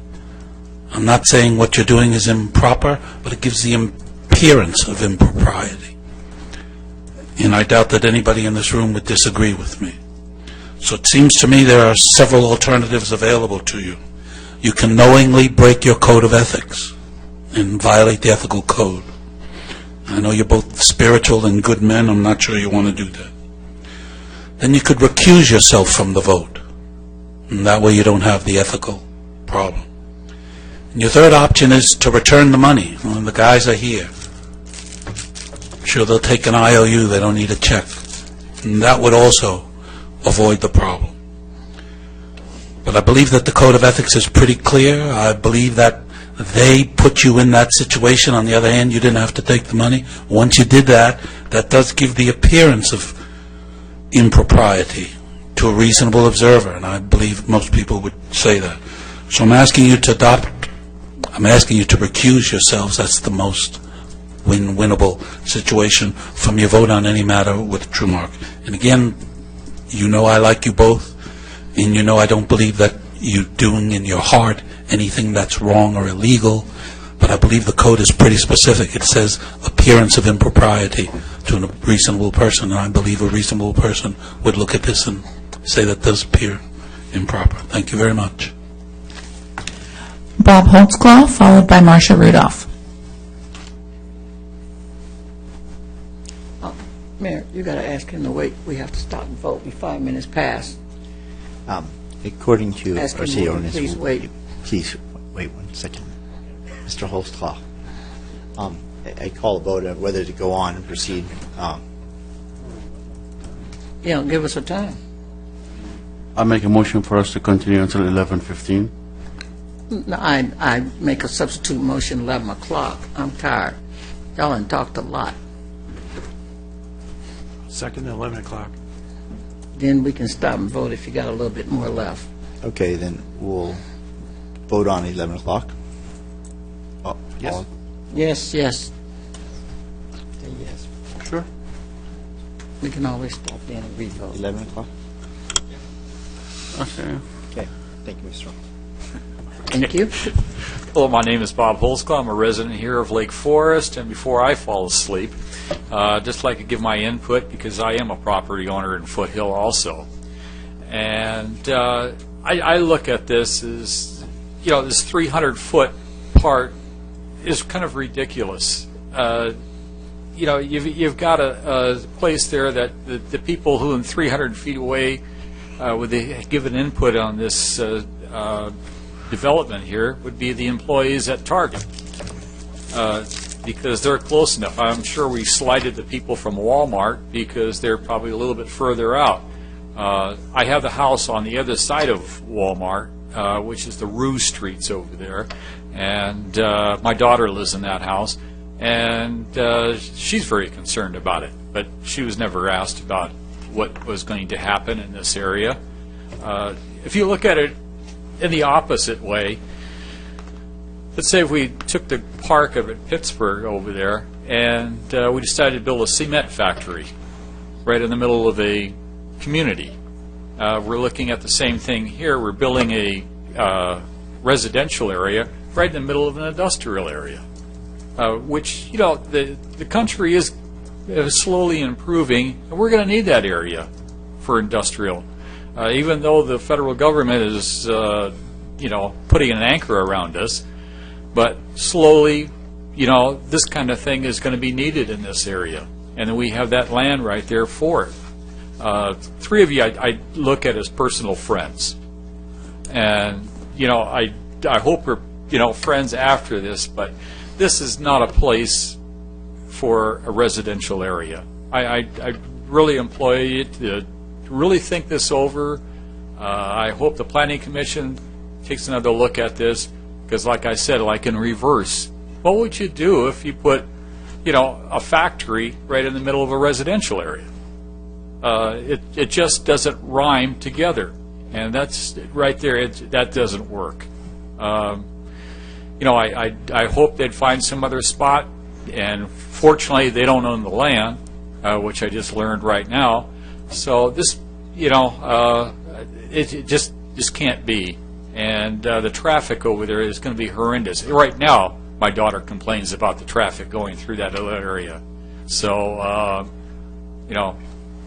hopefully we take a better look at this, and maybe they can find another location for that area. Thank you. Thank you. Marcia Rudolph, followed by Tim Morissette.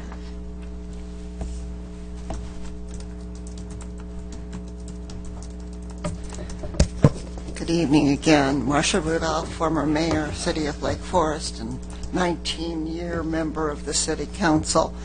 I'm kind of glad I'm not on it. I guess I need to thank the Trumark and Brookfield people for that, because they're the ones that threw the money against me in the election campaign, so I would not be here to vote in opposition to their projects. I think this should be turned down for a couple of reasons. Number one, the impact studies were never done. And through the intervention of Councilmember McCullough, it was possible for them to be done for free. No cost to the developer whatsoever. And yet, somehow or other, it was too expensive, which makes me wonder if these people at Brookfield and Trumark have the money to do their project, if they can't do a free study. Or is it better, what are they afraid of if the studies are done? Also, there's another reason why this should be turned down, and that's the leapfrogging of our process. We're 21 years old. We've had a process in place thanks to Gail Ackerman and our other staff, where we have gone all these years, multiple projects, including El Toro Road improvements and Alton Parkway. Lots of projects have been done and the process has been followed. And gosh darn, they got done, and the city is better for it. But all of a sudden, we have to change our process. We have to leapfrog this wonderful process, Mr. Nick. Thank you. This wonderful process that's in place and has worked so well. And all of a sudden, there's a lot of fear about how this process is going to work. And so we definitely have to get rid of it and leapfrog into something else which does not follow the process that the city has had for all these years. I think those are a couple of major reasons why this project should be turned down tonight and sent back to the Planning Commission. When we get our new commissioner, hopefully the new commissioner will be well qualified, like some of the ones who have been retired out of the commission. But the bottom line here is there's a rush to judgment, there's a leapfrogging of our process, and there was intervention into the entire election process by these developers that they really, I don't think, needed to do. And my question is, why did they spend all that money to get rid of me? I'm not going anywhere, and I'm still here talking. I can't vote, perhaps, but that may not be a permanent issue either. But the bottom line here is, it stinks. It stinks, Mr. Mayor. It stinks, Mr. Councilman. It stinks, Mr. Councilman. Thank you very much. Tim Morissette, followed by Tom Grable.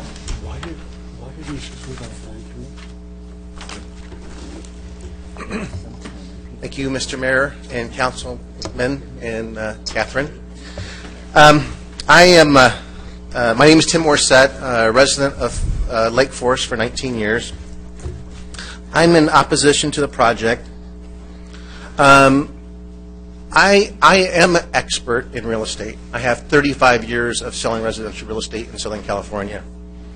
When you look at projects and standards, this is not a standard project. In my eyes, it's substandard. The standard residential property size in Foothill Ranch is 5,000 square feet. Looking up there at the screen, these start at 2,200 square feet, lot size, which is substandard. And so you're throwing a substandard development in my backyard, which is going to bring down property values and price per square footage, which might cause people to move out of the area. I'm wondering how many people, Dwight, Scott, Adam, you need to see in here that are in opposition to this project before you say no to the project. How many do you need to see? They can't respond. They can't respond. Okay. Well, in my mind, I think that your minds were made up from the very beginning to say yes to this project, no matter how many people stand up here and say no to it. And I think it's terrible. I think both of these projects should not be built. They're going to be the worst housing in Foothill Ranch that exists right now. Everybody's going to be butt to butt. The townhouses, the houses, in a commercial area. I know that when I talk to people who are buying real estate in Foothill Ranch, they want land, they want a little bit of open space, and this project doesn't have it. Your zero lot lines, less than half of the normal size square footage you're going to be subjecting these people to. And so, I hope you guys get your act together. I don't know if it's going to happen. This gal back here said that maybe something will happen in 2014 when there's another election. I don't see this city surviving the next year with the way things are going right now. And I'm ashamed that, I haven't gotten more involved in politics, but after tonight, I can see why a lot of people don't. Thank you. Tom Grable.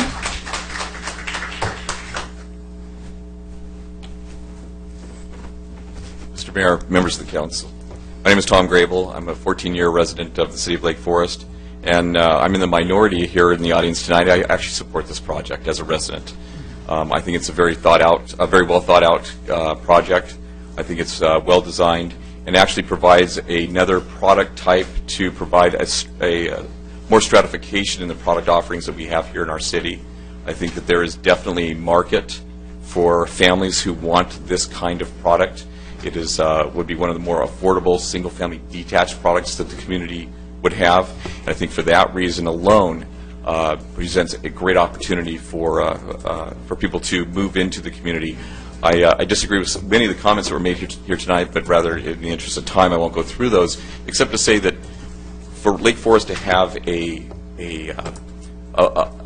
housing stock that has lots of layers to it, creates opportunities for upward mobility for families that start at the bottom rung and rise to the top rung. As far as market rate price per square foot, housing of this type actually sells at a higher price per square foot than homes that are 20 and 30 years old on a 5,000 square foot lot. So when you look at on a value basis, it actually provides and bolsters the values of the product higher than that. So for those reasons, I think that this is a very good community, very well thought out again, and I urge the council to vote in favor of the project. Thank you very much. Thank you. Dave Bartlett. Mr. Mayor, members of the City Council, I just would like to say that there's strong evidence in support of this being a very solid planning principled project or group of projects. Cities all over Orange County are doing exactly what this City Council is doing tonight. Laguna Niguel, Rancho Santa Margarita, Mission Viejo have all taken commercially zoned land or land that is underutilized and rezoned it for residential development. And they do so for precisely the reasons that Mr. Grable spoke of a few minutes ago, because they recognize that different layers of housing stock is what makes healthy communities. And I think you're on the right track here on on continuing for Lake Forest being a strong and a healthy community. There are significant economic benefits related to the TrueMark project. We all know and understand them. To dismiss those would not be something that I would counsel this particular City Council to do. There are benefits to the community.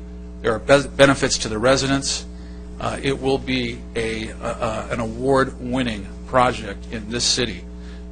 I happen to live in a city. It's not a city, it's a community in Ladera Ranch. There are commercial and residential in the same building in a suburban community. The uses coexist very nicely.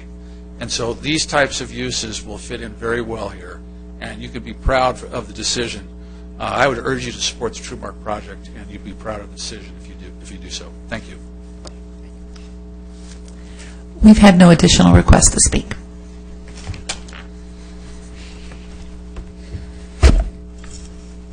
Bring it back to the council. There's one. Gentlemen. Son? Name. Terry Anderson, Lake Forest, 32 years. You all know me. I've listened to all the testimony this evening, and I was going to leave this evening without saying anything, but I felt I had to say something. Mr. Bartlett's comments I found were fascinating at the very least. To comment about Ladera Ranch having residential and commercial mixed together. Because there's been plenty of discussion within this community and by plenty of other residents here that had we seen a product that was something similar, even close to what we saw in Ladera Ranch, it would probably have been much more received, more well received from the community, at least from the residents of the community. It seems to me as I listen, all I hear are resident complaints as business people pushing for this product.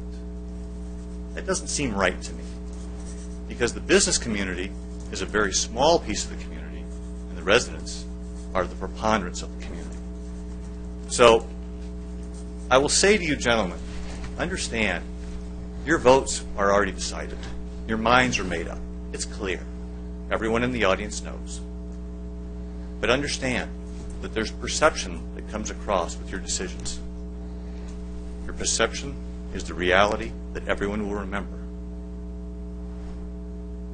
Think hard about your vote. This probably affects my Planning Commission vote run in the weeks to come, but it doesn't matter. As a 32-year resident, I don't do what I do here to sit on the dais. I do it for the community. Think hard. Thank you.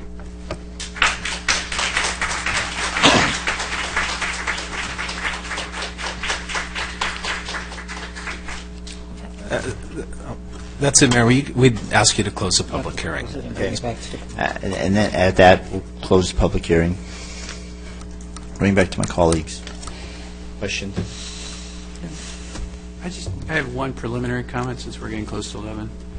I find it astounding, some of the comments that were made. And why it's astounding is because they apparently seem to want to ignore the fact that it's all on paper, well publicized throughout the community. So if any of you know the community, you would know this. We rezoned 800 acres of commercial property. It's gone now.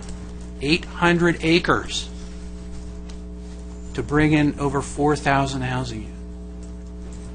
Those 4,000 housing units have multi-layer. Different kind of housing. In fact, it's almost a 50-50 split between multifamily and single family, which is not the norm in this city. We're more 65-35. We've already voted to increase our housing stock 15%. We've already voted to increase our population 15%. You find me another city in Orange County that has done that doesn't have a closed Marine base. You can't find it. How you can ignore that fact, how you can ignore those facts, and come in here and try to indicate that we need housing is just hypocrisy. It ignores reality. It ignores what we work so hard to do. And by that, I don't mean me. I'm talking about all these other people. The residents were involved. The staff was involved. The developers came in and worked with the community. They got us Alton Parkway. They got us a sports park. We're going to get the community center. They came in and embraced the community. They knew the community. Not so here. I mean, they ignore the fact we've done all that. We've already taken care of that issue. But we haven't taken care of it. And what needs to be taken care of is the commercial. As I said, we've taken out 800 acres. That changes the balance. That's just a preliminary comment, but it's something that's got to be remembered and realized. It's blatantly obvious. I mean, Shea Toll is building like crazy. Whistler's already done. The Baldwin boys are coming through at the end of the year. We're moving. It's not a guess or a vision. It's reality, folks.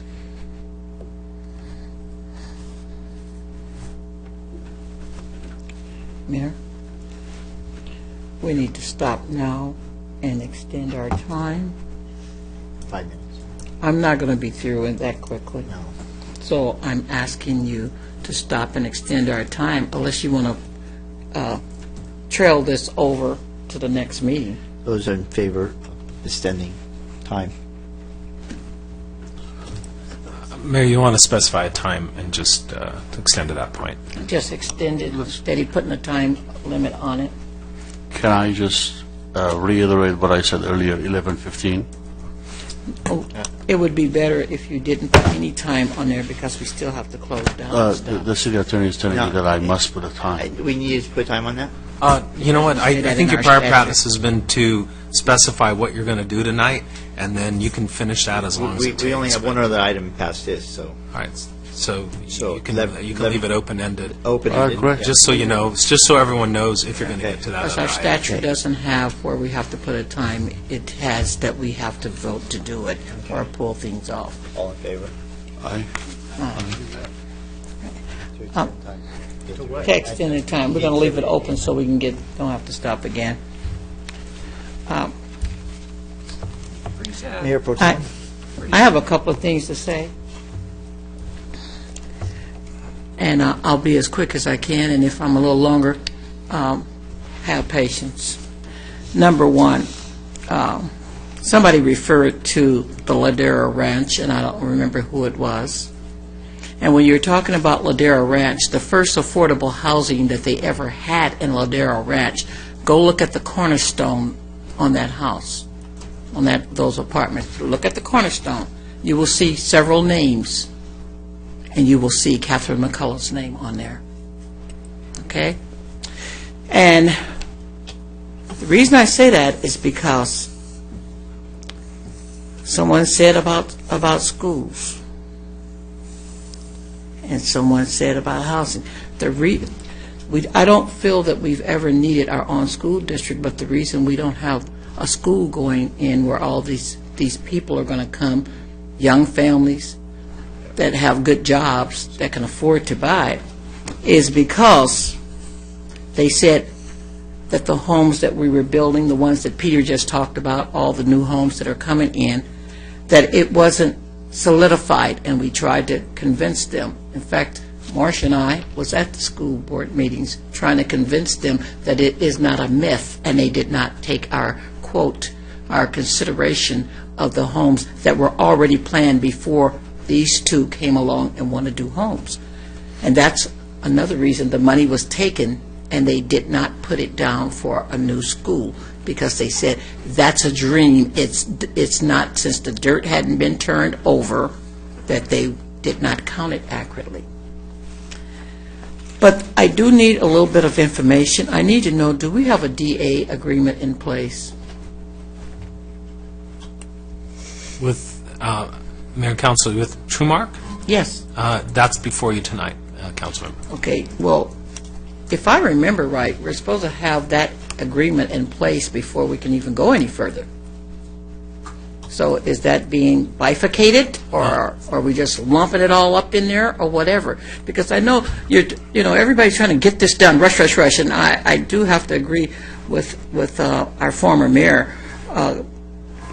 We're rushing, but we're not. We're just lumping things up, and we're rushing through things, and hurry up, and I'm tired of. Well, you should have thought about that way before it got to this place. I was always taught stitch in time saves 9. And when somebody try to push me, I know that there's something wrong. And I tell you all the time, I don't push well. Hurry, hurry, hurry means something to hide. So I want to know why the development agreement, according to statutes and process that we've carried all along, the development agreement has to be totally intact before we look at all the rest of this stuff. So why isn't it intact? And if it's not, we need to look at the development agreement. That means some more talk on the development agreement before we even vote on this other portion. Mayor and Council, the development agreement, the general plan amendment requires that the development agreement be effective before it takes effect. And so they have mutually inclusive conditions. So one requires completion of the other and vice versa. So that's how your ordinance is satisfied, we think. And in the meantime, they're talking about affordable housing. As Councilmember Herzog stated, we had an opportunity study that took much longer than we expected, and all of that was factored in. In fact, we got, I think it was Shea or Baker, one of them, or the combination, because they married and divorced a couple of times. There's a piece that was sold off, a little over 6 acre plot over there near the toll road over there that is affordable housing.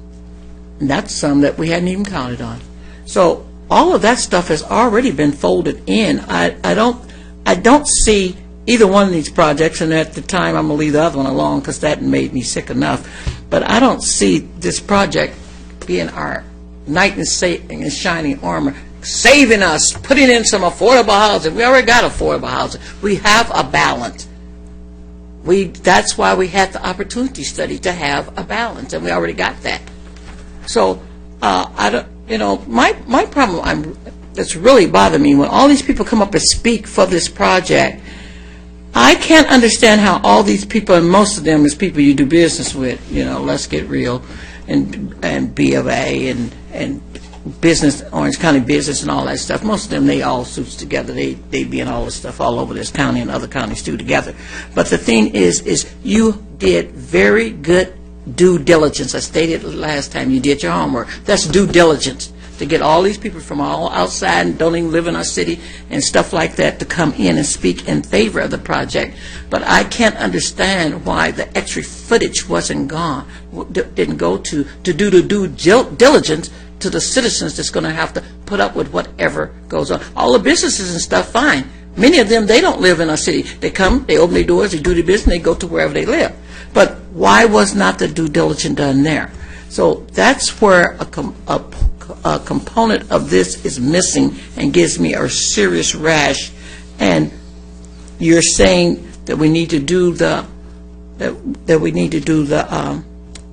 DA, the development agreement, and then we can do the other. So how do we do that? How do we pull the development agreement out? I'm asking the city attorney, where we can make a decision on it, and before we do the other. I know you said that once we do that, then the other will come about. But how could you, if there was a way of bifurcating it, separating it somehow, would that be possible? I mean, it may not. I'm asking. That's why you get paid the big bucks. We get paid zero minus. Mayor and Council, the enactments before you have been written so that each is effective concurrently with the other. So we're not concerned, we think that, we're certain, that they comply with your ordinance that requires that a DA be in effect before the general plan amendment, because this general plan amendment cannot be effective without the DA. So they're written to take place concurrently. They could be bifurcated in sequence, but that would require some writing. The CEQA enactment would have to come first, then the development agreement, and then the subsequent approvals. That would be to the council's discretion, but they're not written that way tonight. They're written to go into effect concurrently. Then I have to ask you, why weren't they written that way? Isn't that the normal process for this? Mayor and Council, this has been the process that the council followed with the Whistler project, to name one. The council's direction was that these proceed concurrently, and so they were written pursuant to that direction. Again, the council can decide to consider them concurrently or to alter the process that's before you. Okay, so we can consider it. And I'm quite sure I wouldn't get a 3 vote on that, but I could ask for it to be considered, right? Yeah, so I would just need to make a motion to consider doing it the way we've done 90% of our projects or more in our city by doing it the way that we've always done it, right? So I'm making that motion now, that we go back to how we normally do it. I mean, I would normally second, but I'm not going to, because it's... You know we're not going to get 3 votes, that's why. So the Whistler project was done this way, so that was an exception when it was done that way. The Whistler project was approved by the City Council. The pieces, the quasi-adjudicatory enactments came later because they weren't presented at one time. These applications were all presented at once, and the Council's express interest was in considering them together. Mr. Mayor, real quickly, I want to ask Mr. Smith. Councilman Mr. Smith, if I could beg of you, when was Whistler project approved as such? Mayor and Council, I'm not certain. It was in 2008 sometime. I don't remember the space That between. suffices. I just want to, I knew that, but I just wanted everybody to know that was in 2008. Has nothing to do with this new council. So I'm going to leave it at that. Thank you, Mr. Smith. I still have the floor. Yes, thank you. Now, you know, one of the things that disturbs me greatly is that oftentimes my fellow new consuls, they will refer to they didn't make the decision or they didn't make the promises. One of the things I'd like to say, and if I never get to say it again, and you can shut me down if you want to, Mayor, but I'd like to make it very clear. If there's any citizens out here and you disagree with me, please contact me, okay? When we are voted into this position still belongs to the people. And when we give our word or make a decision, you have given us permission to give our word or make the decision. And when we do that, we're making it for all 78,000 people that lives in this city and the businesses that operate in the city, the people that come visit and drive through our cities, the dogs, the cats, the rodents, and everything. We're making that decision. You have given us the power to speak and make a promise or a commitment for you. Don't ever forget it. Don't let anybody, whatever council come after me, don't let them nullify the agreements that we've given our word or the council before them has given their word. There is a process you can go through to change, but if you give your word is your word, and the council that come after you do not have the right to set that word aside and then make another little agreements with people. That's a very dangerous thing. That destroys the integrity of our city. And our city is known to have strong integrity. You have said 97%. If we lose our integrity, you'll be like some of the other cities that they don't take the survey every 2 years because they know their citizens do not trust them and their word is not their bond. So our word is your bond.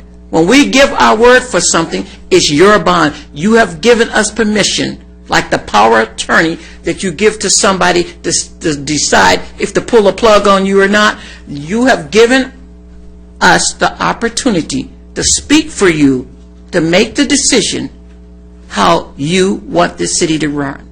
Don't let anybody change that from you. Never. You have the right to control that. Rise up. I always have been told silence is consent. If you don't like it, stop sitting there silent. Drag your people from in front of the TV and have a voice. Because I cannot do it with 1/5 of a vote. It takes the citizens that put us in this seat to correct things when they get so out of hand. And don't let them sit aside your will. I don't care who's trying to do it, even if it's me. Thank you. Take it. I ain't got nothing to say. Y'all gonna do what you want. You're evil. Oh. Bottom line. Oh, take motions. No, there's... Apparently, we don't want to talk about anything anymore. Well, no, I mean, you guys are the ones who want to go She forever. asked you a little bit ago, so No. gladly. I mean, it's interesting. I mean, what we're sitting here with is someone who doesn't own any property in the city, has no right. stake in the city, Don't own. Don't live here either. did no outreach to the community of any kind, either to businesses or Disrespect. residents. Came in and told us we shouldn't do a study, waved a letter around on December 18, demanding we vote on it that day. It's wrong. Because God forbid that we might look into what studies they sent us that compared it to an auto center, which we'd already given up on.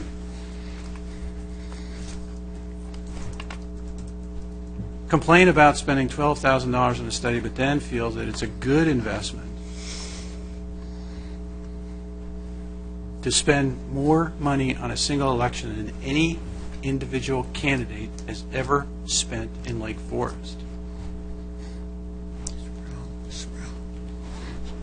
So if studies aren't good, but campaign crap and literature is, then you see the result tonight. Because apparently that's what matters. And I reject it. What we have here tonight, this is not a vacant site. It is not a vacant building. It has a thriving, ongoing business called Elite Automotive. And in fact, it's a business where we get our city vehicles fixed. All the time. There are employees in there. Now, Mr. Robinson claims in this article where he said he wasn't bought that one of the things he ran on was creating jobs. Well, if you approve this project, you kill jobs. You take Elite Automotive out of the equation. They're gone. Now, the city will find someplace else to, do their cars and get their things fixed, but that's what we're doing here tonight. We're killing jobs, an ongoing business that came into this town. That property is zoned for automobile usage. That's what they do, is automotive repairs. That building is currently used exactly the way the city said it could be used. Auto repairs. That's what they're doing. There's talks about, these residential developments creates jobs. I agree, they can create construction jobs, and they're here for a little time. Then it's gone. Then they're gone. Now, if you do commercial development, you get those construction jobs and maybe even more. But additionally, then you bring in businesses, which all these pro-business threesome should love. Let's bring in more businesses. And guess what comes with them? Employees. And employees that stay here more than a year or two. They're here for decades. Some of these businesses actually buy their buildings. It's going on all the time. And the demographics, if people, again, want to think, the demographics of this area show that this area and around the spectrum are going to be the commercial industrial growth sector of Orange County over the next decades. So again, do planning for 35 years, not today. Don't compare something like a Chevy dealership when the entire economy failed and they had to be bailed out by the federal government. Come on. Look at reality. Look what's going on. And the reality is there's an ongoing business there. It's thriving and growing. And it's employing people here in Lake Forest. There's been this thing about the finances again. Yeah, there'll be some upfront money. But by the developer's own study that they won't allow us to have reviewed, the annual amount that goes to the city general fund, so what the city gets out of this, is $8,480 annually to the general fund. I would be willing to bet you that Elite Automotive produces more tax revenue, maybe even in a month, but certainly way the heck more than that annually. So instead of increasing the general fund by we're actually decreasing the amount that will come to the general fund over time by throwing out a Lake Forest business.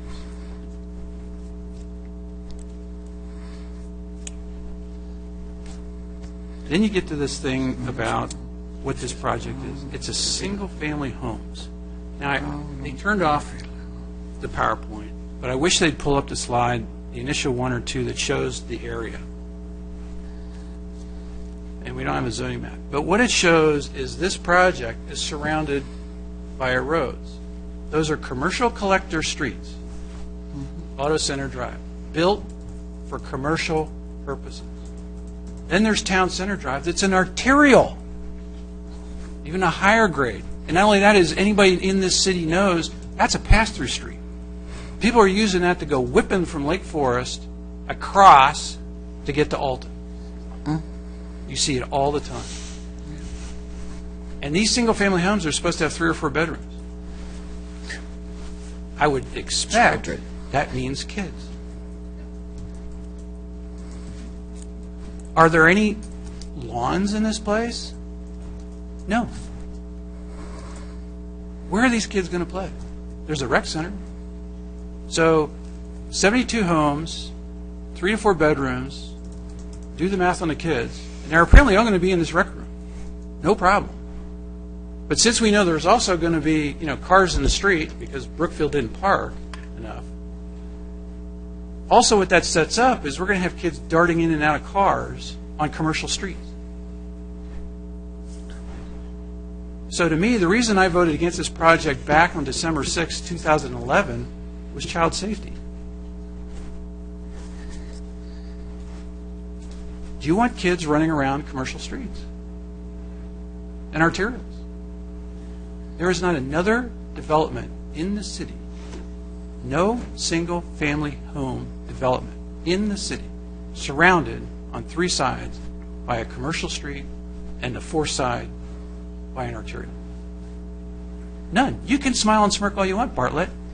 It's the truth. It is the absolute truth. No development in the city. This is totally contrary to what is Lake Forest. People like to talk about Lake Forest being park-like. We don't want to be Laguna Niguel. We don't want to be Rancho Santa Margarita. We don't want to be Mission Viejo. We don't want to be Ladera Ranch. We moved here because it's Lake Forest. It has its own flavor, its own ambiance, and we want to keep it that way. That's what the people have told us, time and time again. The biggest thing they told us here was don't change things. They like it the way it is. Not broke. So you're going to throw out of business, you're going to put children in jeopardy, and create a single-family development surrounded by commercial and arterials. Now that's planning. Wow. Sitting small. There's some real 35-year planning going on. Now, maybe they want to do it in L.A. or Irvine or Anaheim. But again, we don't want to be that place. That's not what Lake Forest did. That's not what Lake Forest is. Now, the project also suffers from a lot of the same things that, the Brookfield project did. But we've kind of gone through some of that, so I'm not going to repeat it now. But it's interesting when you look at some of the resolutions. They talk about one of our land use elements requires that new developments fit within the existing setting and is compatible with surrounding land uses. And the justification given that this is compatible in some way, which is beyond my recognition, is that it is anticipated that the residential will be complementary to the commercial. But again, it's interesting where the family that's really cared about the community specifically wrote us and said, buyers would prefer to have a quiet family neighborhood without the noise and traffic features that would come if commercial development were integrated into a single-family neighborhood. I'll bet you that's where you're going to buy a house. I know that's where I bought my house. I know that's where I raised my kids. I don't hear any of the 3 here jumping up to buy those houses at Trumark or Brookfield. I'll bet you they don't. Because you don't raise families there. You don't.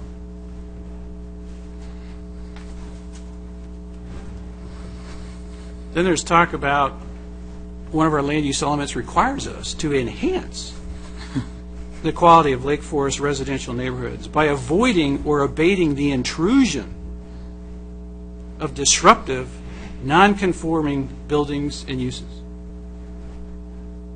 So we're supposed to be avoiding the intrusion of disruptive and non-conforming building uses. Here we're, helicoptering this thing in and dropping it. As one of the plan commissioners called it, plopping it in to this commercial area. We're creating the intrusion. We're creating the non-conforming use. Interesting.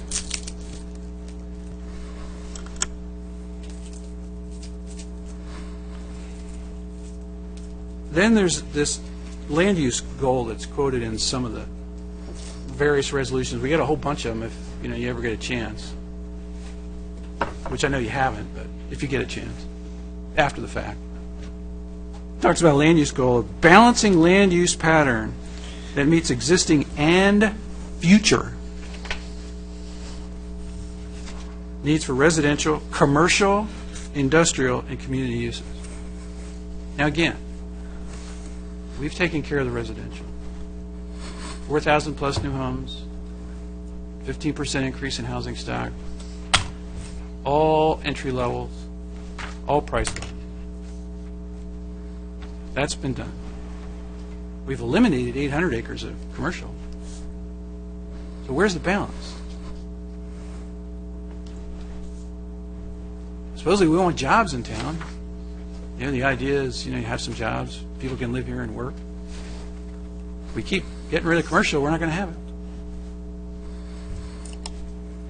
So, it just defies logic. And, then there is definitely the overlay. I mean, the Register article today was very clear. And TrueMark was far more egregious. They make Brookfield look cheap.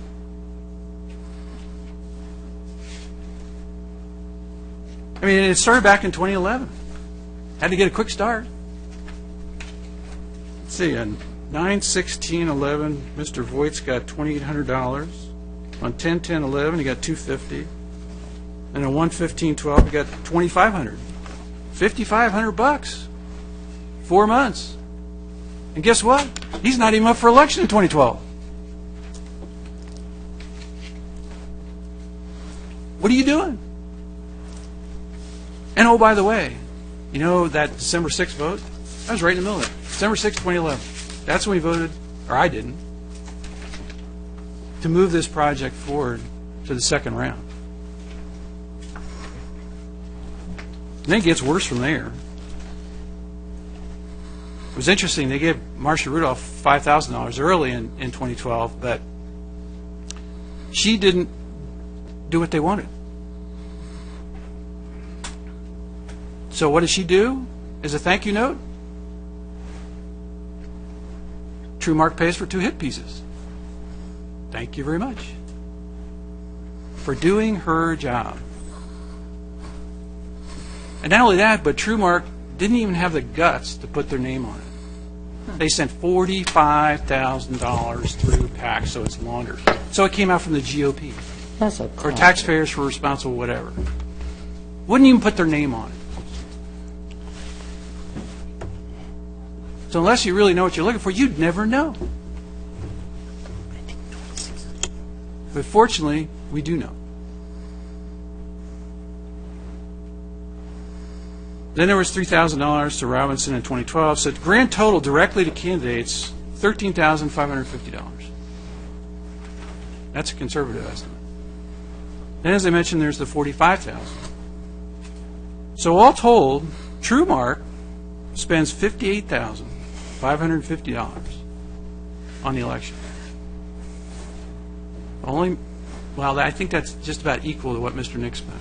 So again, TrueMark alone has spent as much money as the most expensive candidate has in the history of Lake Forest. Just them alone. And they don't own property here.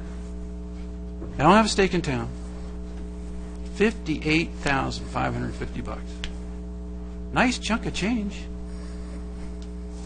But of course it didn't have any impact on the council. Okay.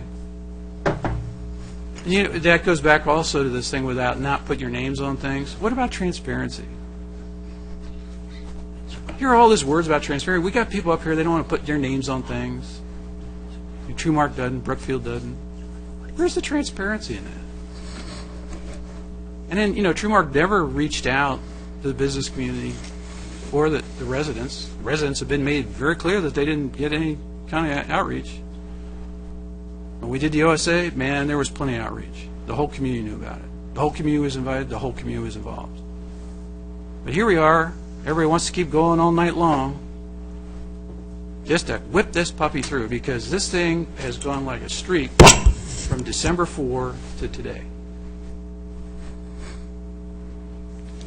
An amazing situation.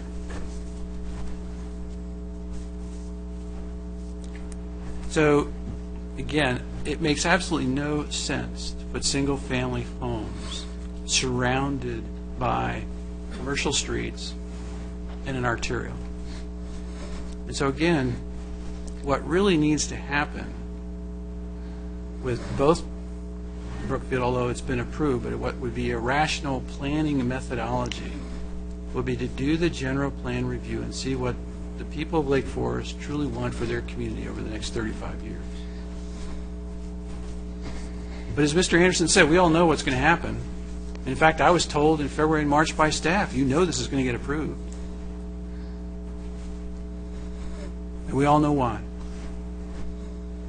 But I can't just sit here and be quiet. So I definitely cannot in any way, shape, or form support this project.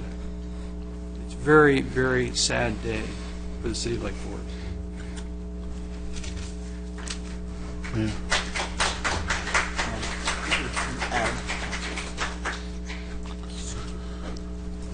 Oh, Lord.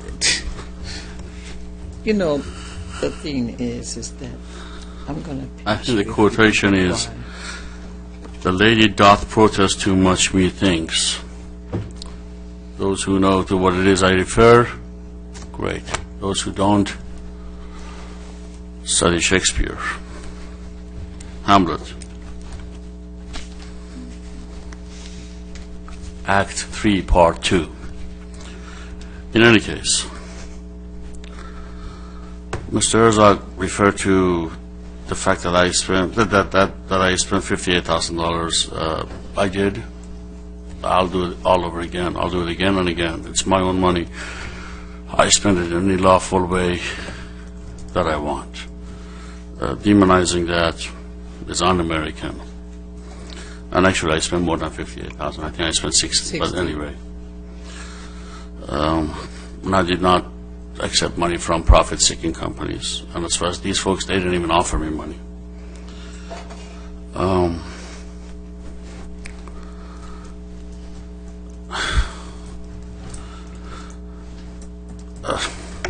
Uh, 30-plus years ago, I pulled someone down. He was climbing up the railings that protected the U.S. Embassy in Tehran, which was nearby where I went to school. My senior year, I was about 14 or 15. I told him, look at the West. And by that I meant Western Europe. I said this story once before here. And a fight ensued, and I don't want to get the rest, but I don't want to recite what happened next, but most of you may know. My point is, back then I was somebody who got silenced, or at least they tried to silence me by violence, by incarceration, you name it. 32 years later, I'm still speaking my own mind. I'm being truthful in what I'm saying, and I'm being told to shut up. Very, very un-American. Very un-American. Now, that all said, I really have said what I wanted to say. I didn't take money from anybody. I'm in nobody's pocket. All these four people to my right have taken money, but that doesn't make them guilty of anything. That just because you accept a couple of $1,000 or $5,000 or however much it was, that doesn't mean that they would vote a particular way. The two are not in my opinion, the two are not related. I know those two folks. I don't think any of the four individuals to my right, with some of whom I have major disagreements, I don't think any of them takes money and votes a certain way. That is just $1 million maybe. A couple of $1,000, nobody sells his or her soul for $2,000 or $5,000 or $15,000. No. In any case, notwithstanding the theatrics by Mr. Herzog's throwing those flyers on the floor, I'm ready to make a motion so we can go home. We're not going home. We got more stuff to do. Well, we can always defer those. Those are not urgent. No, we're not. Are we not? Let me finish, please. Can I make a motion, or is it too early? No, we're entertaining motions. Okay, I make a motion for us to accept the staff's recommendation in full. So help me God. I'll second that motion. Mr. City Attorney, could you read us through on the order of this? Yeah, the order of the motions of the recommended action is, well, I'll just give you the summary of them. They're enumerated at the beginning of this agenda item. The first is a resolution approving and adopting the mitigated negative declaration. The second is to introduce the development agreement ordinance. The third is to adopt a resolution approving a general plan amendment. The fourth is to introduce for first reading the zone change ordinance. And the fifth is to adopt a resolution approving the tentative track map on the project. And last and sixth is a resolution approving a site development permit. So the action to adopt or introduce each of those enactments is included in Mr. Nick's motion and in the second. Thank you. So we can vote on them concurrently? So, is that your motion? Yes, sir. As I said, I move to approve this in its entirety, in full. Do we have a roll call vote? Councilmember Herzog? No. Councilmember Nick? Yes, ma'am. Councilmember Robinson? Yes. Mayor Pro Tem McCullough? No. Mayor Voights? Yes. Okay, Mayor. And we had a Make a vote. motion, we defer all further items and conclude this evening and move everything to the later agendas. Since it's now 11:30, I think that's, and nothing's urgent. 11:33. Is this lighting issue considered urgent? You want to do it? Can we continue on if we have a vote on it? We voted to stay. Okay. I make a motion that we continue on and finish what we have. I support Mr. Mr. Mayor Voigt's motion to continue. If you let me speak. I will as well. Let's just get through it. Mayor Pro Tem. You got the 3 votes. Let's get it over with. Mayor Pro Tem, please. For the citizens of Lake Forest, we've done everything that we can do up here. It's in your hands. Thank you. Okay. Remember the grassroots. Agenda Item 18, Seasonal Lighting Display Services, submitted by Director of Community Services.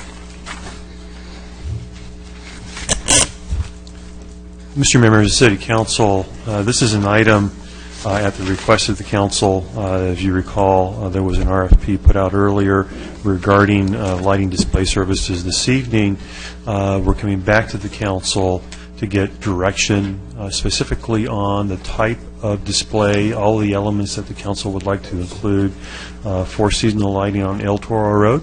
And I'd like to defer this item to Mr. McGill and for a short presentation. Thank you. Thank you, Mayor, City Council. I'm going to defer to our lighting expert, Vicki Bluffin, who is our recreation manager. So the report that you were given has some attachments on the back, but I've also put together a short PowerPoint display. And just some background on the seasonal lighting display in the past. In 2010, the city spent $5,000 on a display on El Toro Road. In the medians, we did some items with the trees, the larger trees and the smaller trees.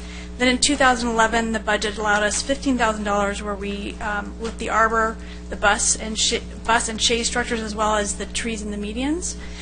For the 2013-14 budget process, council allocated $20,000 for seasonal lighting, with the direction at that time to light all the bus shelters from El Toro to Maryland Road, or Maryland Boulevard, and options for colored lighting draping. You also asked us to come back with cost to light the arbor and bus shelters year-round, and the difference between leasing and buying for these options. So tonight what we're asking you to do is to provide the lighting elements to be included in the seasonal lighting display. Now I'm going to go through some slides, just basically you can see where we are in projection to the lights themselves. So the lights this year, we were looking at possibly doing them from Schwartz Place, or Schwartz Plaza, all the way to Maryland's Boulevard. The options to be lit, and this is for you to decide on, is the large signature trees in the medians, to have them trunk wrap, exterior draping, and/or lighting. The three smaller trees in the median trunks in the exterior and draping, and this is from Schwartz Boulevard to Rockville Boulevard. And I have outlined some of the tree areas, what they'll be looking like. In this slide, we show your options 6 and 7, so you can see what the large signature tree would look like with the exterior draping and interior lighting, and the option of having the draping be in white lights, or as was asked for, what it look like in color lighting. The next section is for the four corners of El Toro Boulevard and Rockville Boulevard, and what we'd be lighting there would be the arbor structures, the 4 trees on each of the adjoining corners, as well as the walls for those. And this is what we'd be looking at as options for there. So you can see the lighting that we'd be looking at all those areas.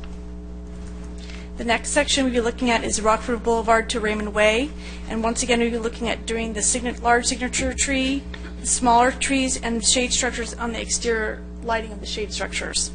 And this is what the lighting on the shade structures would look like. Another section would be Rockville Boulevard to Raymond Way, and here we once again in the median have the large signature trees and the smaller trees in the medians.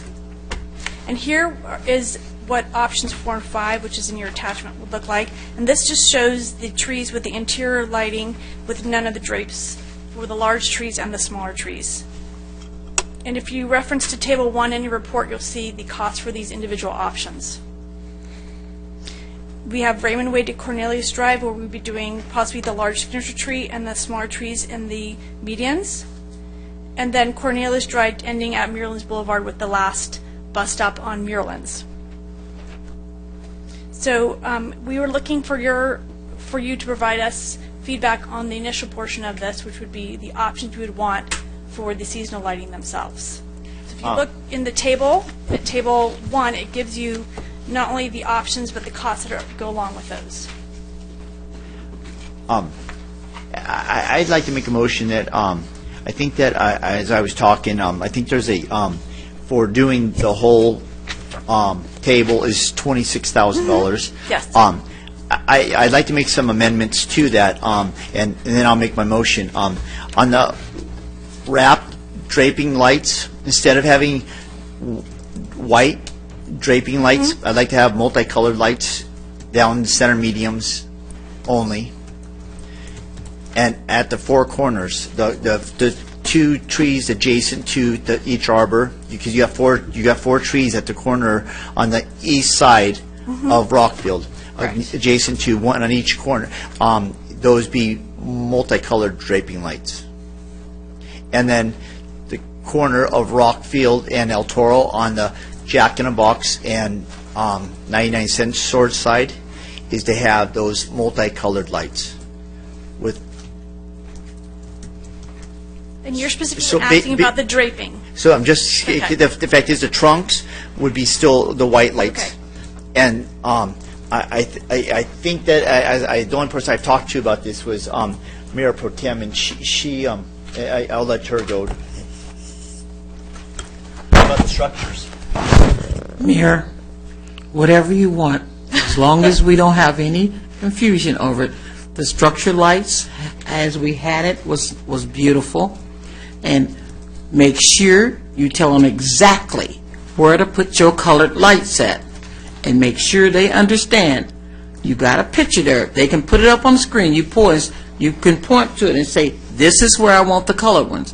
Because I don't want any confusion come holiday time. I want to be happy. And the scope will be specifically written in the contract to say exactly how we want, where we want the drapes, where we don't want the drapes, colored or not. Basically on your table then, basically on all the draping lights, we're taking out the draping lights white. We're taking them, adding multicolor. Okay. Basically, page 1927 has the actual picture of one. Okay. And then along with all the council, read, I don't have a preference whether to buy, lease. I think your staff recommendation was to lease because it's the warranty. They come out and fix it. Is that correct? Mm-hmm. That's even for the seasonal ones? Correct. My motion would be with those modifications is to move the complete package of Table 1. Is that correct? Table 1? With the modifications? In the allocation for this was $20,000. 20. The allocation it's for 20. We have to 2013-14 add was the $20,000, so we would ask You you need to us to then add the 6. add the 6. Yeah, we If- have if to you vote would on like to, adding yes. the 6. Okay. Well, why don't we make that motion first? Okay. Can we do it all, Jen? It could all be Yeah, included you in your can motion, Mayor. Put it all up there together. We'll make the motion to do the options and with the preference that the mayor has said, and adding, and also in doing that, we add the $6,000 we need in order to complete it in its totality. I need a second. We need one other What decision else? on the year-round lighting. Well, that on your paperwork, you said after we did that, then we would vote on the year-round. Right. Now, you want to lump that up, I can do that, too.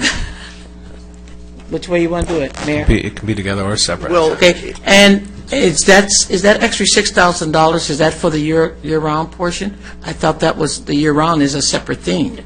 The year-round, actually, we would end up saving some money. Okay, well, let's do the year-round, anything save money. Okay.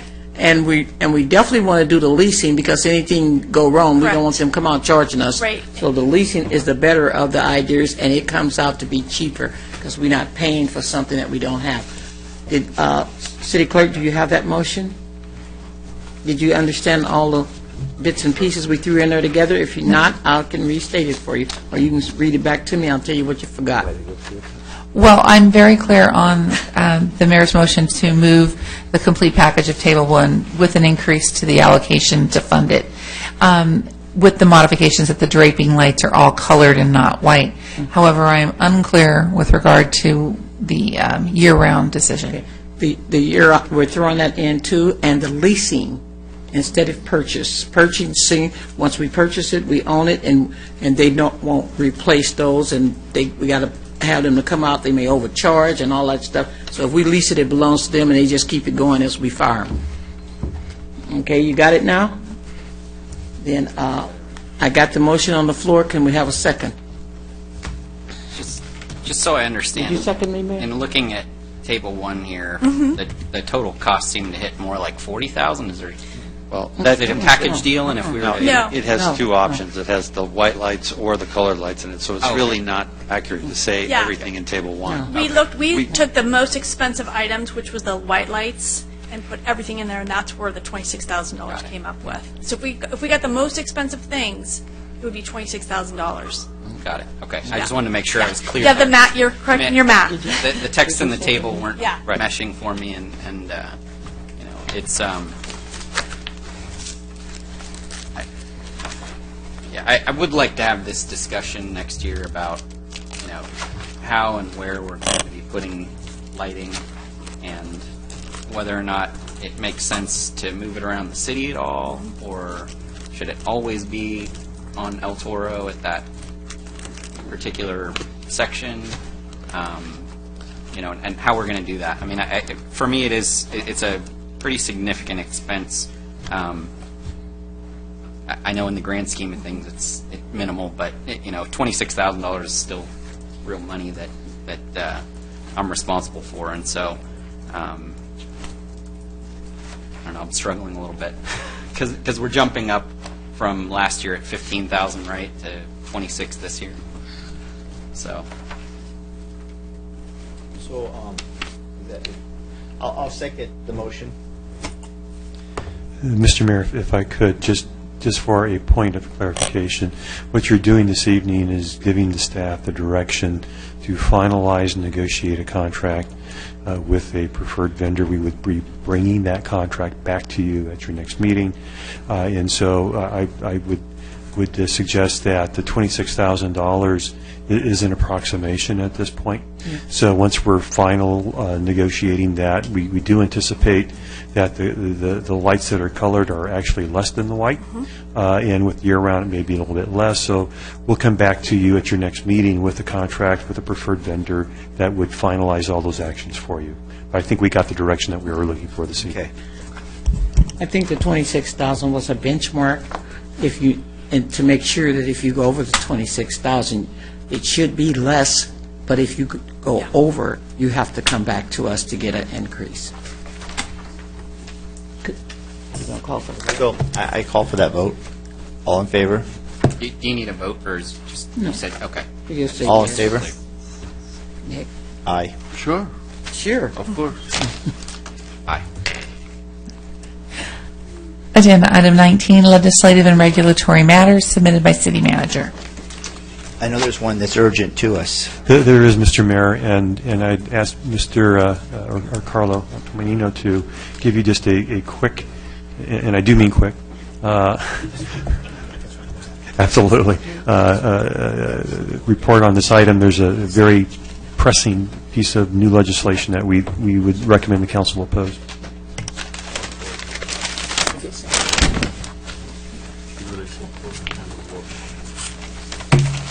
Yes. Thank you, Mr. Mayor, members of the council. Are you on? I am on. Yes, thank you very much. Before you this evening, we have an urgent bill called Senate Bill 594, and this was brought to our attention just very recently by the League of California Cities. It's a gut and amend bill. As we know, that's when the state legislature takes an existing bill, takes all the language out, replaces all that language with something entirely different. And what this bill would do essentially is it would limit the ability of nonprofit organizations, such as the League or the Association of the ACCOC, from even participating in any sort of ballot measure. So obviously, one of their roles is to assist cities in participating in the legislative process, and this would actually eliminate part of that role. And so we recommend that the City Council opposes this bill, and we would send a letter of opposition tomorrow morning. Well, Is that what you call gut and do not amend rewrites? This is essentially, it's a gut. That's what they did. They just used a placement bill, and they gutted and rewrote. They did not amend. Yeah. I actually, go ahead. Right ahead. Let us vote. I make a motion that we oppose that and send a letter signed from the city council Second. in opposition. All in favor? Aye. Aye. Thank you. Good catch. Anything further on that?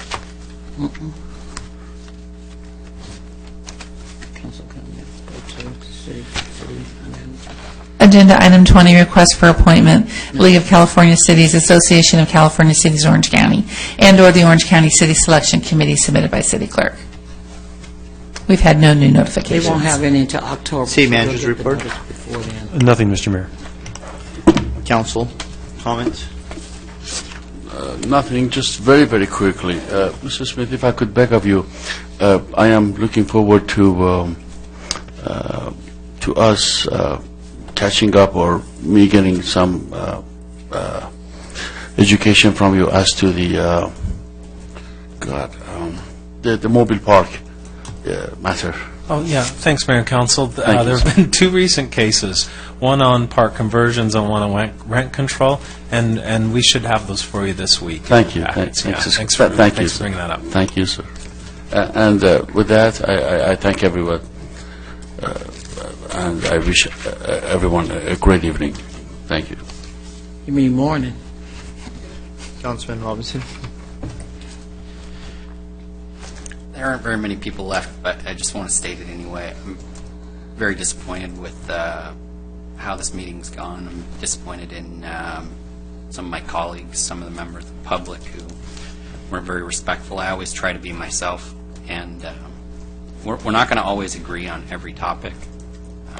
The entire community doesn't agree, but we are a community. We are one. We all decide to live here. We're not forced to. We live in a great country. We live in a great city. And we're going to have some differences of opinion, but I hope that we all can come together on those things that unite us, and we don't let our differences divide us. So that's all that I have to say this evening, and hopefully the next meeting will be a little better. Mayor Pro Tem. Thank you. I'm still going to be me, and you know it. So I know you weren't speaking to me. I got a frog in my throat because I should be in my bed. First of all, thank you for your tolerance, and I mean, I have to give you applause for you to be willing to stay this late. Mayor, you got to get the time off. Staff, sorry you're going to have to drive home, especially the ones that drives a long distances late at night. But I attended the Toastmasters meeting, and we were all invited, and I got a chance to go. We got some young people coming up that they're going to be willing to take these seats, and they are getting trained now. I also attended the CCA meeting. The Foothill at left. But I got a chance to find out we have some issues that we need to be watching. I know you're on the Foothill corridor, but the other, what's the other one called? The 73 is having some serious issues, and we need to stay abreast because it will affect us. And as you know, Tesoro has a situation where the Attorney General got involved via Caltrans, so we need to watch these things because this does affect us. There was a concert in the park that was so good. Thank you. Gary, tell all your people. They did an excellent job. The guy that impersonated Neil Diamond was so good until we asked, could we have a whole session? All the people was begging for a whole session. And the guy that engages the audience, he did something very special for me. He played some classical music. Oh, that's my favorite of all musics. The concert in the park was one of the best ones I've been to in a long time. I loved it, I loved it, I loved it. And if you're not going to the concerts in the park, you're missing it. And the other report I have to give you, I went to the Boys and Girls Club, and our Boys and Girls Club is official. They had their kickoff. You should have been there. If you weren't there, that's okay. You can donate $50 and you can go to the next one.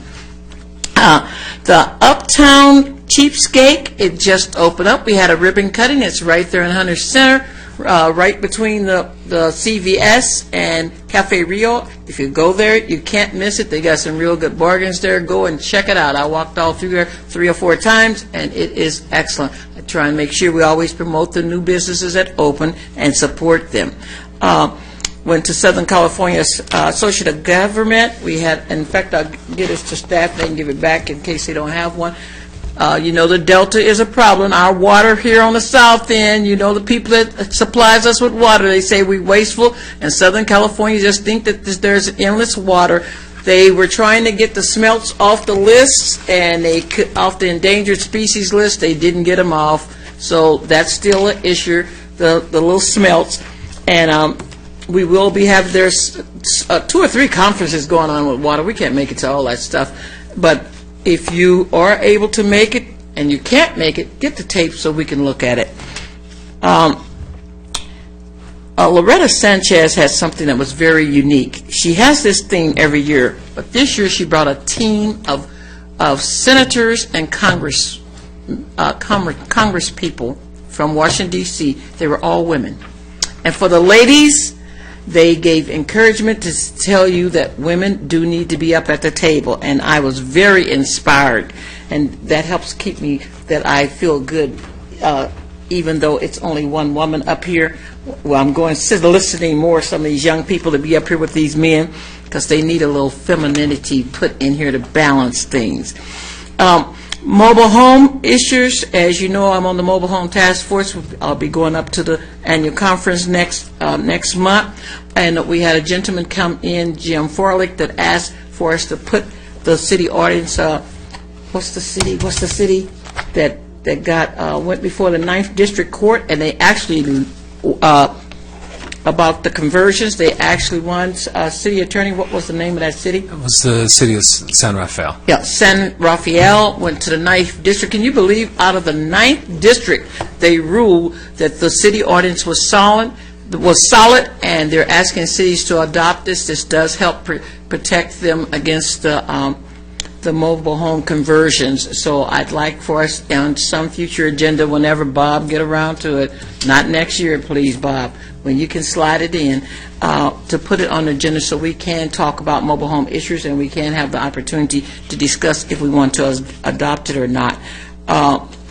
Only other thing that I want you to remember on these general plans, I want to make sure that we're not paying any more than we have to pay, but SCAG is updating everything, and if we don't have our things in early enough, we don't be in the book, all our old stuff be in. And I mentioned it last time, and our city has got the information to SCAG. Thank you, staff. I know you're always on the ball with that.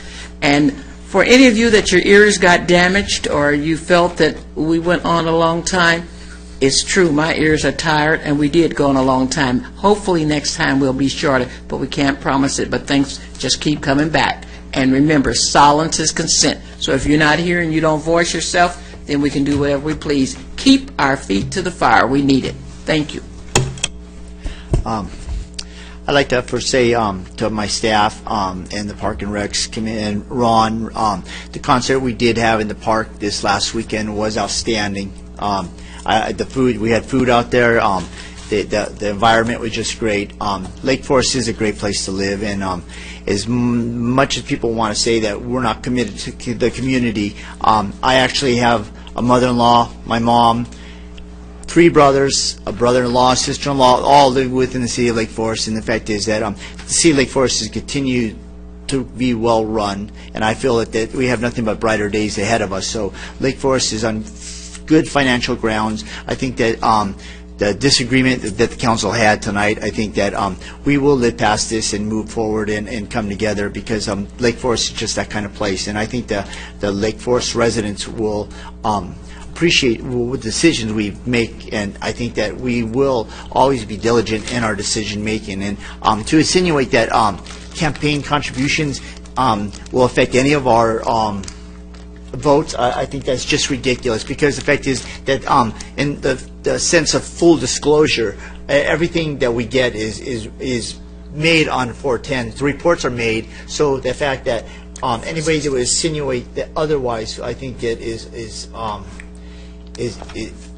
not being responsible for that. I think that it's just a misstatement in the heat of passion. So I love Lake Forest, and I'm committed to Lake Forest. I'm very proud to be the mayor of the city of Lake Forest, and I take my job very seriously. So thank you. And, I close this meeting. Hold on, Mayor. Also, to support the Boys and Girls Club, you're going to get a key, because each one of us that support the Boys and Girls Club, we take the key to their future, and that's put in our future. And they have wristbands, too. Get involved, people, in something. Don't just sit there like a log or stay in your houses. Come out.